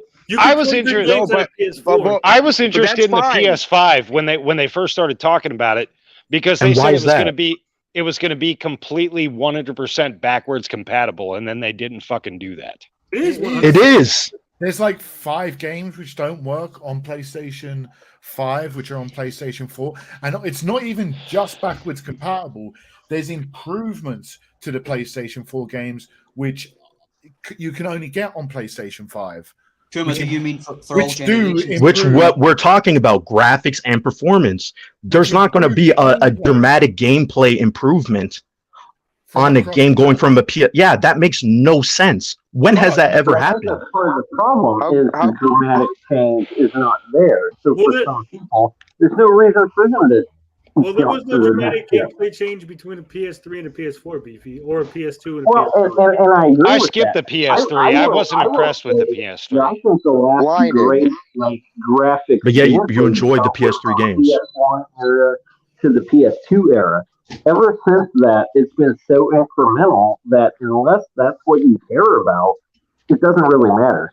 Because from PS1, you look at PS1. But here's the problem, Beefy. You think it doesn't matter because you're not noticing it, but it does matter. Yeah, and I mean the big leap from PS2 to PS3 was online connectivity. That brought in a whole new genre of games and gameplay mechanics, which completely revolutionized the industry. Which is something I don't care about. I don't like playing online games. That's why I skipped Okay, the but PS3. it doesn't even matter. I mean, but you just said you like PS3 games. You said Uncharted 1, 2, and 3. They're PS3 games. And I also said by the time the PS6 comes out, probably these PS5 games, it'll be the same thing. It'll be the same kind of leap. I don't think the PS5 is a noticeable upgrade from the PS4 right now. I don't think it's important. And what are you comparing it? What game are you comparing it though? By the time the 6 comes out, I think it'll be a big, huge leap as far as everything is concerned. But I just don't. I think the PS5 is a dud. I think it's a dud. It's a dud, but it's selling like crazy, right? Like, what? Does this It's not make selling sense? like crazy. People Of can't even course get it them. is. No, it's not. Show me some proof then. Show me some proof. Whoa. We're getting a little heated here. Hold on. I want to ask this. Do you own a PS5? Who, me? Yeah. No, I don't know one. Have you played a PS5?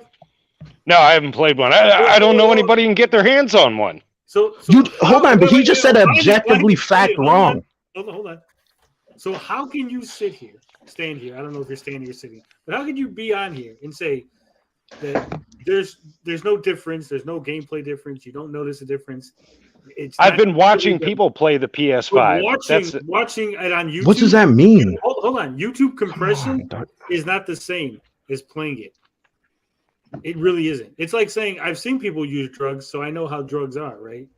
It's not how it works. You have to do the drugs to know how the drugs affect you. Sure, you can call me out. Guilty as charged. I haven't played a PS5 yet.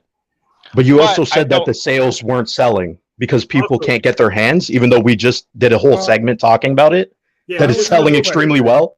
The availability of them is fucking hard to get right now. Is it selling well or not? I don't know. I also have a question for Puma. It is selling well, Puma. Puma Very Fish, well. you said... What, did they just release a bunch of them or something like that? Because people haven't been able to get them for like a year. Have you seen the line? You should look up how they're selling in Japan. There's lines around the block trying to get this thing. Blinded. You're getting like really heat. Take a breath. No, because listen. I can understand your point, but you're saying literally contrarian. You're like, no, it's not. There's objective fact. Like, come on. Of course, I'm gonna get fucking heated. What I don't understand. I've never seen you this heated, man. What I don't understand from Puma Fist is how can you say the PS5 isn't a huge leap from the PS4 when you don't understand the technological advances and the technological advances aren't showing me anything that I haven't seen from the PS4 Pro. And describe them.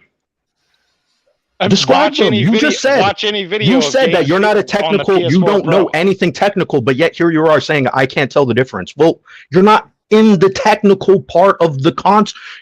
Why would you make that claim? That's what I'm trying to say. That's the part where it's like. You guys are like tech nerds that Of love course. the tech stuff. You don't care about actually just playing the games and enjoying I played them. You want- 46 games this year. What are you talking about? What are you talking about? No, seriously, because now it's like, dude, you're making claims that make no sense. And then, listen, I can respect your opinion, but now you're just, what are you saying? Like, it's not making any sense. I'm trying to reason with you. I can give you some examples of advantages I've had on PlayStation 5 and Xbox Series X over the previous gen, which have changed the way I play games. I can even tell you about PC and all that stuff, but it's like, no, there are massive advantages. Hold on, real quick. CM Retro, they did make millions of PS5s and they did sell all of them. So yes, they are selling like hotcakes. There's none sitting on the shelf because by the time they hit the shelf, they're gone already.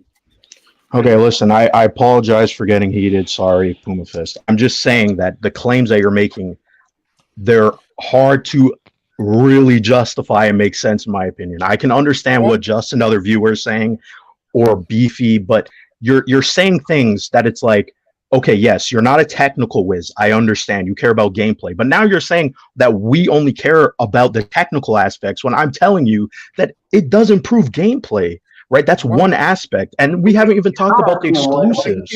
I can give you What side of gameplay does it affect? Because I have heard good things about the PS5 controller, but what specifically?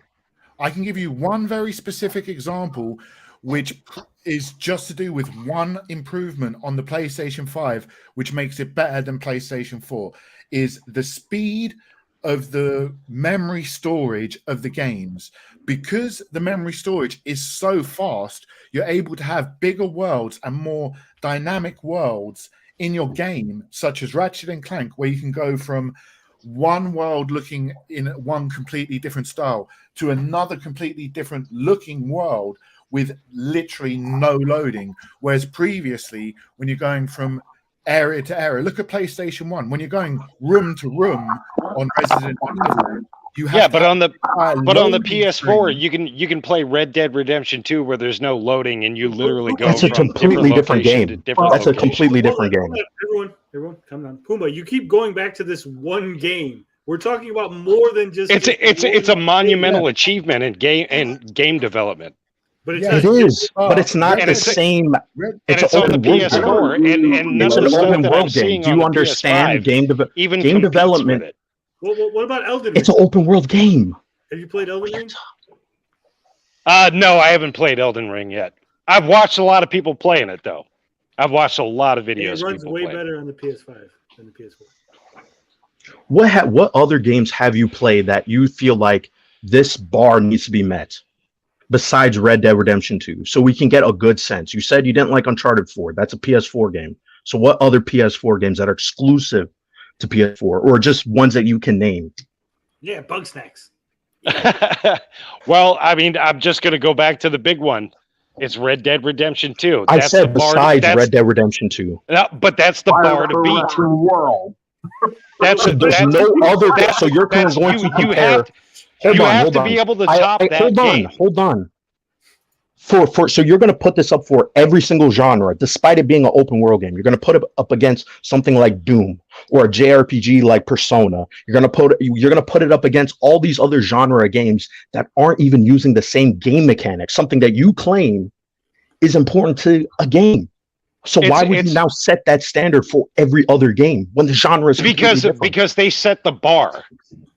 For what? For every game genre was set the bar by for technology in the game development. Wait. What other genres of games do you play besides Red Dead Redemption? I play single player games. That's what I do. Saying that, but like what? Like what? Uncharted, Last of Us, Ghost of Tsushima. Those are PS4 exclusives. Yeah, I play. Spider-Man. Spider-Man was another one. Okay. That was a big step up above even the Batman games. Okay.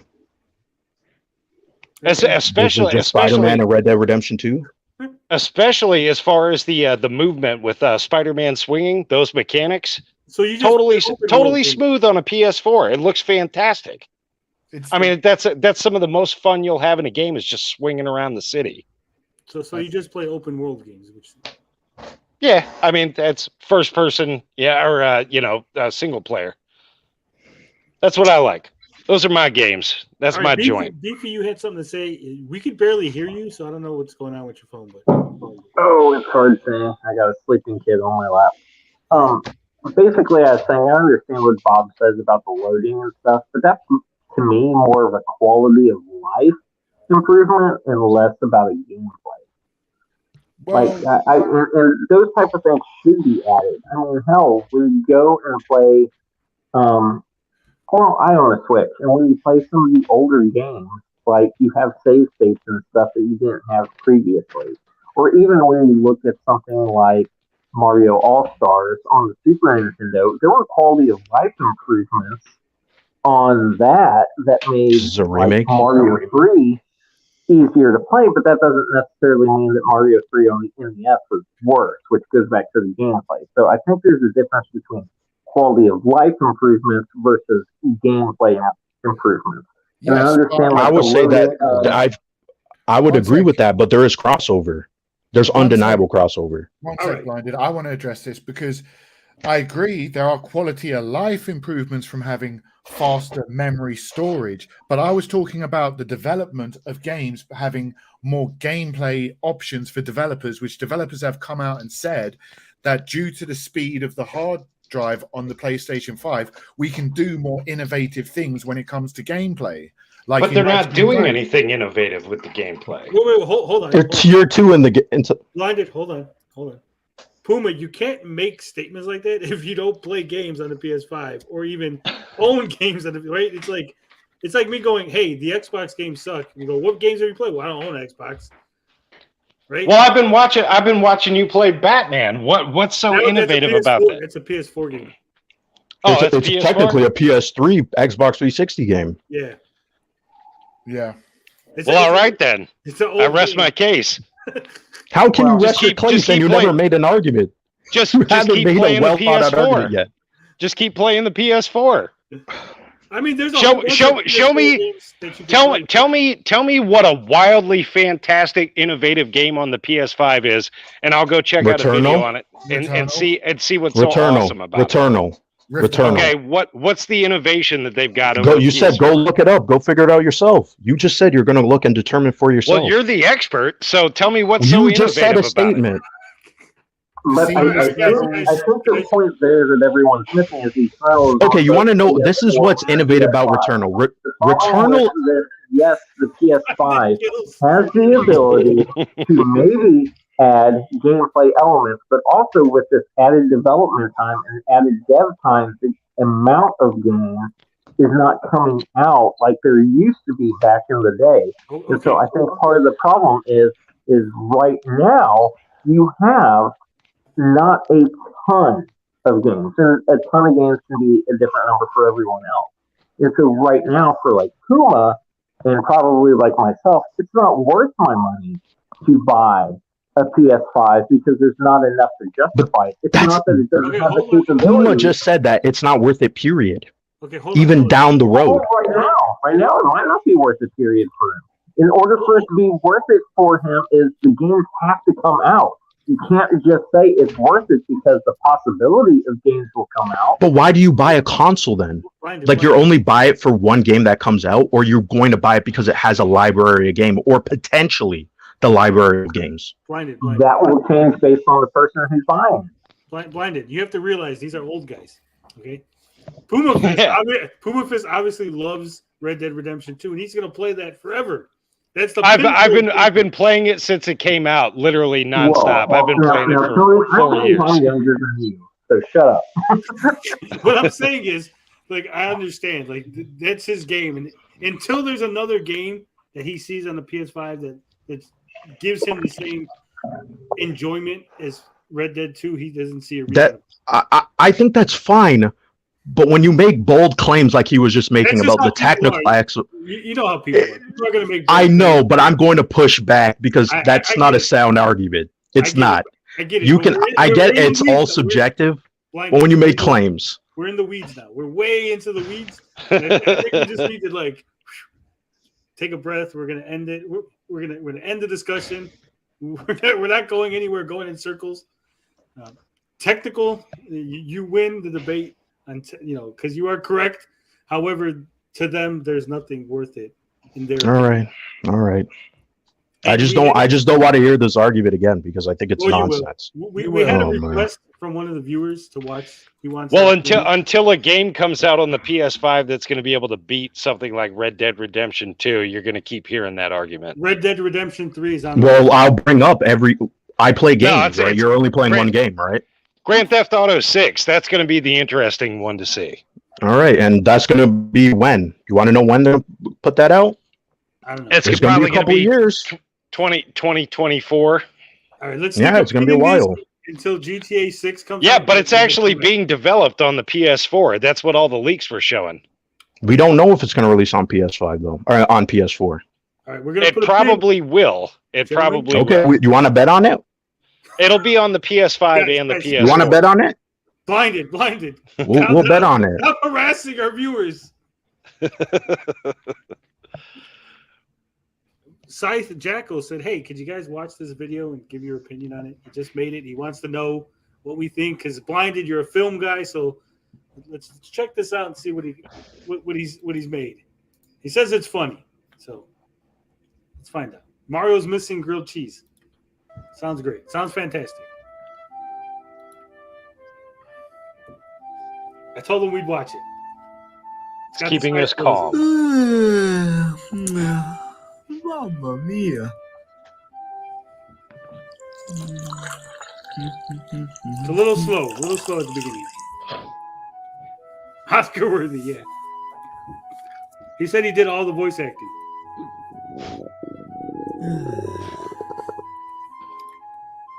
Is this Cecil from CG? I'm really hungry. No.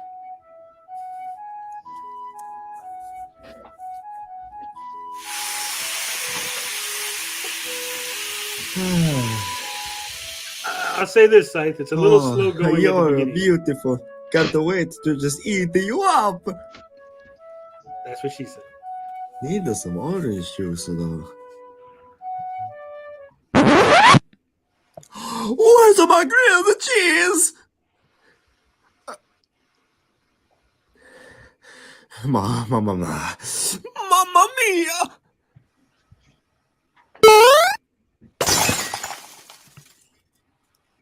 Where is it? Where is it?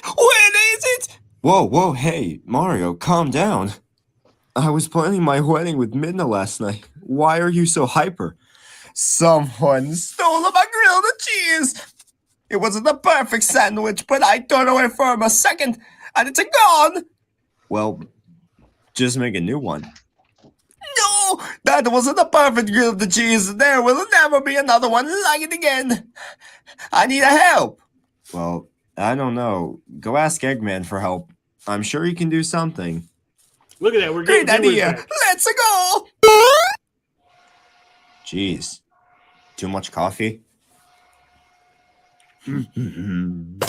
This explains Wario. It's a me, Eggman!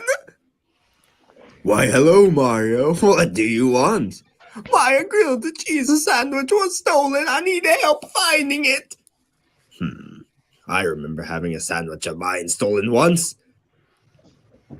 While I'm busy, I suppose I'll help. Just wait for me to get the machine. Did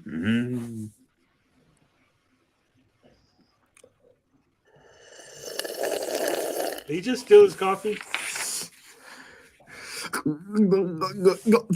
Mama mia.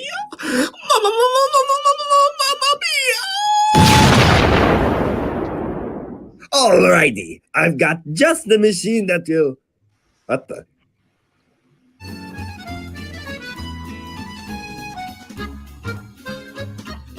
Where's my grilled cheese? I need my grilled cheese! Je suis désolé. Mais je ne sais pas où est votre sandwich. Êtes-vous intéressé par en visiter?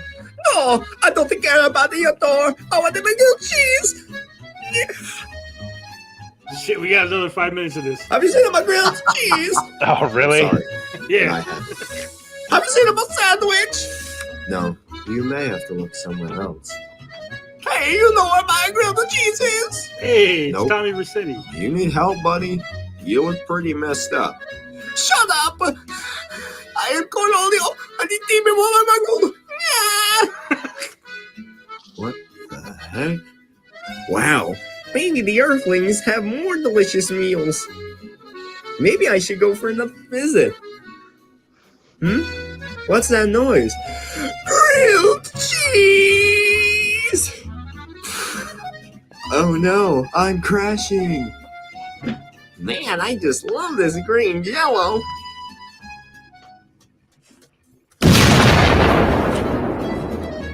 Where is it? Where's my grilled cheese? I don't know, Earthling. We Martians only eat jello. I'm becoming grilled cheese. What a weird dude. Oh, I wonder if Violet is okay. I know that he's at that manor and everything, but what if he's hurt? Is he alright? I think he need to calm down. Queen Bernadetta, are you all right? Yes. It's got I'm a better fine. plot Perfectly than fine. ISO. Bernie is all right. I'm just worried. I need a What beer. are we watching, Tony? That's all. That is understandable. What's that, My Gary? husband. What are we watching? We're watching Mario's Missing Grilled Cheese. One of the viewers of the channel said, "Hey, could we give our opinions on his video?" I think the most interesting thing about it is that somebody took the time to make this. Ooh. Oh, come on, man. It's definitely, it's definitely Only random. contact him. Sound effects Where's are my on point. sandwich? Where is it? I don't know. Let go of me. It's me, Mario. His blinded, bloodless, he smothered Silas' by the wife, relaxing that video. girl that hides. Do you know where my Do you know where my sandwich is? No, I don't. You don't fuck with Mario's grilled cheese. Bernadetta. So the cappuccino was still going through Mario's veins. However, the plumber took a break from looking for a sandwich to do something else. Shoot terrorists while flying in a jet with Tom Cruise. Wahoo! Thank you, stupid terrorists! Thanks to Tom Cruise! You complete me. I've gone everywhere that the cappuccino wore off. And after all a day. That was fucking random. The fact that a cappuccino could last you a whole day says something about caffeine. You want some mushrooms? Nah, I don't do drugs anymore.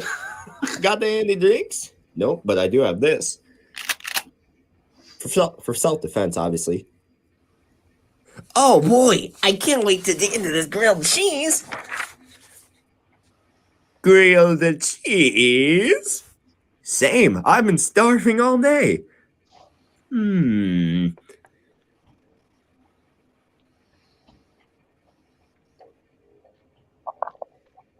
hear Nintendo's lawyers are right now. It looks so good. I just want to eat it in one bite. Hey, say some for me. What'd you say, Beefy? I can hear Nintendo's lawyers right now. It takes so long to get one sandwich anyways. Well, I'm glad you asked. I woke up this morning, went to the kitchen to get a Snickers bar, then I saw Mario. He was cooking this grilled cheese, so when he finished making it and got orange juice, I stole it and warped around all day. It was so fun. Wow, that does sound pretty cool. But why until nighttime? Because a delicious sandwich, Las Vegas, money, and ladies? Ladies too. Okay, time to eat. You were too enjoying that sandwich. In fact, it's a Maya sandwich. Hope you two had your fun. And so, Mario's epic quest to find his grilled cheese was put in the history books. At least that's what Mario figured after finally having his grilled cheese sandwich. The plumber took a bite out of it. It was delicious. What a crazy day. Well, that was a thing. That was a thing. It was a thing. Said originally Mark said hookers. My criticism, my too long. It's far too long. I felt like it tried to be funny, but it was light on jokes. Like just the setup alone isn't enough to be funny, right? Like if Mario would have went through all of this, like say he went through all of this and he was like, he's seen the two guys eating the grilled cheese. He's like, enjoy your sandwich. I'm off to find my grilled cheese, and he left. Like maybe that would have been funny, right? Or if you showed them getting shot and then he picked it up and was like, oh, this isn't my grilled cheese. Maybe. It's a little random. The Tom Cruise thing was kind of funny because it was so random that he was shooting terrorists with Tom Cruise. Sound effects were good. The voice acting was pretty decent. So you complete me. You're very kind, Tony. That's what they tell me. All right. Yeah, Do you know what? I know what it's based on, Scythe, because I read your fanfiction.net page, remember? So Oh man. I already knew what this was based on. Do you know what distracted me the most through the whole thing? Is when Mario was frying his grilled cheese on the sink.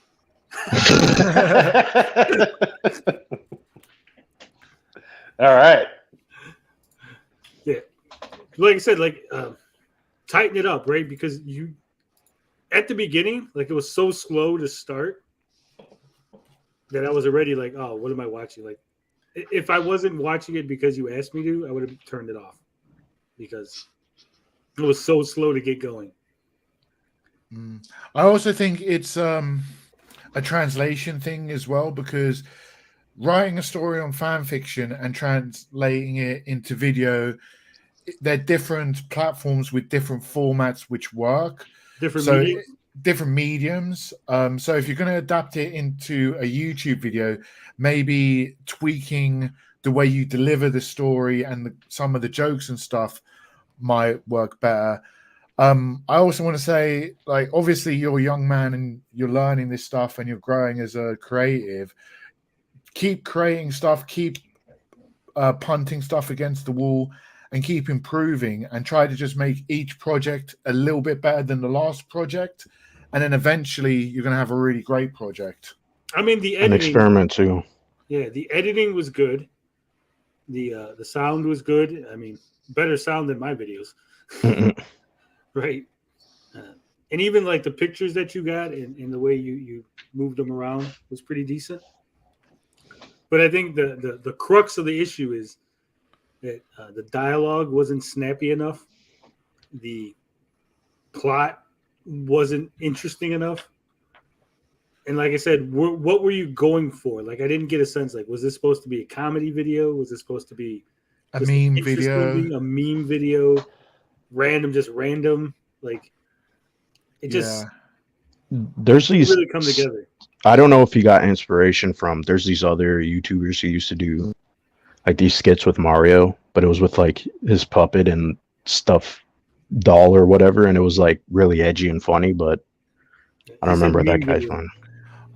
Well, I'm so much meaner than you guys. I'm gonna go ahead and say it, Tony. You'll probably kick me off for saying this, but the only thing I can say about this video is I'm glad that the clock got moved back and we gained an extra hour, so it doesn't feel like I lost that 10 minutes of my life.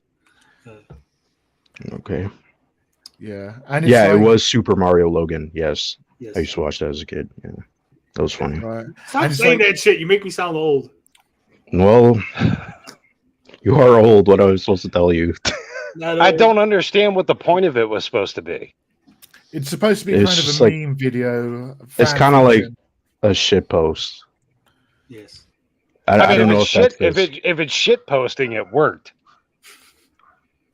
But no, it's too All long for it like to be a really good shit post. Yeah, but that actually makes it an excellent shit post. Like if it draws you in longer than it needs to, and you still go all the way through it, that's actually that's what an I'm saying. excellent Though shit I post. wouldn't have went all the way through it if I wasn't watching it specifically because I was asked to. Yeah, I'm sorry to the viewer. I'm not trying to hurt your better than feelings or Hot anything, Shot. but that was awful. Well, he's 16, so 16 years old. All right. Well, you got some time to grow there. Are you gonna have a 5-minute segment now where you look at viewers' fans? Great. Like I said, I always said if you have something you want us to look at or go over or critique, submit it. Now go over it, whether it's yours or someone no else. 15. Okay. Sorry. Just make sure it's under 3 minutes, please. Yeah, So it's Zoomer humor. Maybe that's why we don't get it. We're all older than that. Yeah. But I'd also look at if it's something you want to continue and go even further into, if video editing is something you're enjoying and have fun with, look at what kind of meme videos are popular at the moment in the genre you want to focus on, and try learning from them. Maybe even figure out what techniques people are using to improve your editing and stuff as well that other people are doing. Because the editing was okay, slapping it all together, but it just kind of didn't make any sense. I would say just continue watching those Super Mario Logan videos because those were actually funny as hell, and they still hold up. One of the things that really maybe lost some of the humor is because he's 15, so maybe he just doesn't swear. That could be a thing, right? But like when the grilled cheese was gone, if he was like, "Where the fuck was my grilled cheese?" or something, right? Like, because hearing Mario swear, yeah, saying dropping some F bombs. Yeah. Yeah. Where the fuck is my grilled the cheese? Yeah. But again, I don't know. Maybe it's his age, or maybe it's because to us, like the F bomb is funny. Like, oh, I see, he said fuck, right? Yeah. Do you want a positive, Scythe? A positive is your Mario accent is better than Chris Pratt's. Ooh. Yeah, see, he says I won't swear in my videos. I'm only a teen. Yeah, that's understandable. You're a different teen than me because I was swearing like a motherfucker. He just doesn't want to get caught. Yeah. No, my father told me. My father said, he said, I think it was like 12. He sat us down. He sat me and my brother down. He said, I know when you leave this house, you will swear. So I don't care if you swear when you're outside the house. But when you come in here and you're in front of me, don't swear. I want to be just... And even now, I feel weird. Like if I swear, I'm like 41. And if I swear in front of my dad, I feel really weird about it. Man. Yeah. I just want to say to Saif, like, I'm not being harsh here, but I just want to be honest here. The editing, you're editing it on iMovie. All right. Yeah. So the editing is a bit basic, but it is what it is. But if you're having fun with it, try looking at other skills and other stuff you can learn and implement. I mean, a lot of editing techniques you could use with iMovie, like just the cutting techniques. Watch that.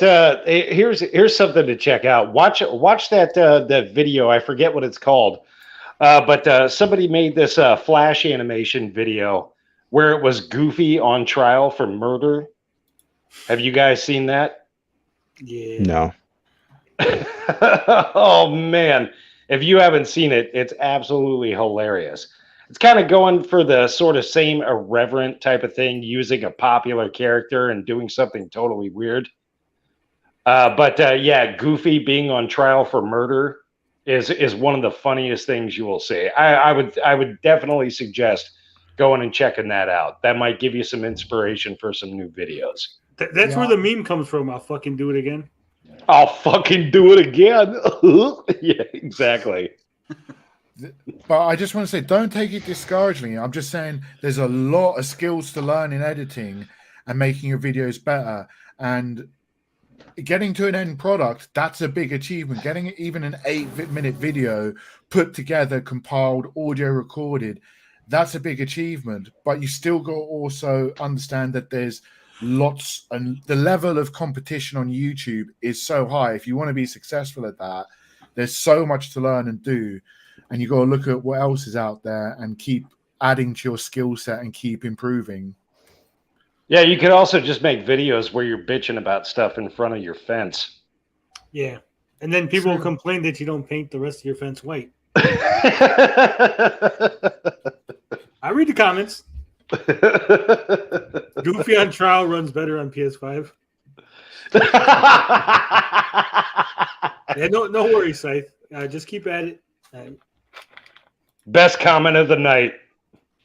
Good night, Scythe. Says, if I make summary videos on my sci-fi blog articles, would you show them? Yeah, definitely. Oh, Freight Train has a great blog. Yes, Bob says you got a great blog, Freight Train. All right. We got. What's up, Freight Train? We got one more article to go over. Thank you for joining us, by the way, Puma Fist. Oh, thanks for having me on. So the Embracer Group, they bought Square Enix Montreal, and then shortly after they shut it down. So we're going to go over it.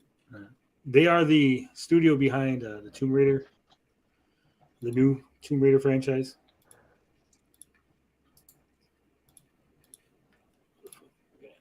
Hold on. Here we go. Embracer shuts down Square Enix Montreal 2 months after buying it. It was from PC Gamer, Jody McGregor. Apparently, it's part of a pivot away from mobile games. So why would you buy the studio if you're just going to shut it down? Made no sense. It says in August, the all-devouring holdings company known as Embracer Group glommed up multiple Square Enix studios as part of a $300 million deal. It devoured Crystal Dynamics, Eidos Montreal, and Square Enix Montreal in a single bite, giving it access to Deus Ex, Thief, Legacy of Kain, and Tomb Raider IPs. They need to do new Legacy of Kain. That original one. Hell yeah. Such a great fucking setting. Such a great fucking... World. Just 2 months after the acquisition was finalized. What's that, Bob? It's a great world with tons of lore, and it's really good. Just 2 months after the acquisition was finalized, Square Enix Montreal is being shut down, Bloomberg reports. The studio responsible for Hitman Go, Lara Croft Go, and Deus Ex Go had only just renamed itself to Anoma in anticipation of the acquisition. It was a 5-month process you can read about in the studio's brand story. That sounds like the kind of thing you're interested in. It's really not. Though the Go series was well liked, and we have Hitman Go Definitive Edition, a respectable score of 72 in our review, the studio's focus on mobile saw it abandon premium games in favor of free-to-play with its recent release Hitman Sniper The Shadows, Tomb Raider Reloaded, and Avatar Generations, as in Avatar The Last Bender, not James Cameron movies. According to Bloomberg's Jason, I hate everybody and will block you for looking at me funny Schreier, Embracer informed staff at 2 p.m. Eastern meeting today that Onoma is shutting down as the company pivots to focus only on PC and console. In a statement to GameIndustry.biz, Phil Rogers, director of Embracer Group's CDE Entertainment, said, "We see the growth opportunities centered around our premier franchises and AAA games. Closing publishing QA in our Onoma studio is a difficult decision and one that we've taken with a great care and consideration. We greatly thank all those team members for their contributions over the years and hope to find proper placements for as many as possible." Fuck. Bloomberg source suggested that some of Anoma's staff would be transferred to Eidos Montreal following the closure, where a new Deus Ex is reported to be very early development. Embracer's other recent acquisitions have included Lord of the Rings adaptation rights, Killing Floor developer Tripwire Interactive, Teardown developer Tuxedo Labs, and Limited Run Games, who release fancy physical editions of indie games. So there you go. I don't understand why they would buy the company or at least have it included in the deal. Well, it came as part of it, didn't it? They had to buy it because it was part of the overall deal. Well, that's what I'm saying. They should have just not included it in the deal with Square Enix. They should be like, you could keep it. It fell under the Square Enix umbrella, so they got it anyway. I don't think the price would have changed if they just didn't want that part of it. Maybe. Plus, they could have kept it open to develop other games. Maybe they wanted to reshuffle assets. Yeah, they're moving some of the staff, they said, so that's what they're doing. Ooh, Potion Sword throwing heat. Says, hey, Puma, good to see you on the panel. Maybe now we have some good takes on games. All right, I got a hot take for you. PS4 games, one of the worst ones that I played. Tomb Raider, the definitive version? That game sucked. Absolutely 100% sucked. But the reboot. There's no reason for a Tomb Raider game to be like a survival game where you have to run around and craft shit and stuff like that. It was terrible. So you're agreeing with Melanie Mack? Apparently he is. Or, I mean, at least her new current take on the situation. Yeah, I hated that game. You wanna share more gaming takes, because you didn't give us any takes when I asked. Well, I just gave you one right there. You just thought, can you give me a second one? Puma, did you play it all the way through? Did you complete it? I got up to the point where I kept getting attacked by the wolves while I was trying to craft a goddamn crowbar to get into a fucking temple door, and I was like, "Fuck this game." Is that this? He said, "Never mind." Yeah. All right, so nothing really big on this story. Just they shut down Square Enix Montreal. Hopefully, some of those developers move on to the other studios they own, and they find their work. Sad when people lose their jobs. Also, Embracer owns Limited Run Games, so we're gonna get those Amico games pretty soon now. Promise. Sweet. Now it's time to go to the most important segment of the day, the polls. As you know or may not know if you're new here, we have polls every week. We have at least 3 where we ask you various questions on gaming, on the channel, or just on life in general. So we got 3 today. We're going to go over them and see what the fans have said. You guys excited? Yeah. Always excited for polls. Are you guys excited? Yeah. We've only been here 4.5 hours. That's all. All right. So 6 days ago, I said, I've been kicking around the idea of doing a multi-part Intellivision Amico documentary. Should I do it? Yes. 110 votes. 81% overwhelmingly said yes. 19% said no. And I some of the people that said no, I seen the reasons in the comment section. We're not going to go over all of them. But some of the comments were like, I'm too close to it. I'm too much considered a hater. Yeah. That people wouldn't really. If you wouldn't mind, Tony, give me a brief rundown because you're talking about it all the time. I don't really understand what this Amico thing is, other than it's a upstart game console thing, and the people that are pushing it are investors, and it's a total dud. Okay. Oh shit. That pretty much is. I'll give you the quickest lowdown I could, but like 4 years ago, Tommy Tellerico announced that he had acquired the rights to the Intellivision brand. Okay. He was going to come out with a new console called the Amico. And then he made all these promises about what games were going to be on there. And he showed like a highlight trailer of different things. Well, everything that he said in the original pitch video turned out to be completely untrue. This was only discovered as people started watching what was being said and going over things. He would make claims like he had exclusive Evel Knievel game, right? He'd be like, look at this game. It's Evel Knievel. It's going to be on the Amico because Evel Knievel is from the 70s and I love it. And our generation loves Evel Knievel, right? And the game is basically like a Trials type game. Well, it turns out that the Evel Knievel game that showed off was a mobile game. And then every time he would get caught, he would make excuses of why it was okay or why he was showing somebody else's content. No, he would just acquire the rights. He acquired the rights to publish the game, right? But instead of just saying that he was porting a mobile game, he would lie and be like, "Oh, this is a brand new game." He'd be like, well, that's the exact footage from the mobile trailer that was like 6 years ago. Like he showed off the web footage of the Sesame Street games that are free on SesameStreet.com, and he tried to pass that off as like new footage. Oh, really? Yes. There was a lot of fuckery going on with his highlight reels. He would he would have footage from, like Tony's saying, other platforms, games that didn't even exist. I think that Catfighter one was in there. Yeah. So then there was more discoveries would come out. Like he said, Catfighter was a game that never existed. Some of the games, quote unquote, he showed off, he would later turn around and be like, well, that was actually just a tech demo, or that was just an animation that was running. He claimed that he was working on Earthworm Jim 4, but that never materialized. Eventually, the company, Interplay, had them actually take down all their footage of Earthworm Jim 4 because they were like, no, you're not making an Earthworm Jim game. He would make claims like, oh, we're going to have a brand new Toe Jam and Earl game. But then the developers for Toe Jam and Earl came out and be like, we were never developing a new game. We were going to port over the Back in the Groove game, but we never got beyond the talk stage, right? There was never a contract signed. So was he like crowdfunding this whole time, like trying to get people to invest? Well, he was investor funding. It wasn't like Kickstarter, but he would go to like investors. So he would so you would be excited for it, right? And you'd make a video. Oh, I'm excited for the new Earthworm Jim game.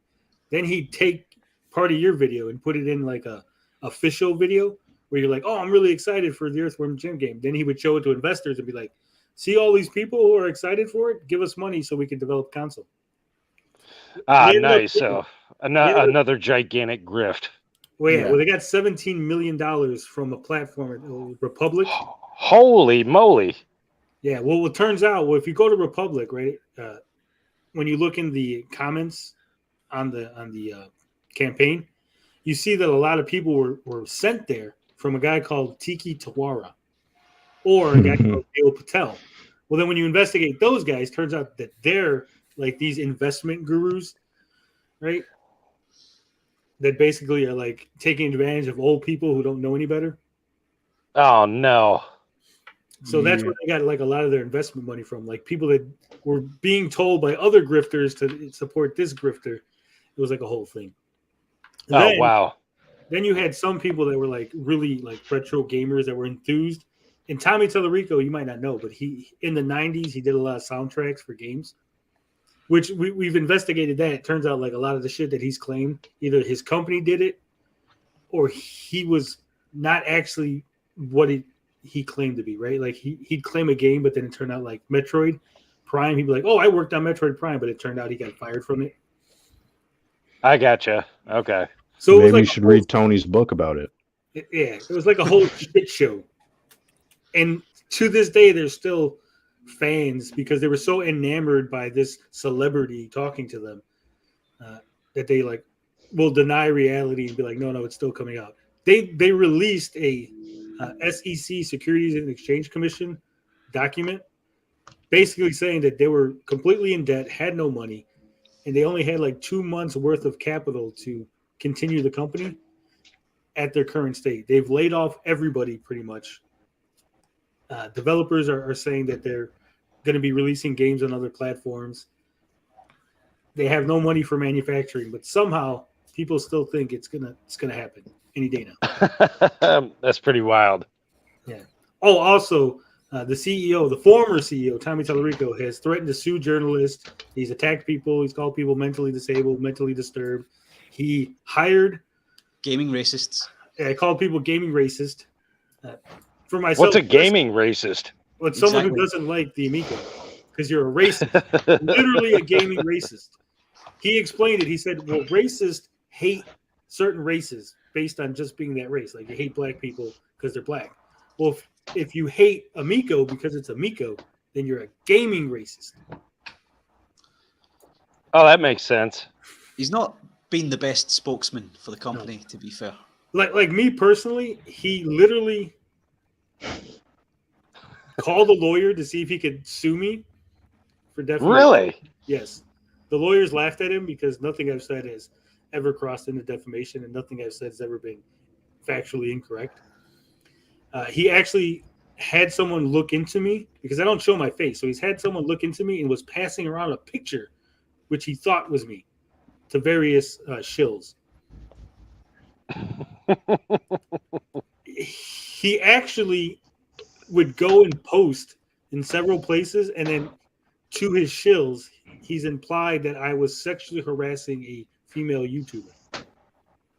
Oh, wow. Which is factually incorrect. The female YouTuber in question has basically came out and said, no, this is factually incorrect. Well, you're like the number one guy for talking about this Amico stuff. So, yeah, that's probably why you're getting targeted.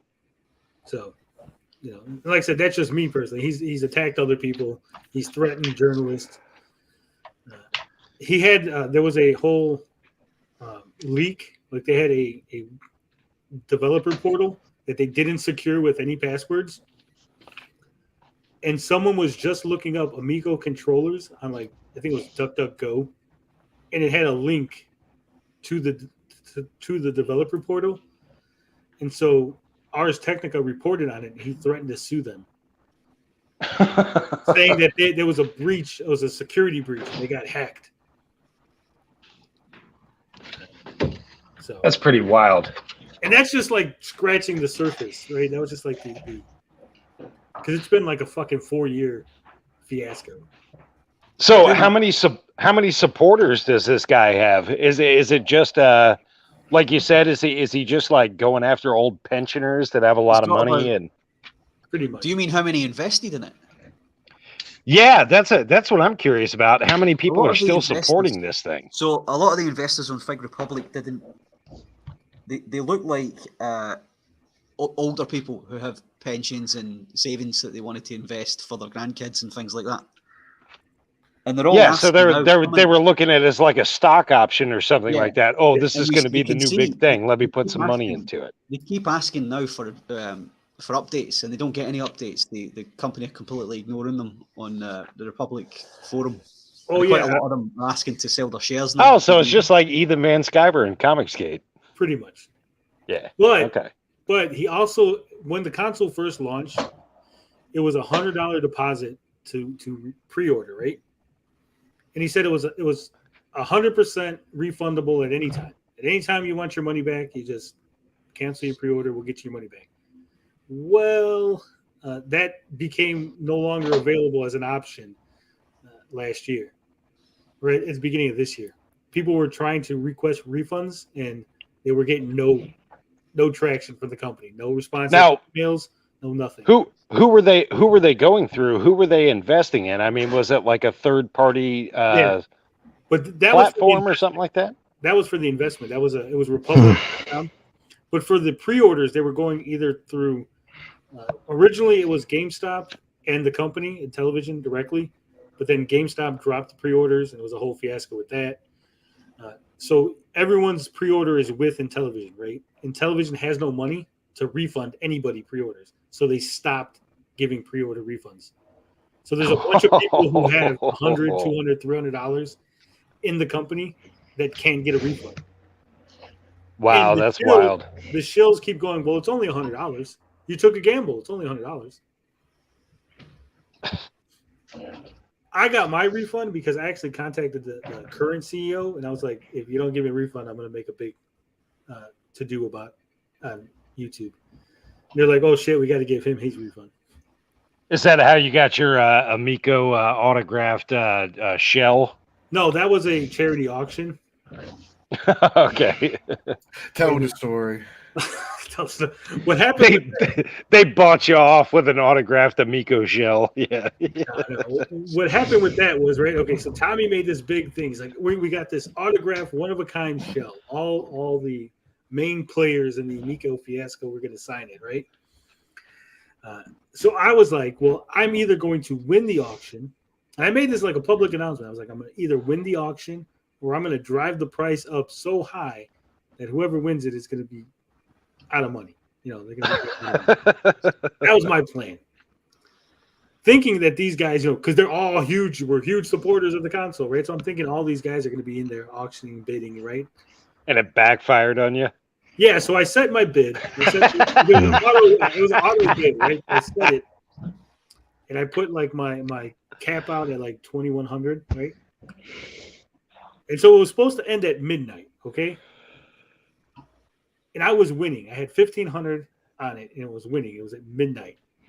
But for some reason, it went for like another 5 hours. And someone else bid me up to like $2,100.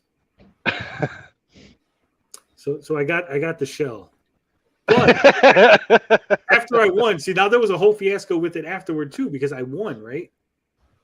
They were refusing to send me the shell. Really? Yes, because they found out that I won. They knew that I had won because I was like, hey, I won, right?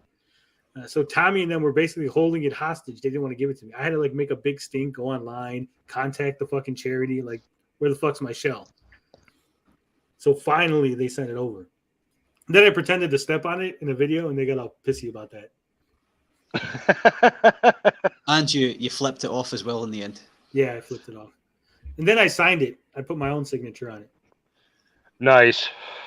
Add a little insult to injury there. Yeah. Puma, how much free time have you got? How much free time do I have? I don't know. Because I'll tell you the same thing I tell everybody who asks this about the story. Go back to the beginning of Tony's videos and watch from the first one.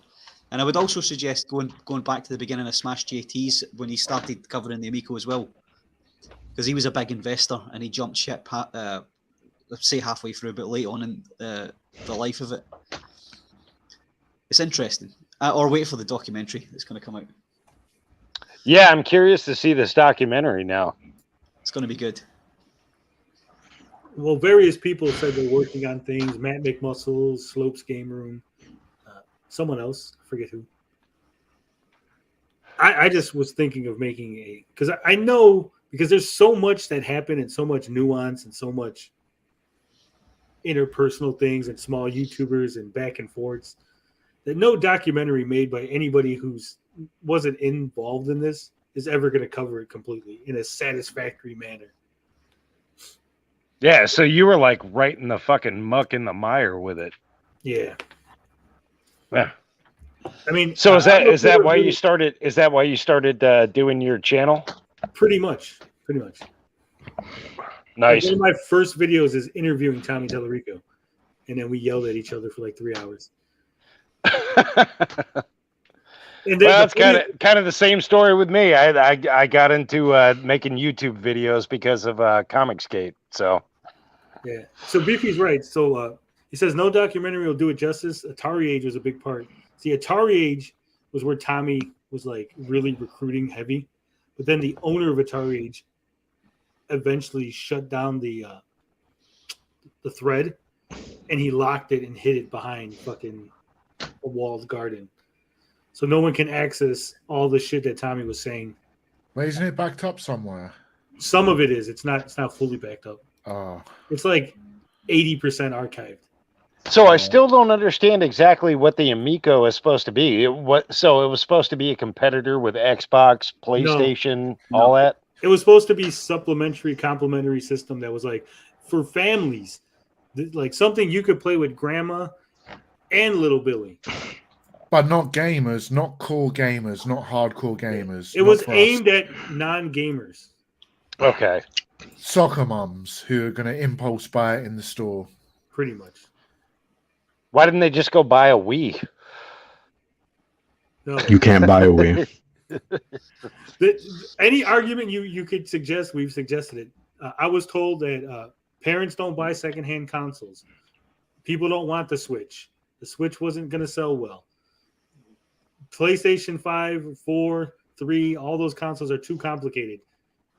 Grandma and grandpa can't figure those controllers out on an Xbox. Also, yeah, Beefy's right. I wasn't there from the very beginning. I got in, I'd say maybe a year, 6 months to a year after. It was a whole thing. It's weird. Yeah, Evil. It's weird. So how long have you been gaming, Tony? Like your whole life? Yeah, pretty much. What are the biggest duds that you ran across in the gaming world? I can tell you for myself, one of the first big disappointments I ever had was the Power Glove with the Nintendo. That thing was a piece of shit. Yeah, everybody. But we all watched Wizard. We all had to do it because the Power Glove is. It's so bad. I got burned again. Right? Like the Nintendo Power Pad worked. It wasn't great, but it generally worked. But I got burned again with the Super Nintendo with the Super Scope 6. Oof. The Super Scope 6 was a fucking piece of shit. Yeah, it was. It has been modded and fixed. People have modded it and got it working decently. Yeah, but there's only like 7 games for it or something, right? 6. No. Yeah, there's like 7 or 8 games, I think. And the whole design of it was stupid anyway. Like they had it designed like a fucking rocket launcher. You had to hold it on your shoulder and shit. Oh yeah, that's what made it cool. Imagine like fucking rocket launcher. I mean, I have to admit, for like the 5 minutes and 6 batteries that I managed to get it actually working, it was fun. But it just went through batteries so quickly, and the calibration was so hard to get right that it was just unusable. There were a bunch of other systems too that I remember from when I was a kid. I can't remember what they're called, but there was one where you had to set up all these sensors around the edge of your television, and they gave you a gun, and you watched a VHS tape, and it was played on a VHS tape, and it was kind of like that arcade game Mad Dog McCree. Do you remember that? Yeah. Yeah, where you're watching the videotape and you're supposed to shoot at the people that are on the screen, and the fucking system never worked. It never worked. I know those games; they're terrible. All right, so I got one question for you, Puma, from the chat. What's that? Justy wants to know, how did you find this channel? Oh, I found you. You know how I found you, Tony. I know how, but the viewers want to know. Isom number 1, Eric July. The Fuck greatest them whole comic ass ever roads, written. man. Yeah, fuck them hoe ass roads. Exactly. Fuck them hoe ass roads, man. Yep, that's how I found old Tony. Yeah, I'm not. You guys will destroy me in gaming stuff for sure. That's not my bag. I'm anti CG. I'm anti Eric July. I'm doing the same thing Tony's doing with the Amico stuff. I'm anti grifter. I go after those guys because they're grifting. That's my bag. So I'm lucky. I didn't have a lot of money growing up, so when it came to things like the Super Scope and all the peripherals, like I was just lucky to have the fucking console. Like, shut up, you got the console. You don't need all that. Yeah, right. Maybe you get a game. Be lucky. He says, "Oh, the Super Nintendo had a bunch of fucking great games on it, though, man. Oh my god, I love the Super Nintendo." Beefy wants to know what your LCS is. What's what is an LCS? I have no idea. I thought you would know. I have no idea. We don't know what that is, Beefy. We're not good with acronyms. We're old people. Local comic store? I don't know. Yeah, maybe that's my local. Local comic store. Cloak and Dagger in Ormond Beach. Oh shit! I was right. Fuck. That was just a wild guess I pulled out my ass. Yeah, Cloak and Dagger. Nice. Back to the polls. 112 votes. Have you ever skipped a game because you didn't like the graphics? The options were yes, bad visuals make it harder to enjoy a game. No, gameplay matters more than graphics. 56% said no, they've never skipped a game because they had bad graphics. 44% said yes. I myself have seen many games where I go into the store and I'm like, those graphics look so shitty. Like, I won't even buy it. Like, I'll run the YouTube video. Like, it might be a great game, but it looks absolutely like dog shit. I won't even play it. You should show them the game that I said everybody would definitely skip. Which one's that? The Hyper Demon. Oh, fuck. Hold on. That's like if you're on an LSD trip. What about you, Bob? You ever skip a game? Yeah, I skipped Red Dead Redemption 2 because it's only 30 frames per second.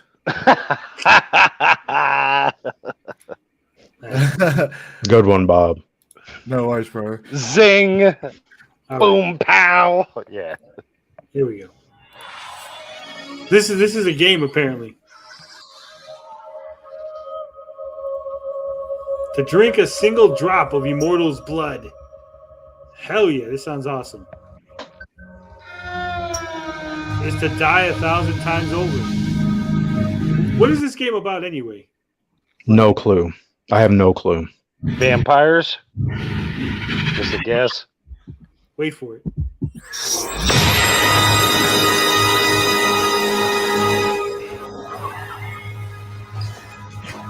Yes.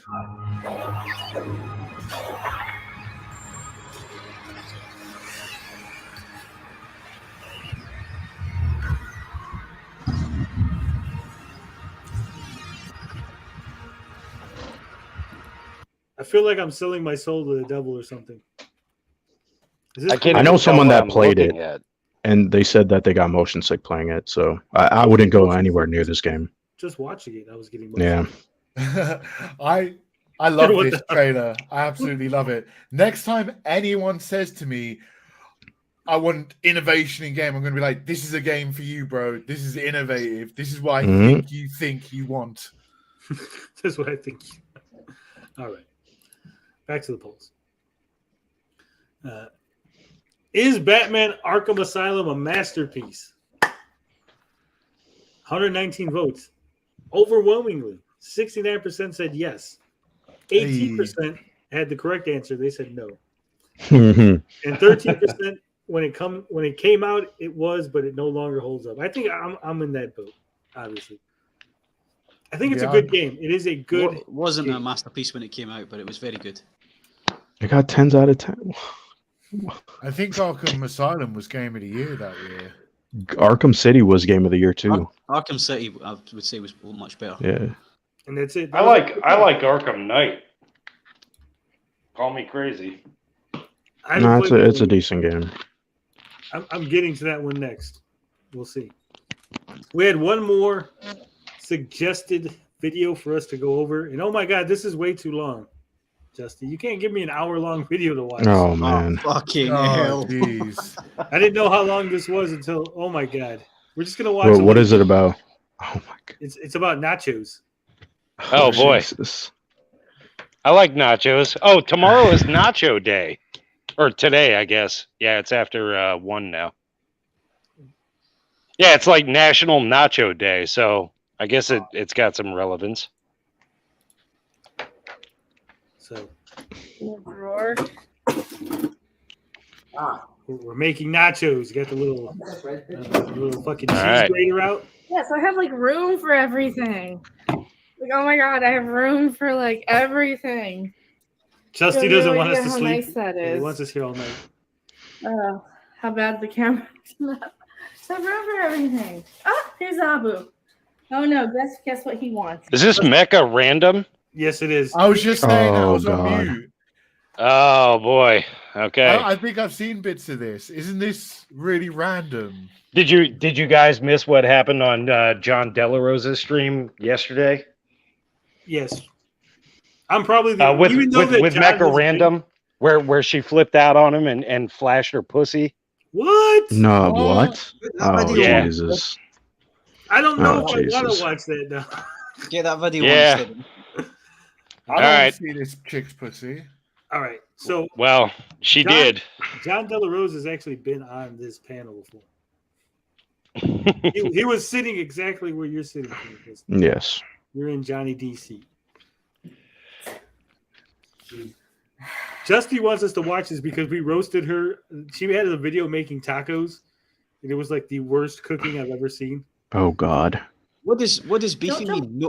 Not the napkin in the meat pot. Now I really want to see it. Just get.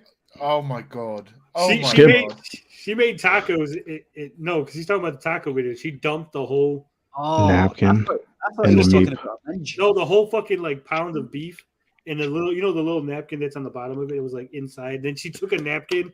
It was like you just take this napkin and you get the grease out. Like Oh, you know what she's gonna do when she's gonna clip this and post this on Twitter like she No, did the she- last time. Did she? She didn't do it the last time. Yeah, she took my thumbnail and wrote that shit all over it, and then ranted about us. Really? I Yeah. don't remember that. You don't remember? I mean, it's been a while now. It was like in June. Maybe whatever. You don't remember? Up there, I got incense. Oh. I thought she was ranting. She rants about everybody. Look, I would. How do you? She put does. Cats all over your table. Should you be But up she said here? we were ruining her channel Should you be up here? Yes. or some shit. There's food here. I know. She's got a lot of subs too. It's amazing. Well, she's got 60,000 subs, and this video only has Are you trying to drink out of 667 the views. That's Dean levels of popularity. All right, so she's actually got food on Oh, the. no, On, that's and true. I don't like know. cats, but I'm not Me. cooking with my cat Me. on the counter. Like, Fuck no. We'll see.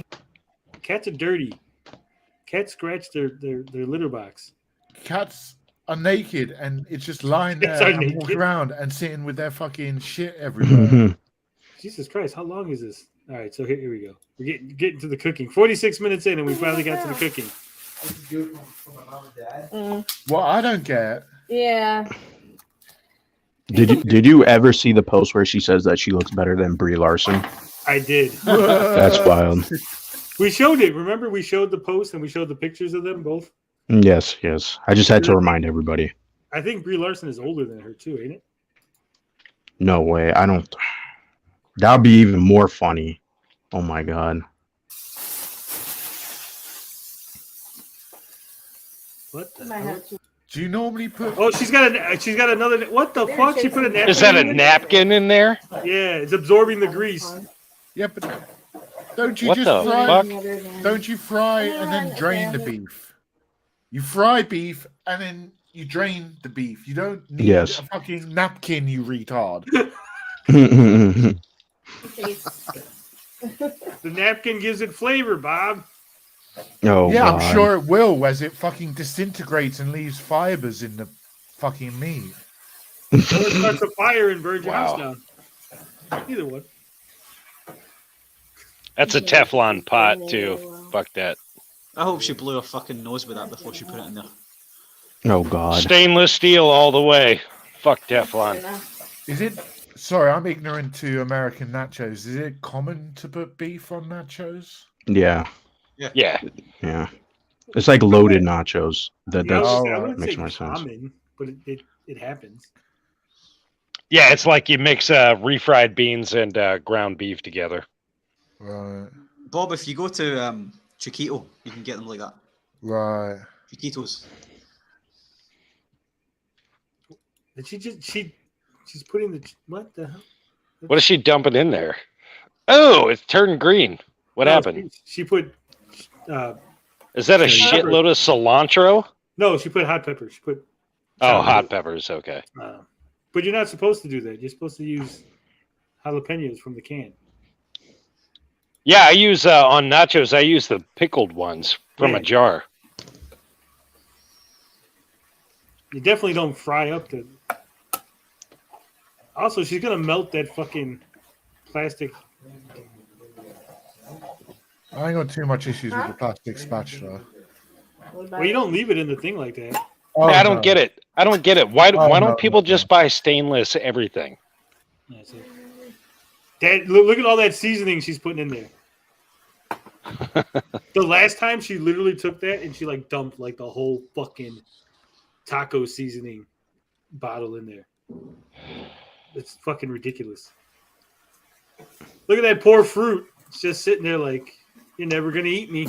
Never gonna eat. It's pineapple for show. The fuck's she dumping in there now? As the water, because it's gonna taste normally. It's not even refried beans. She's putting whole beans. She's putting whole beans in there. Oh, well, I guess she's gonna smash them up herself. I guess we'll see. She might not. Is it non-stick? Mm. It's American. Yeah, that's in our coffee. That's Teflon. She got Teflon. That's a no-no. Are those Heinz beans she's putting in? Probably. I feel like this is more of a Friday night drama type video, but I wouldn't waste my time on this bitch for that. No, she don't deserve our that's fucking. like soup. That's not even. I just want to see what the nachos look like afterwards. What she's doing here. It looks like. So I think tonight we're probably going to be cleaning out the washing machine. What? Yeah. All right, so we're going to the end here. Shoes to know is going to be. That's bad, what the right? nachos look like. Right. No, no. I mean, like all you had to do is know that Kathleen Kennedy's name was attached to it. Those are some sad nachos. Do it again. They don't even look cooked. Oh, great. That's not Why? nachos. You don't put What if Obi-Wan got the dog? nachos. You literally got to put nacho cheese. That's why they call nachos. Well, You you can put put the shredded cheese. sharp cheddar on there for sure. But yeah, you need to use the nacho cheese. Did she even drain the beans? No, Beefy. She literally just was like, put the bean juice in there. It's fine. It's fine. The meat was frozen. Yeah, the last time she took the frozen meat, just right into the pot, like a whole fucking pound of beef. What if Obi-Wan was like babysitting Princess Leia? Had to go save Leia. And why is she She's doing never this seen on Star a Wars, plate? Kathy. I bet she's never seen the first one. They should be going into on a tray, getting ready to go into the oven. The context. She's not putting them in She the knows oven. the quote. I'm like, That's it. We're at the end of the video. Kathy She's Kennedy's done. first, baby. her favorite movie is Dr. Zhivago. Lautrec is too loose. Now she's making it into a taco. She just made a poor man's taco salad. That's all she did. all right, here's a chip. Moment of truth. All right, well, let me put it up there. That's not a nacho. No, nachos got to go in the oven. Melted nachos in cheese. the new house that I made it. So I made him beef instead of chicken. But I made chicken fried rice here too. She looks like she eats enough of them though. Nacho. No, we don't make personal. No, those are like single serving tacos. she's making. It's like one bite tacos. Fucking Justy. You can cook frozen beef, but you shouldn't. You can cook frozen chicken, but you shouldn't. I think Mecca is a great chef. My banjo. You put chief. She's a great chief. My banjo player once took frozen chicken, put it in the microwave, and was cooking it that way. Ugh. I was like, dude. Do you think she washes her hands to cook? I don't. I think she was stroking her pussy before cooking. Oh, Bob. Cat. Sure, Bob. Sure. The cat was on the counter. She definitely lost her shit on John Delarose's stream. She got pussy out on the stream, and I don't mean cat. Let's see. We got. Is the stream? Yeah, and unfortunately, he's got it hidden behind a paywall. You got to be a subscriber in order to view his live streams the next day. But she went ape shit. I don't know, Beefy. You protest too much. Sounds like you got a crush. I didn't remember that time she had the mental breakdown. Yeah, she has a lot of mental breakdowns. Jesus. Didn't she also? I can't remember. Didn't she also flip out on Nerdrotic one time? Yeah, she's flipped out on all of them. Midnight's Edge. Like she crashed one of Nerdrotic's his get together meetups, and he told her to get lost. She wasn't invited, and she flipped out. Yep. Yeah, she's got some problems. Well, it's because they didn't want to associate with her anymore when she started putting that racist shit. They're like, or the Zack Snyder thing too. Yeah. Yeah, that's what it was, because when Zack Snyder kind of snubbed Geeks and Gamers, she attacked him really. She attacked Snyder really bad and said shit about his daughter.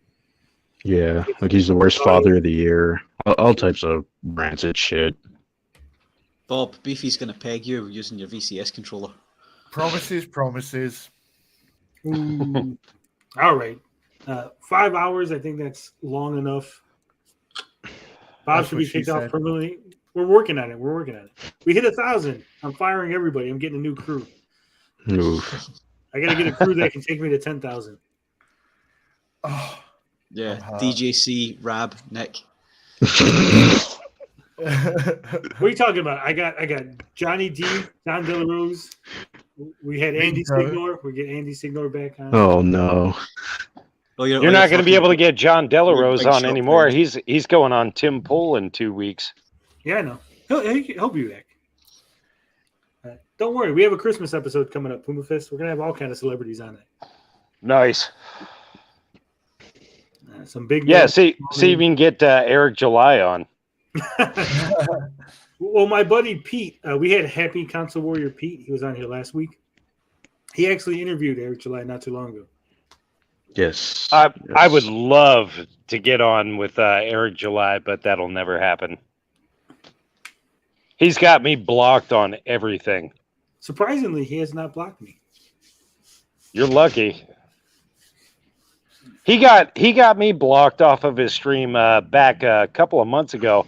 That even before Isom came out, he blocked me because I went after him for attacking Movie Bob on one of his streams. I wouldn't defend Movie Bob. Yeah. Well, Movie Bob, right, is not a great dude, okay? Obviously. But he was I can't remember exactly what it was. Movie Bob went after Eric July because Eric July said something about one of the fucking Marvel movies.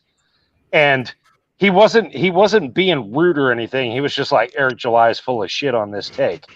And then Eric July on one of his streams, his live stream, went off on a 15-minute rant about how fat Movie Bob was.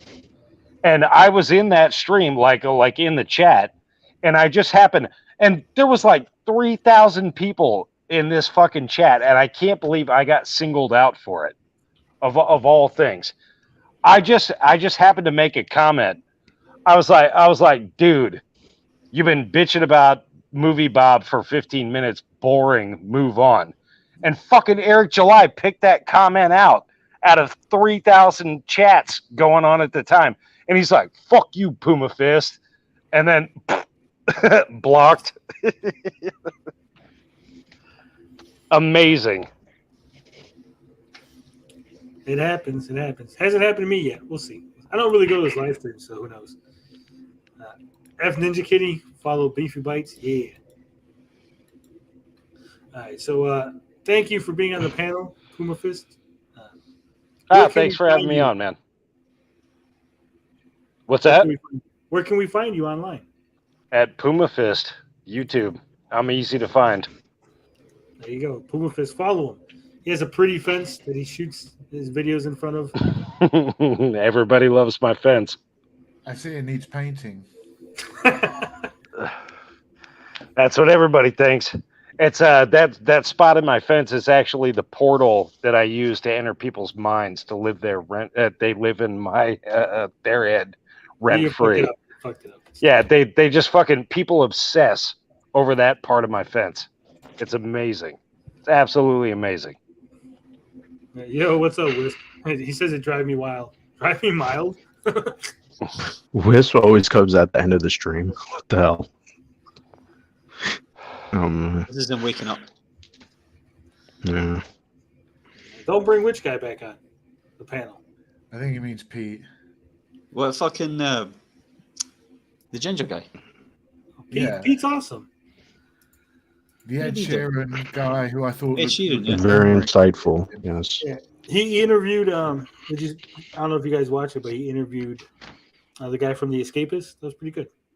Oh yeah, I haven't watched it yet. It's on my to do.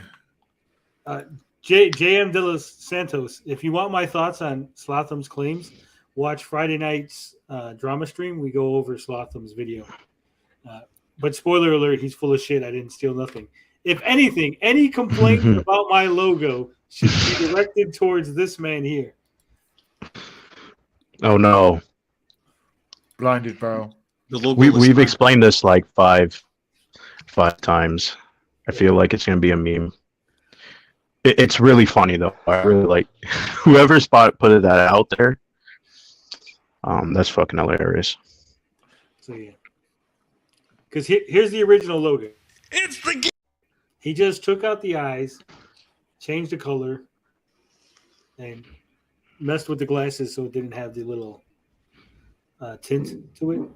If I was American, maybe I would have never done that. That was the thing. Because we don't have Gregory's coffee here.